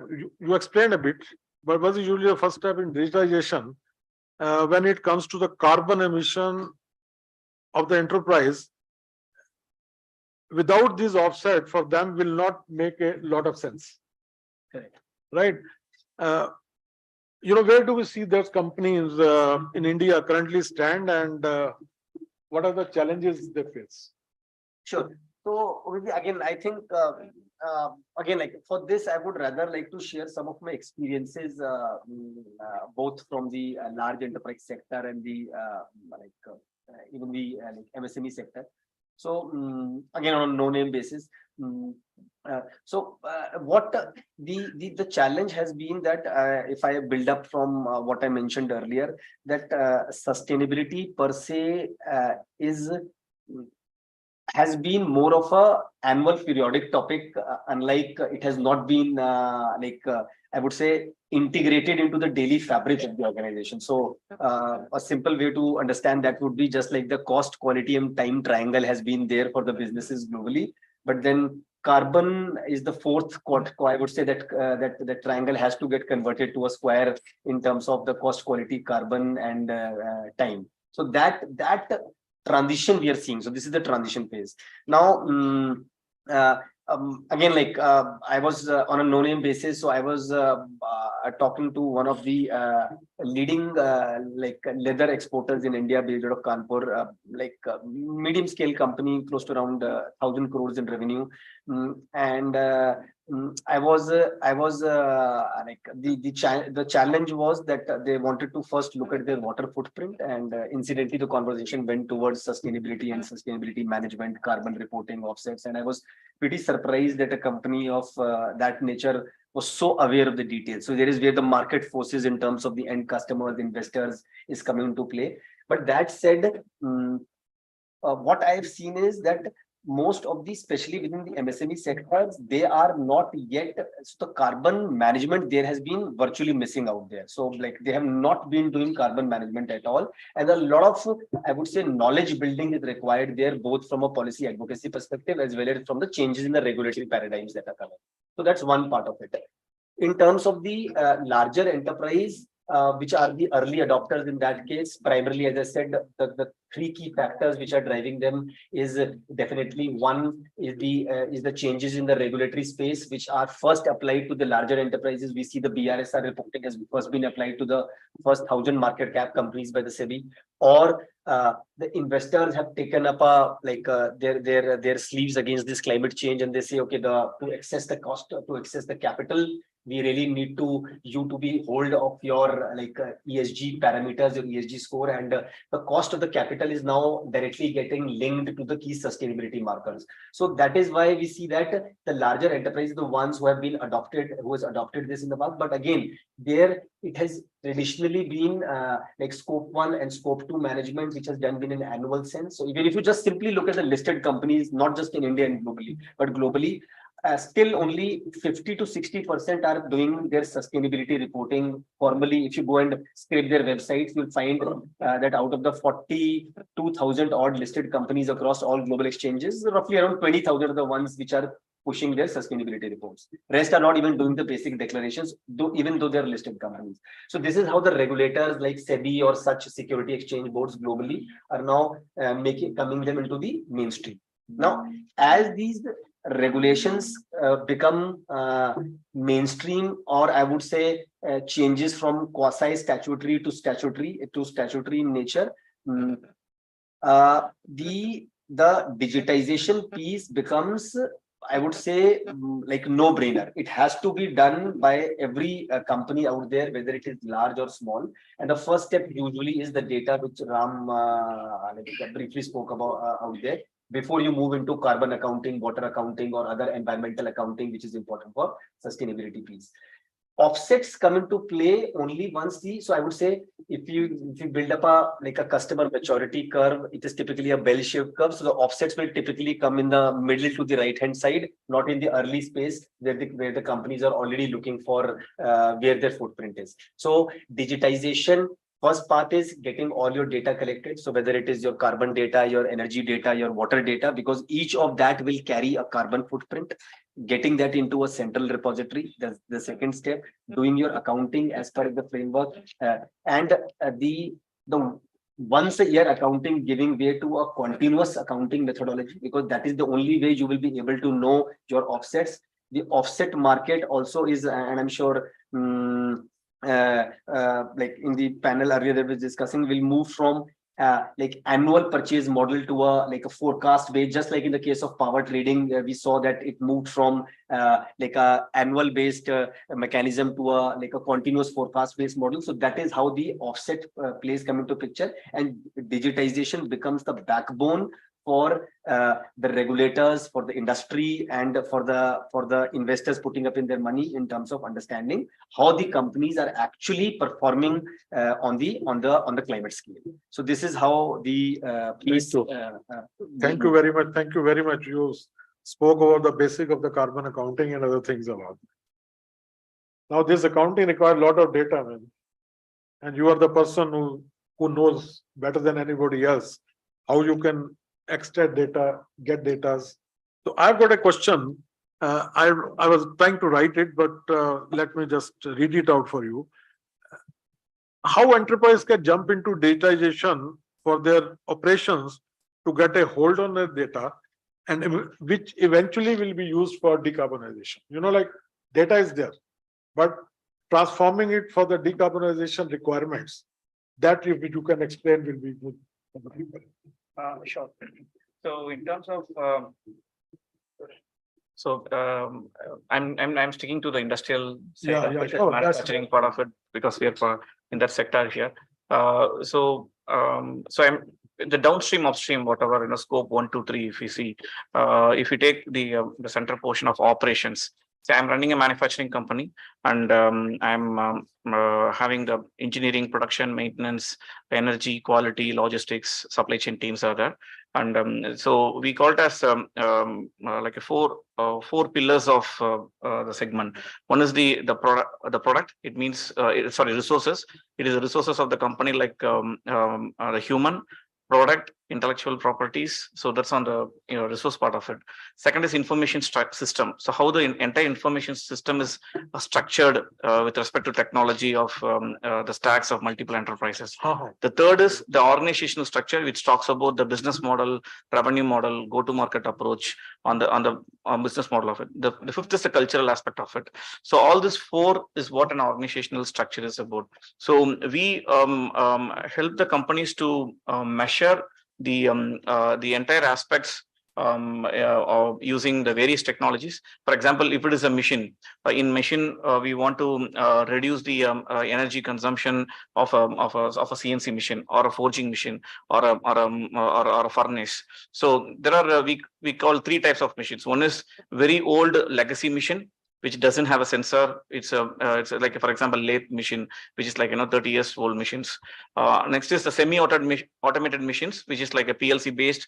It has some level of data transmission, but it doesn't provide all the relevant information to correlate with energy. The third is like, nowadays all the modern machines are coming up with IoT ready or Industry 4.0 ready technology. So such assessment has to be gone through in detail, understand the capabilities of the resource. For example, I told only an example of a machine. Similarly, the product of a company, say a company is manufacturing a refrigeration air cooler. Okay, so for that air cooler as a product, what is the data communication capability it has? It has the relevant sensors, the relevant devices for the communication. It is transmitting in the right latency speed with the cellular data. So these are the things to be analyzed. Accordingly, the product has to be matured. So this become the basics which bring the data for further downstream analytics, like what the sustainability platforms are helping. So the data collection is very key, and this is a properly we have to design it and architect and implement. Then only the downstream application analytics will work as per the requirement. Thank you very much. And this is right that government is too much focusing on the digitization. Now, that's good. Thank you very much. Any questions you have? Otherwise, I will switch over to Mr. Abhishek, who will be explaining how carbon reduction projects and emission reduction projects can be taken up, and how you want to go about with them. So, see, any industry has the basic thing, like even if you are moving your head, even if you are walking, so you are building carbon footprint. So we need to think whether we have to stop walking. In terms of industry, if you're running an industry, you're creating carbon footprint. So we need to think that for reducing the carbon footprint, should we stop the industry? It's an obvious answer, no. What we need to think about is that the sustainability. We need to optimize our operations, our selections, and other decisions in order to optimize our carbon footprint. That's the basic thing. See, now you're having your carbon footprint. So I'm answering your question, sir. Now you must, while analyzing your carbon footprint, you may find that there are technologies, there are process improvements which may create emission reductions program or emission reduction potential for your industry. And further, it may also develop a carbon credit project that you can register and you can get revenue out of that. So, I mean, the basic thing which I would like to talk about with all other inputs. So we talked more about carbon footprint and other things. I would like to talk about in the whole soul pattern. Let us say we are running an industry. We have done our carbon footprint. So what will be the benefit of carbon footprint? So benefit of carbon footprint, it's like you're analyzing your carbon analysis of your industry, and thereby you can also generate revenue. You will be able to know that what are the improved technologies and where are our processes are lacking the efficiency. So you can go ahead with the better efficiency and all. Sir, I would like to answer one more question on scope 3 double counting. So I would slightly differ from Mayank, though the 90%, 95%, I would say the Mayank was correct, but 5% we are facing this problem in scope 3, and there are questions from the industry that as per GHG protocol, as per ISO. So industries, if they are not using the digitized format, if they are going for the reporting ones, they are facing problems about scope 3 emissions, whether I should account it or they should account. Let us say they are having something from their vendor, like you opted air travel. So whether that air company should account that carbon footprint or we should account. So this is a question. Standards are also not very clear on that. This whole mechanism is under transition. right? So scope 3 is scope 3 is a evolving, as I said, evolving. Yes, definition. yes. So it is currently controlled. The definition has been given by the US EPA, Yes. and it is bound to go those refinements which any new concept comes out there. So double accounting is definitely one aspect which cannot, because it will screw up the entire estimates of how things are running. But currently a more conservative approach has been taken in terms of the definition, and as the scenario becomes more and more clearer in terms of the various industry segments, the definition is bound to see more and more you can say fine tuning out there. But I would like to come to you on that. Yeah. So this problem can be solved by the digitization. Correct. So if let us say there are scope 1, scope 2, and scope 3. If everybody, every entity, every industry is doing scope 1 and scope 2, there is no need of scope 3. Because ultimately what we need to do, we need to reduce the emissions. So if we are focusing on scope 1 and scope 2, ultimately, and every entity and individuals are doing, we don't need scope 3 optimization. But in a current scenario, we need to have a scope 3. And for correct scope 3 calculation, the digitization is must. So we need to, I would strongly recommend for digitization.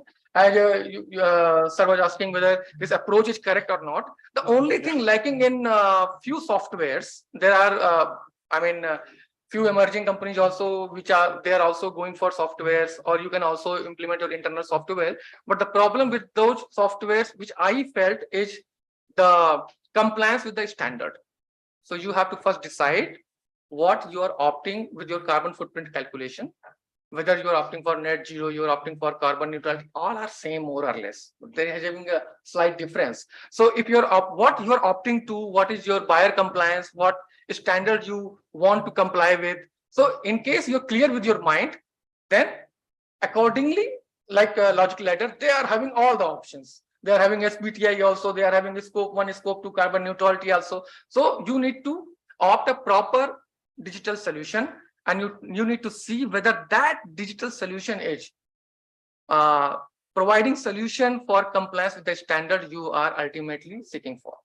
So Thank you. Actually, that was my question, which was already planned out to ask you, and you have clarified before that. Thank you very much. Thank you, sir. So now it's open to the house in case there are any questions, because yes, please go ahead. We just discussed about carbon zero carbon. It seems that carbon neutral, zero carbon, right? These are not related to the GHG quantification, right? These are the targets type of things. We will achieve this carbon neutrality, zero carbon by 2030 or something like that. Expected. But we talked about GHG estimation part. There are several standards, right? So now the question is what to follow. Like ISO, that is approved by the government, BSI, like that. There is a GHG standard, right? Apart from this, there are so many versions, right? So now the question is what should we follow? Either ISO should be followed, or GHG standard should be followed at an organization level. Country level, there is a different thing of the UNFCCC. That is for the country level, right? Just and how you will customize your software as per that requirement. Because if we talk about the estimation part, ISO 14064 part 1 for organization, second for projects, provide a lot of information about the scope 3, right? But other lot of papers, white papers, they are confusing about the scope of the scope 3, right? Yes, Scope of this. Why it is already given in the ISO standard. It is already given in the GHG standard. They have published the separate standard for value chain quantification. GHG. So the basic problem, sir, in the whole picture, first of all, I would answer like carbon neutrality and net zero. So carbon neutrality is something like ultimately whatever emissions are left, you have to neutralize with the offsets. Last milestone after reduction, avoidance, circular economy, everything. It is fine. That is the definition. But carbon zero carbon or carbon neutrality. These are the targets. I'm coming on to that. These are the targets. Yes. And quantification is the existing, what we are doing. Yes. Even what we have done, it is now 2 o'clock, but we have done up to 1:30. Like that. Correct. That is our present. Yes. That is our future goal. So even if you see some buyers, we are working with many MSMEs. Some buyers are only demanding that you only estimate your footprints, and that too only do scope 1 and scope 2. They are relaxing on scope 3 if you can do. So the main problem is, then I think Ram would answer this also, data. So for the scope 3, industries are struggling with the data collection. For scope 3, they are not having a proper data. So how, I mean, we can answer this question, scope 3. So I would say estimation wise, you're totally correct. That estimation we should do, and buyers, I mean, I'm always seeking buyers because the industry which I am doing carbon footprinting, they are doing for their buyers abroad.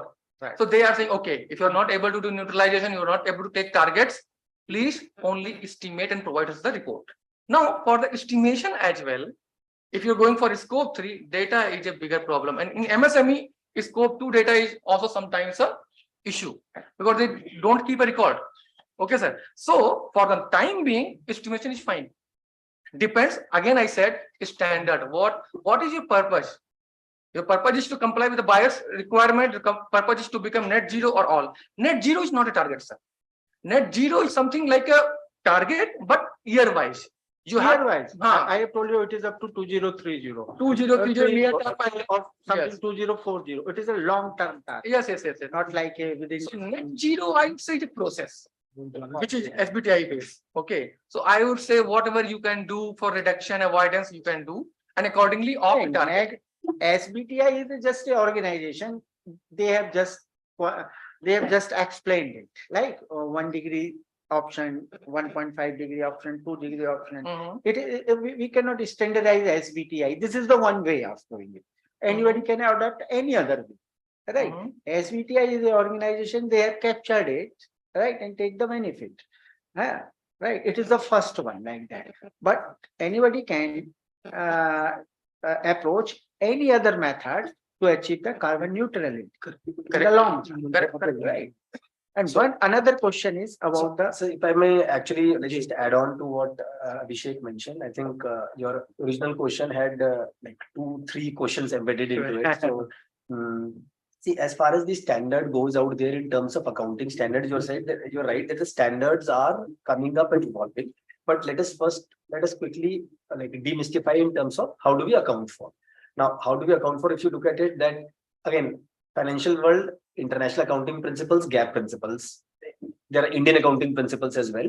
So typically you will say that there will be top 3 standards which are followed. GAAP is usually followed globally. And in similar fashion, if you look at carbon accounting, you will see that GHG and ISO protocols typically control around 80 to 90% of the way the carbon accounting is done with.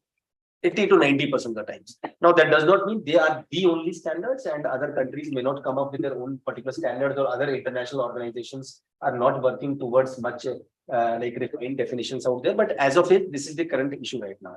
Second is, you asked another sub question was that as an organization, how do I decide which standard I should follow or which standard is relevant to us? Now, there is no clear-cut answer to it in terms of, or rather there is no one answer to it. Why I say that is that let us consider an example of a organization which is global, let us say the Aditya Birla Group. Now, they may be having their manufacturing facilities in probably 5 different continents. Okay.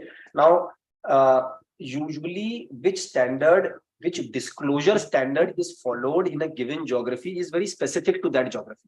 So ideally, any digitization tool or any platform or any internal tool which the organization needs to manage, and let's go to the internal tool first. So if they are putting up a sustainability report of a ABG manufacturing facility in Thailand, they need to follow the law of the land and the disclosure mechanisms for that particular geography. Right. So which means it's very similar to the taxation regime. So which means that you have to follow those mechanisms. Similarly, your platform needs to have, so within the ABG group, some of your facilities which are located in India will need to follow the standards as applicable in India.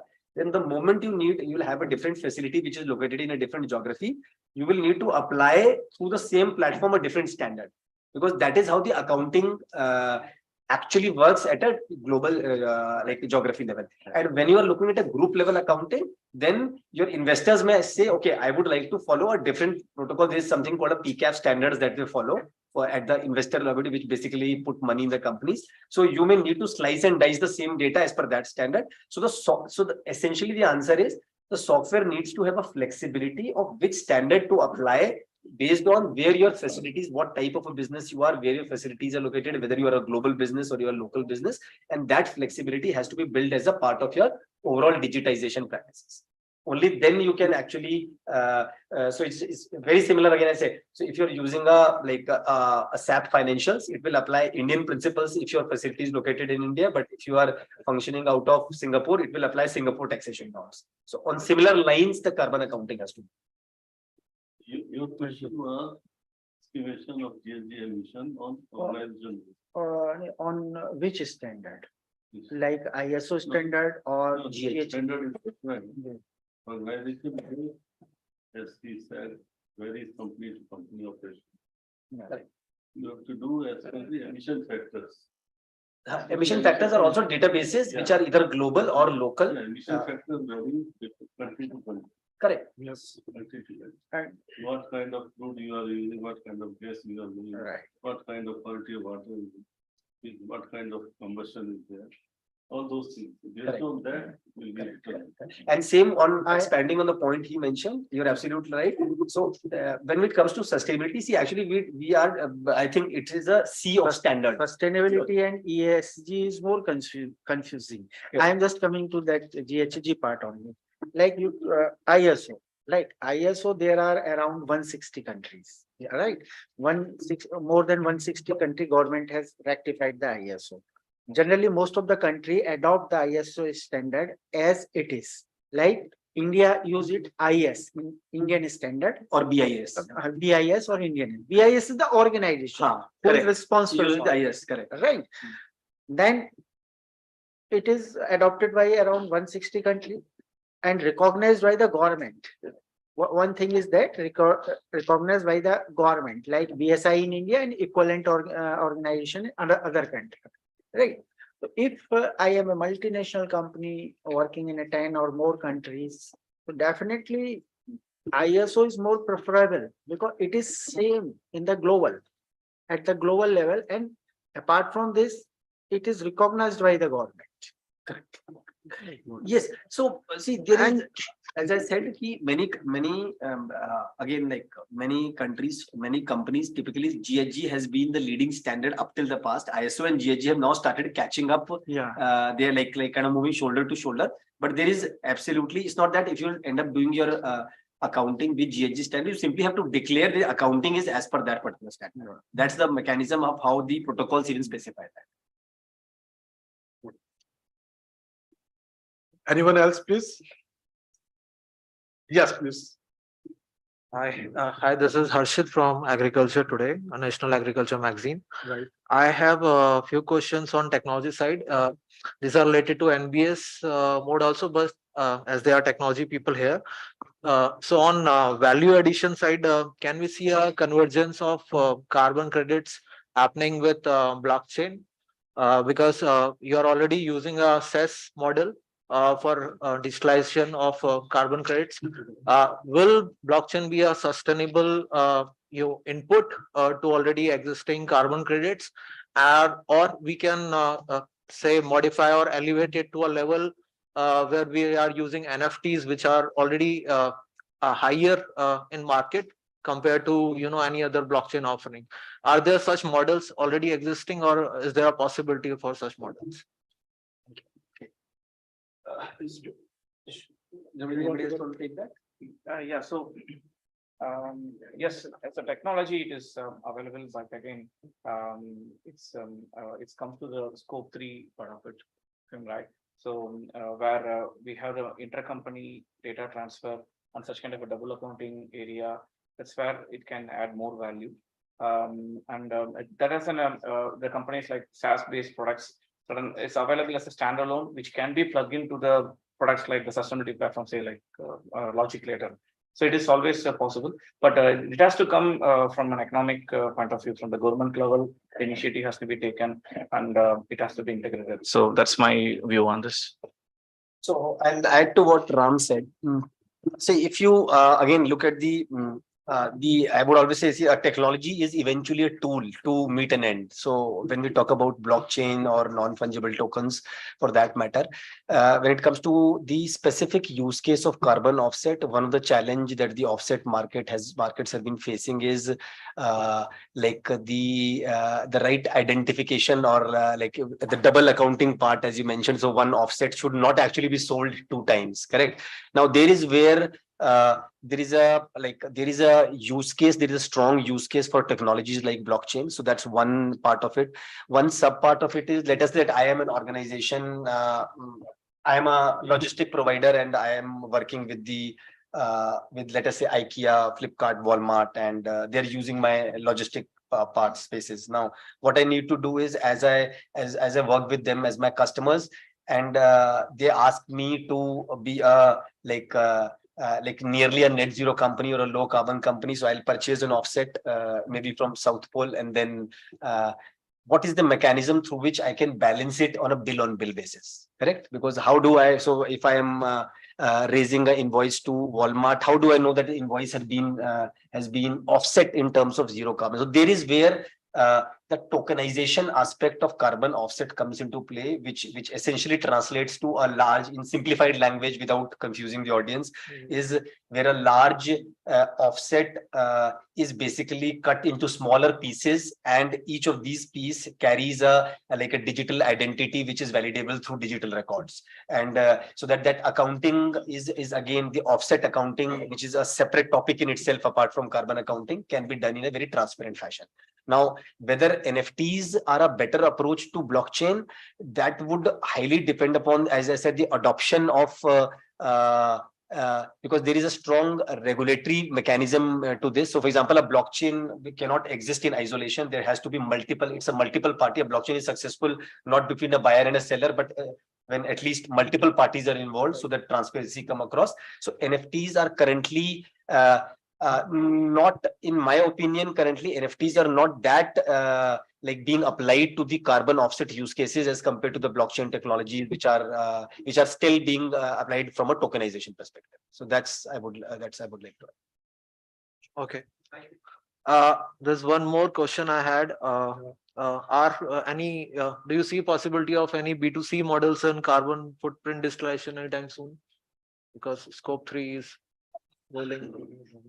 Any B2C? I mean, B2C, I think, what I have heard is there are companies like Patch, which are coming up in Europe, which are basically looking at, so for example, when you buy something from Amazon and you, let us say, buy an article, a decoration piece for a house, and they say, okay, the carbon footprint of this decoration piece is X amount of carbon. Right. So if you want to offset it, you right now, you remember, you have seen in your Amazon and Make My Trip that donate 1 rupee for like take care of an elder, take care of a child. On similar light, you'll see a checkbox out there will says, okay, offset this decorative piece to zero carbon, and they will charge you an extra point on that, and then that money will be applied to a carbon offset project. So this is the B2C model that is building up, but I think it will be largely propelled by the B2C e-commerce guys. Yeah, definitely. Correct. Yes, Kerala is also. Absolutely. And then you can offset it then and there. So which means you simply ask the user to be conscious enough to pay for that carbon, which can then be collated and applied to a carbon project to basically offset it out. But for the user, I mean, if I go for say a better carbon footprint, I had to take a back jump on slow delivery. They will say we will ship it instead of by flight. Correct. So that's the choice the user had to make. Absolutely. Exactly. One last question from the whole panel is, how can young people be made more aware about the concepts like we are talking about, carbon footprint, accounting, mitigation, the new Gen Z people who will be in the middle of the whole climate change when it will hit at its peak. You know, the very first observation of our chairman was, we have young people here. So these type of events, The one in schools maybe, or So I have a lightweight suggestion out there. Yeah. So I think most of those guys are hooked to devices in terms of something or the other. Right. So every time they are using a device, I think after a while it should be a regulatory requirement for a pop-up to come that you have created so much of carbon. So probably you should shut down. Okay. So I think that's the lightweight suggestion I'll give them. Okay. Any other question, please? So I think I will tend to close this session. Thank you very much, my panel. And thank you, everybody. And what I will do is, Rohit, we can make it an open session immediately if you like. People who are there as speakers, they can come over here. And we can start working from here if you like. So I think we can go for the open session now. Any question to anybody is there. On right? any topic. Any topic. So that we will facilitate the. Yeah, actually, yeah, that is the one thing that we have to do. Sorry. Thank you so much. I think it was a Sorry, very technical and very interesting subject. Maybe boring also at times. No. So may I request, Yeah. if you can just kindly present a small token of appreciation to Mayank ji, thank you. And to Mr. Ramashankar ji. Thank you for coming over all the way from. Abhishek Kumar. Abhishek ji, thank you very much.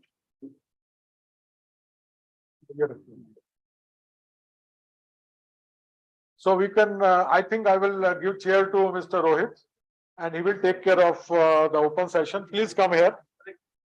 Let's have one photo. Rohit ji, aap bhi aa rahiye, please. Sharma ji, please.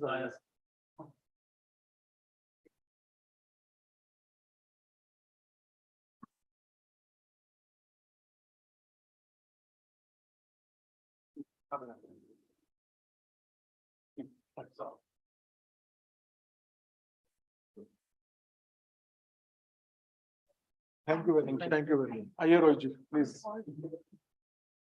The chair. आप भी जिनको बुलाना है आप बुलाइए। बैठिए ना, आप तो बैठिए।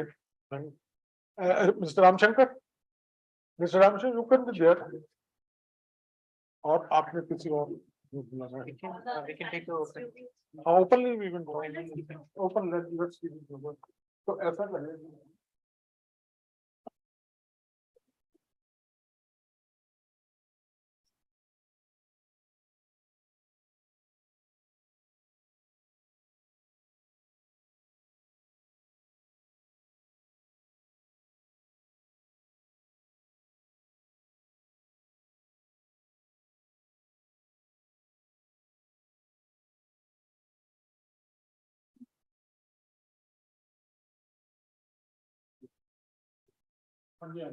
तो आप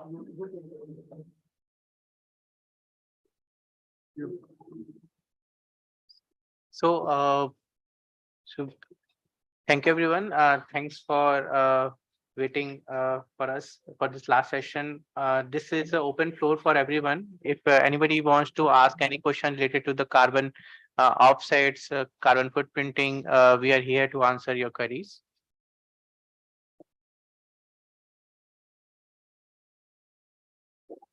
Hello. Yes, please. I would like to have a little understanding about the CCUS because that being one of the 13 sectors identified in Article 6.2. So the major application I understand is CCUS is more expensive as well to implement, and it is more feasible to do it in very carbon intensive industries like steel. So I'd like to understand if can we work on such projects, implementation of CCUS, and what is the possibility of carbon credit generation? Yes, indeed, CCUS is one of the Indian Article 6.2 sector, which is at very initial stage. Some of the industrial players like the cement industry players and the oil and gas players are working on it. And within the CCUS, we are lagging behind the methodologies for the development. So what we usually do these days, like what South Pole is doing, I'm telling you first that, and then what market is doing on the CCUS, I will tell you on that. So within the CCUS, South Pole started an initiative on carbon capture, storage and utilization together with the Vera, in which we are developing methodologies on some of the technologies where especially for the oil and gas sector, because the major stakeholders under that particular initiatives are from the oil and gas sector only. And we are targeting to launch 4 methodologies within this year. And those methodology will be more or less related with the oil and gas sector industries. Then once the methodology will came in picture, we will start developing a projects under the Vera mechanism only. Then coming on the Article 6.2 topic, because current there is no project in place or there is no methodology in place. If India will sign any bilateral agreement with any countries across the globe for the Article 6.2 transactions, there will be a new methodology development will be needed for the CCUS project. Either that technology will that technology will come in picture that lies with the methodology which we are developing with Vera. We can adopt that same methodology and modify it for the 6.2, or the next we can draft a new methodology for 6.2 as well, which needs to be approved by the company or the country those are purchasing that credits from India. This is happening across the globe on the CCUS. Apart from this, what we are trying to do is these days we have started a new venture within South Pole. We started a new venture with the name of Next Gen Facility, in which we did a partnership with Mitsubishi Corporation, and we are targeting a CCUS project specifically for that particular initiative, in which we are funding the projects as well and committing a credit to be delivered by 2025. Okay, thank you. So that's a part of M2 DH, whatever you call it. That's a part of the that's a different actually the Next Gen Facility is a different yeah, that's a different company which we are doing it. Okay. We basically that fund which we have developed and for the CCUS project specifically. And one thing is on the carbon capture and storage initiative we are doing with Vera. Okay, good. Thank you. Yes, Yeah, sir. yeah, please. Yeah, please. Yes, thank you very much. You can sit, sir. You can sit down. Yeah, okay, this is my name is Ivan from Mitsubishi. So it's my wish to take on today. So today we discuss mainly about the carbon development side. Yes. But I would like to add about the demand side, especially in India. Wonderful question. Yeah. Wonderful question. From a demand side, I'm first taking up the voluntary mechanism thing. From a demand side, we are getting few demands. But this year, from a demand side perspective, it's low because corporates are not coming up with a lot of demands because of the offset. There are different negative news is happening in the market on the carbon offset these days. So that that's why the registry bodies like Vera, Gold Standard, they are also doing a due diligence of their own methodologies. So there's a lot of hindrance from the buyer side. Once they want to purchase some credits, they are doing a lot of due diligence of the project activity so that they are not getting the impact at a later stage from their investor side. So the demands are getting low from a in the voluntary mechanism, but still there is a demand from Indian credits, because we like, if I'm talking about comparing the global credits, the Indian credits are considered as a low cost credit as compared to the other countries. So that's why there is a demand for Indian credits as well in a voluntary mechanism. If I'm talking about the compliance mechanism, India has recently signed a MOU, sort of MOU agreement with the Japanese government for the implementation of the JCM.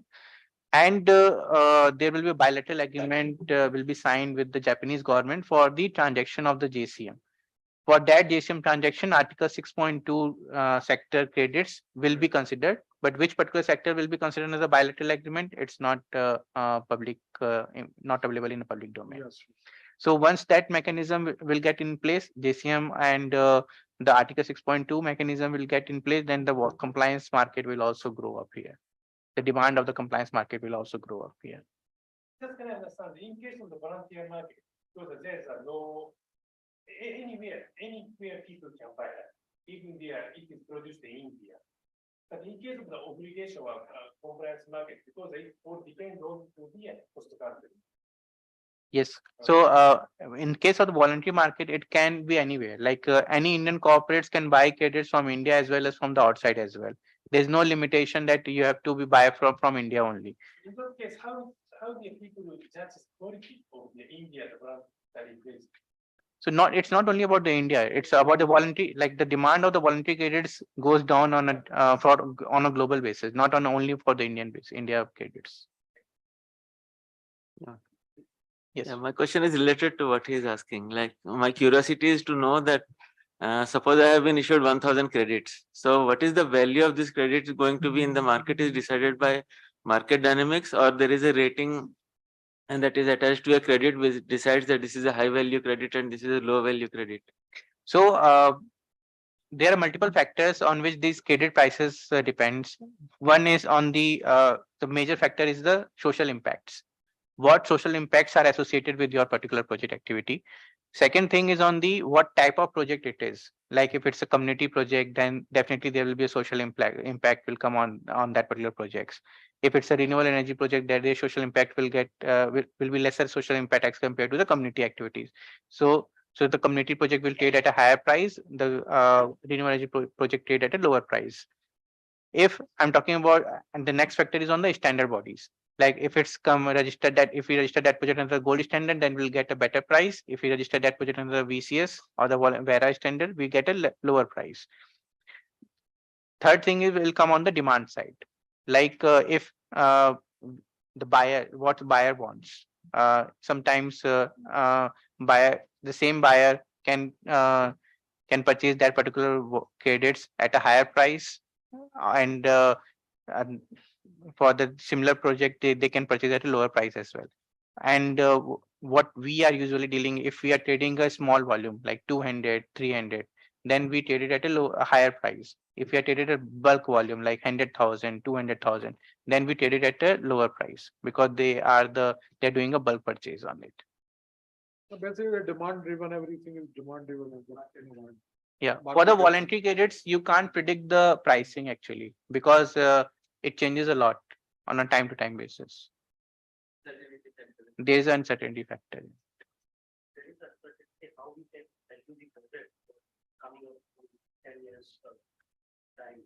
It's quite difficult to say on that particular part because voluntary credit prices can't be predicted. Like in 2021, when the prices were on a lower side, we were predicting the price in 2023, the prices will go up.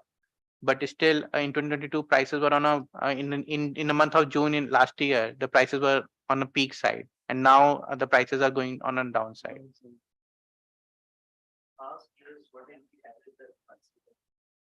The highest price, I'm just taking an example of the Cook Store project. The highest price from an Indian Cook Store project under the gold standard was $11 to $11 up to $11, and the lower price was something around $4 under the gold standard. Yep.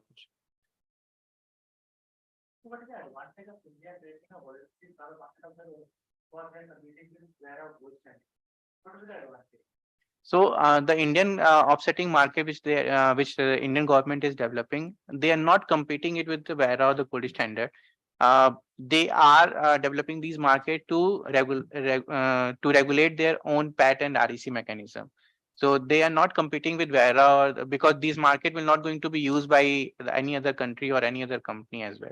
So they just want to regulate their REC and PAT mechanism, and they are developing a platform where these mechanism can be tracked properly and maybe at a later stage can be used under the compliance mechanisms as well. Offsetting market and one is a voluntary. Yes.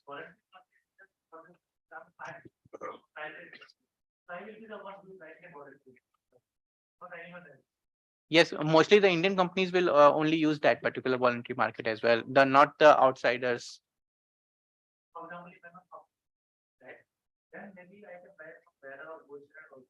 Yes, they are allowing to buy a voluntary credits from Vera and Gold Standard as well.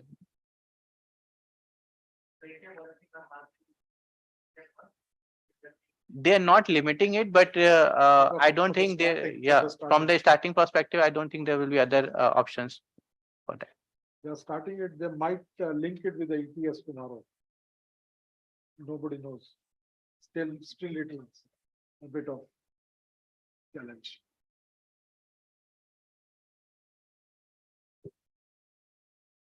You know, basically the carbon projects.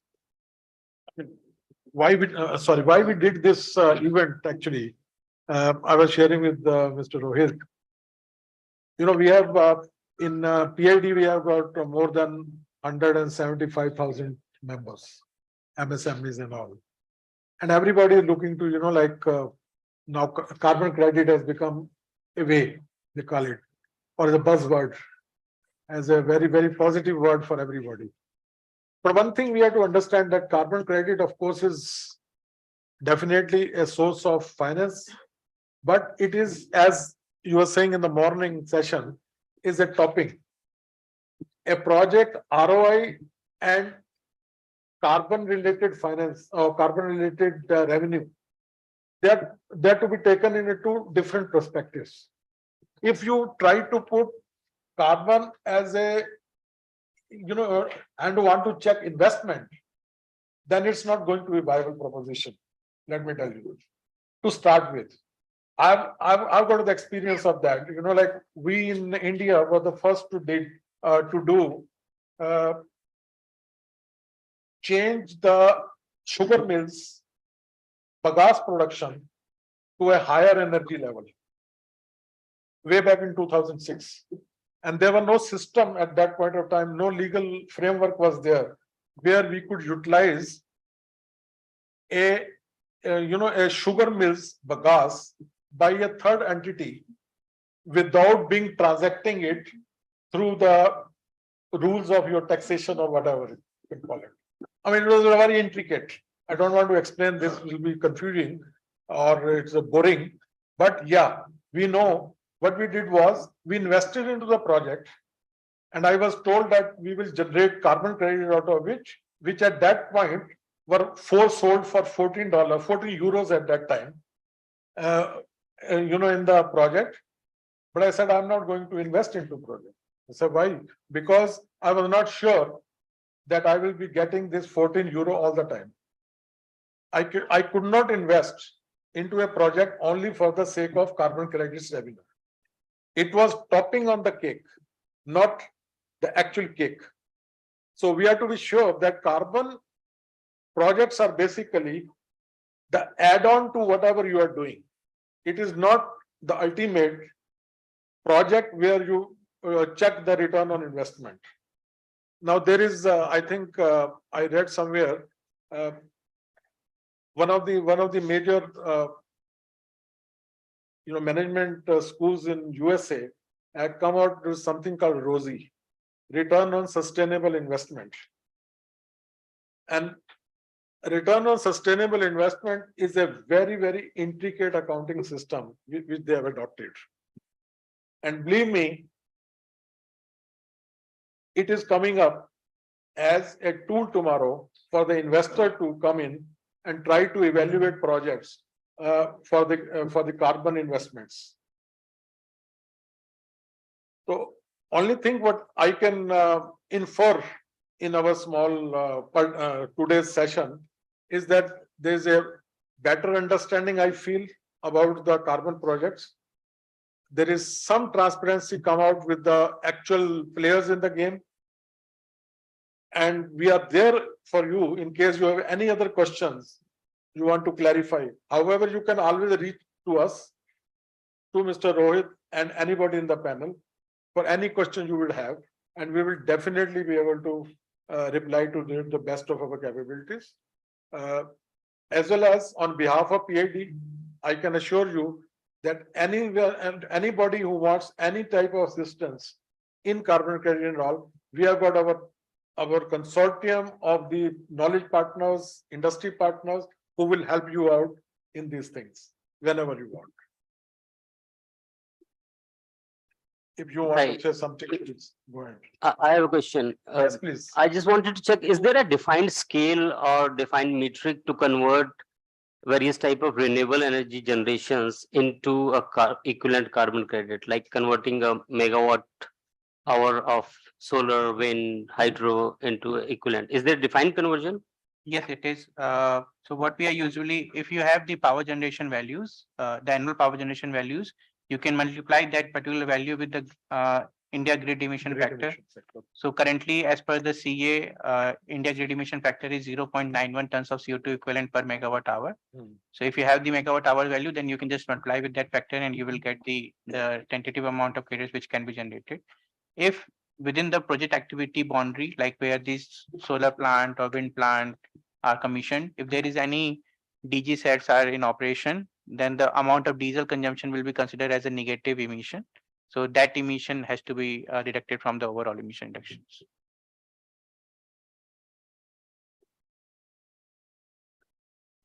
Right, sir? Yeah. So we can conclude the session. Yes, sir.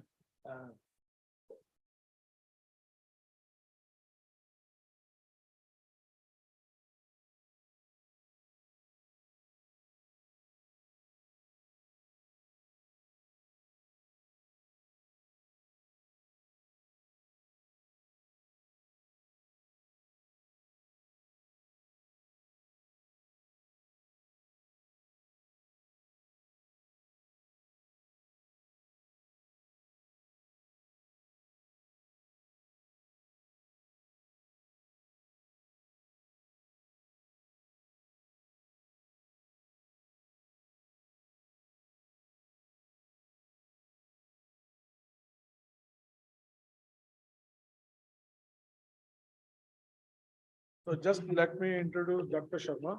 He is expert oil and gas person in his life, and now he is co-chair Environment Committee of PAD, and he will like to conclude the whole session. Yeah. Thank you, sir.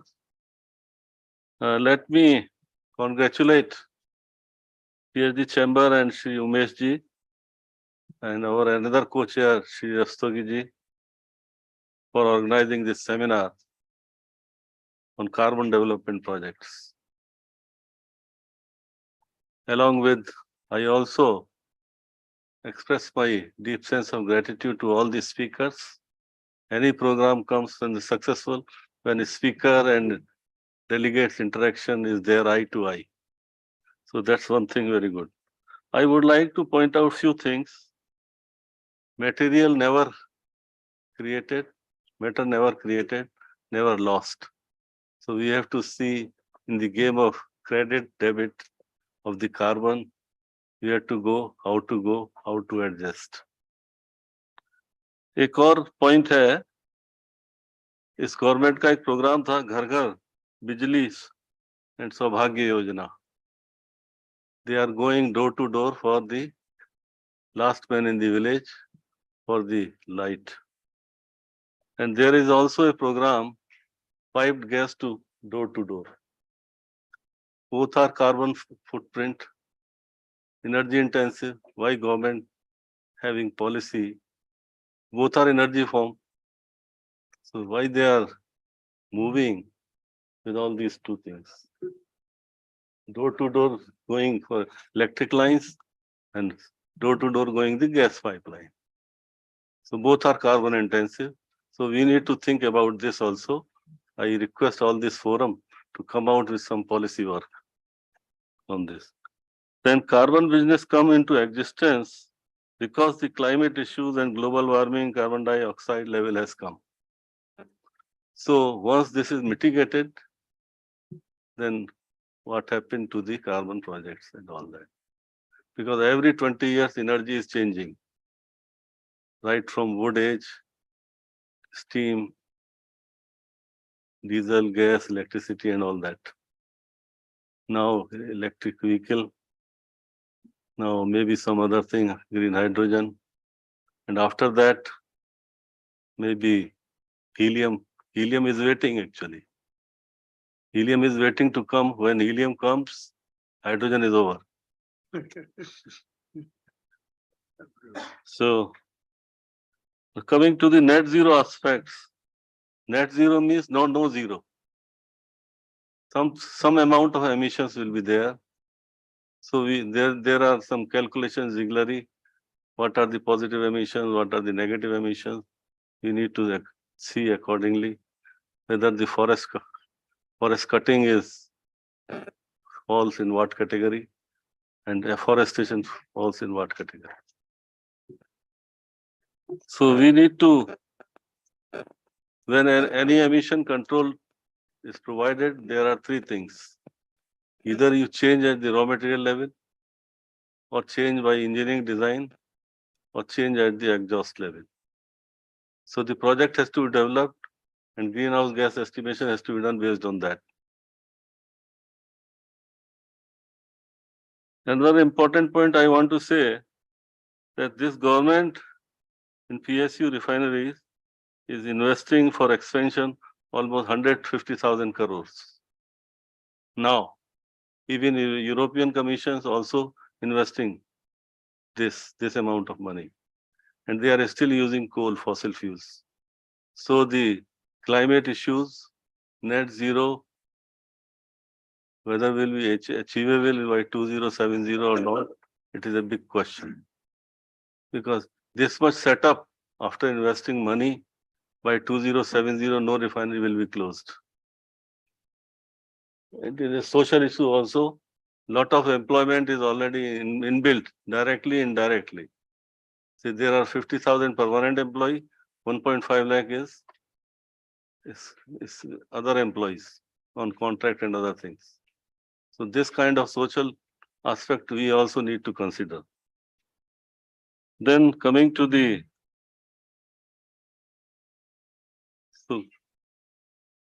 carbon projects can be formulated in three steps.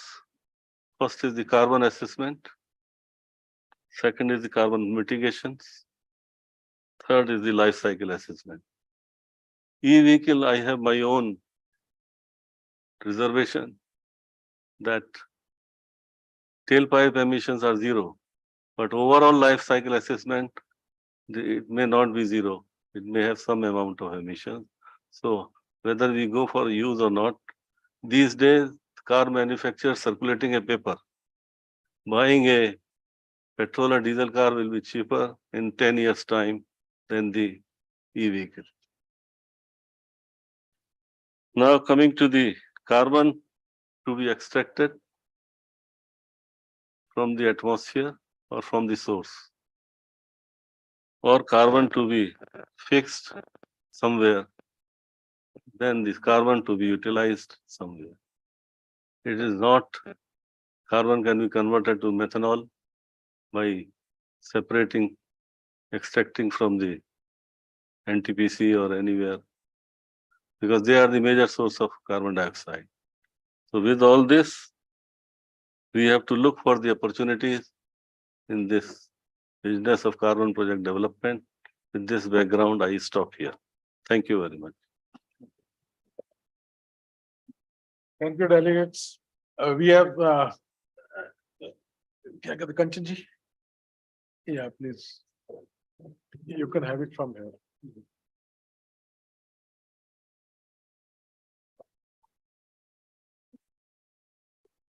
Thank you, everyone, and thank you, the partners to the event, South Pole, Logic Ladder, and MaxBite. Thank you so much. We really had a full day interaction, 3 technical session. I know everyone is now feeling like it's too much of carbon. But yes, our concluding remarks from our co-chair, Dr. J. Sharma, as he said, I mean, I don't know whether you listened to it. It is like we have to see the opportunity. So there are huge opportunities which are available there, where we have to see how this CO2 can be how we can use it. So taking this forward as our Our other co-chairman, Dr. Sahdev has already said that I know one day is a less time for deliberation on this very, very technical, very important topic. If there are any issues, anything, any queries you have, so please do come to us. You have our contact details. You can take our contact details and send it to us, and we will connect you to the our experts who are here, like South Pole is there, our partners, Logic Ladder, and everyone is there. So we will connect you to them. And regarding this policy framework also, which came up very rightly. So with this forum, if you feel that if there are any suggestions you want in this domain to be submitted to the concerned ministry, because we are at a very starting stage of developing the policies, the emission standards, the procedures, standards, and all. So if you think there is anything which you want take to take it forward with the concerned officials in the ministry, so we look forward to your suggestions. Please do write to us, and we will surely take it forward with your, of course, we will surely let you know the feedback out of it. So I will not, if the chair permits, so we will close this formally and invite all of you to the high tea, which is outside. You can have more of deliberations, but now not the carbon, we can have anything else. Thank you so much, ladies and gentlemen, and thank you all the esteemed panelists. I know it was a long day, but still you were a patient listener to all the technical sessions, and all the experts are with you, so you can have a one-to-one interaction also to see how what are the opportunities in future for you, because that is your area, right? Thank you so much.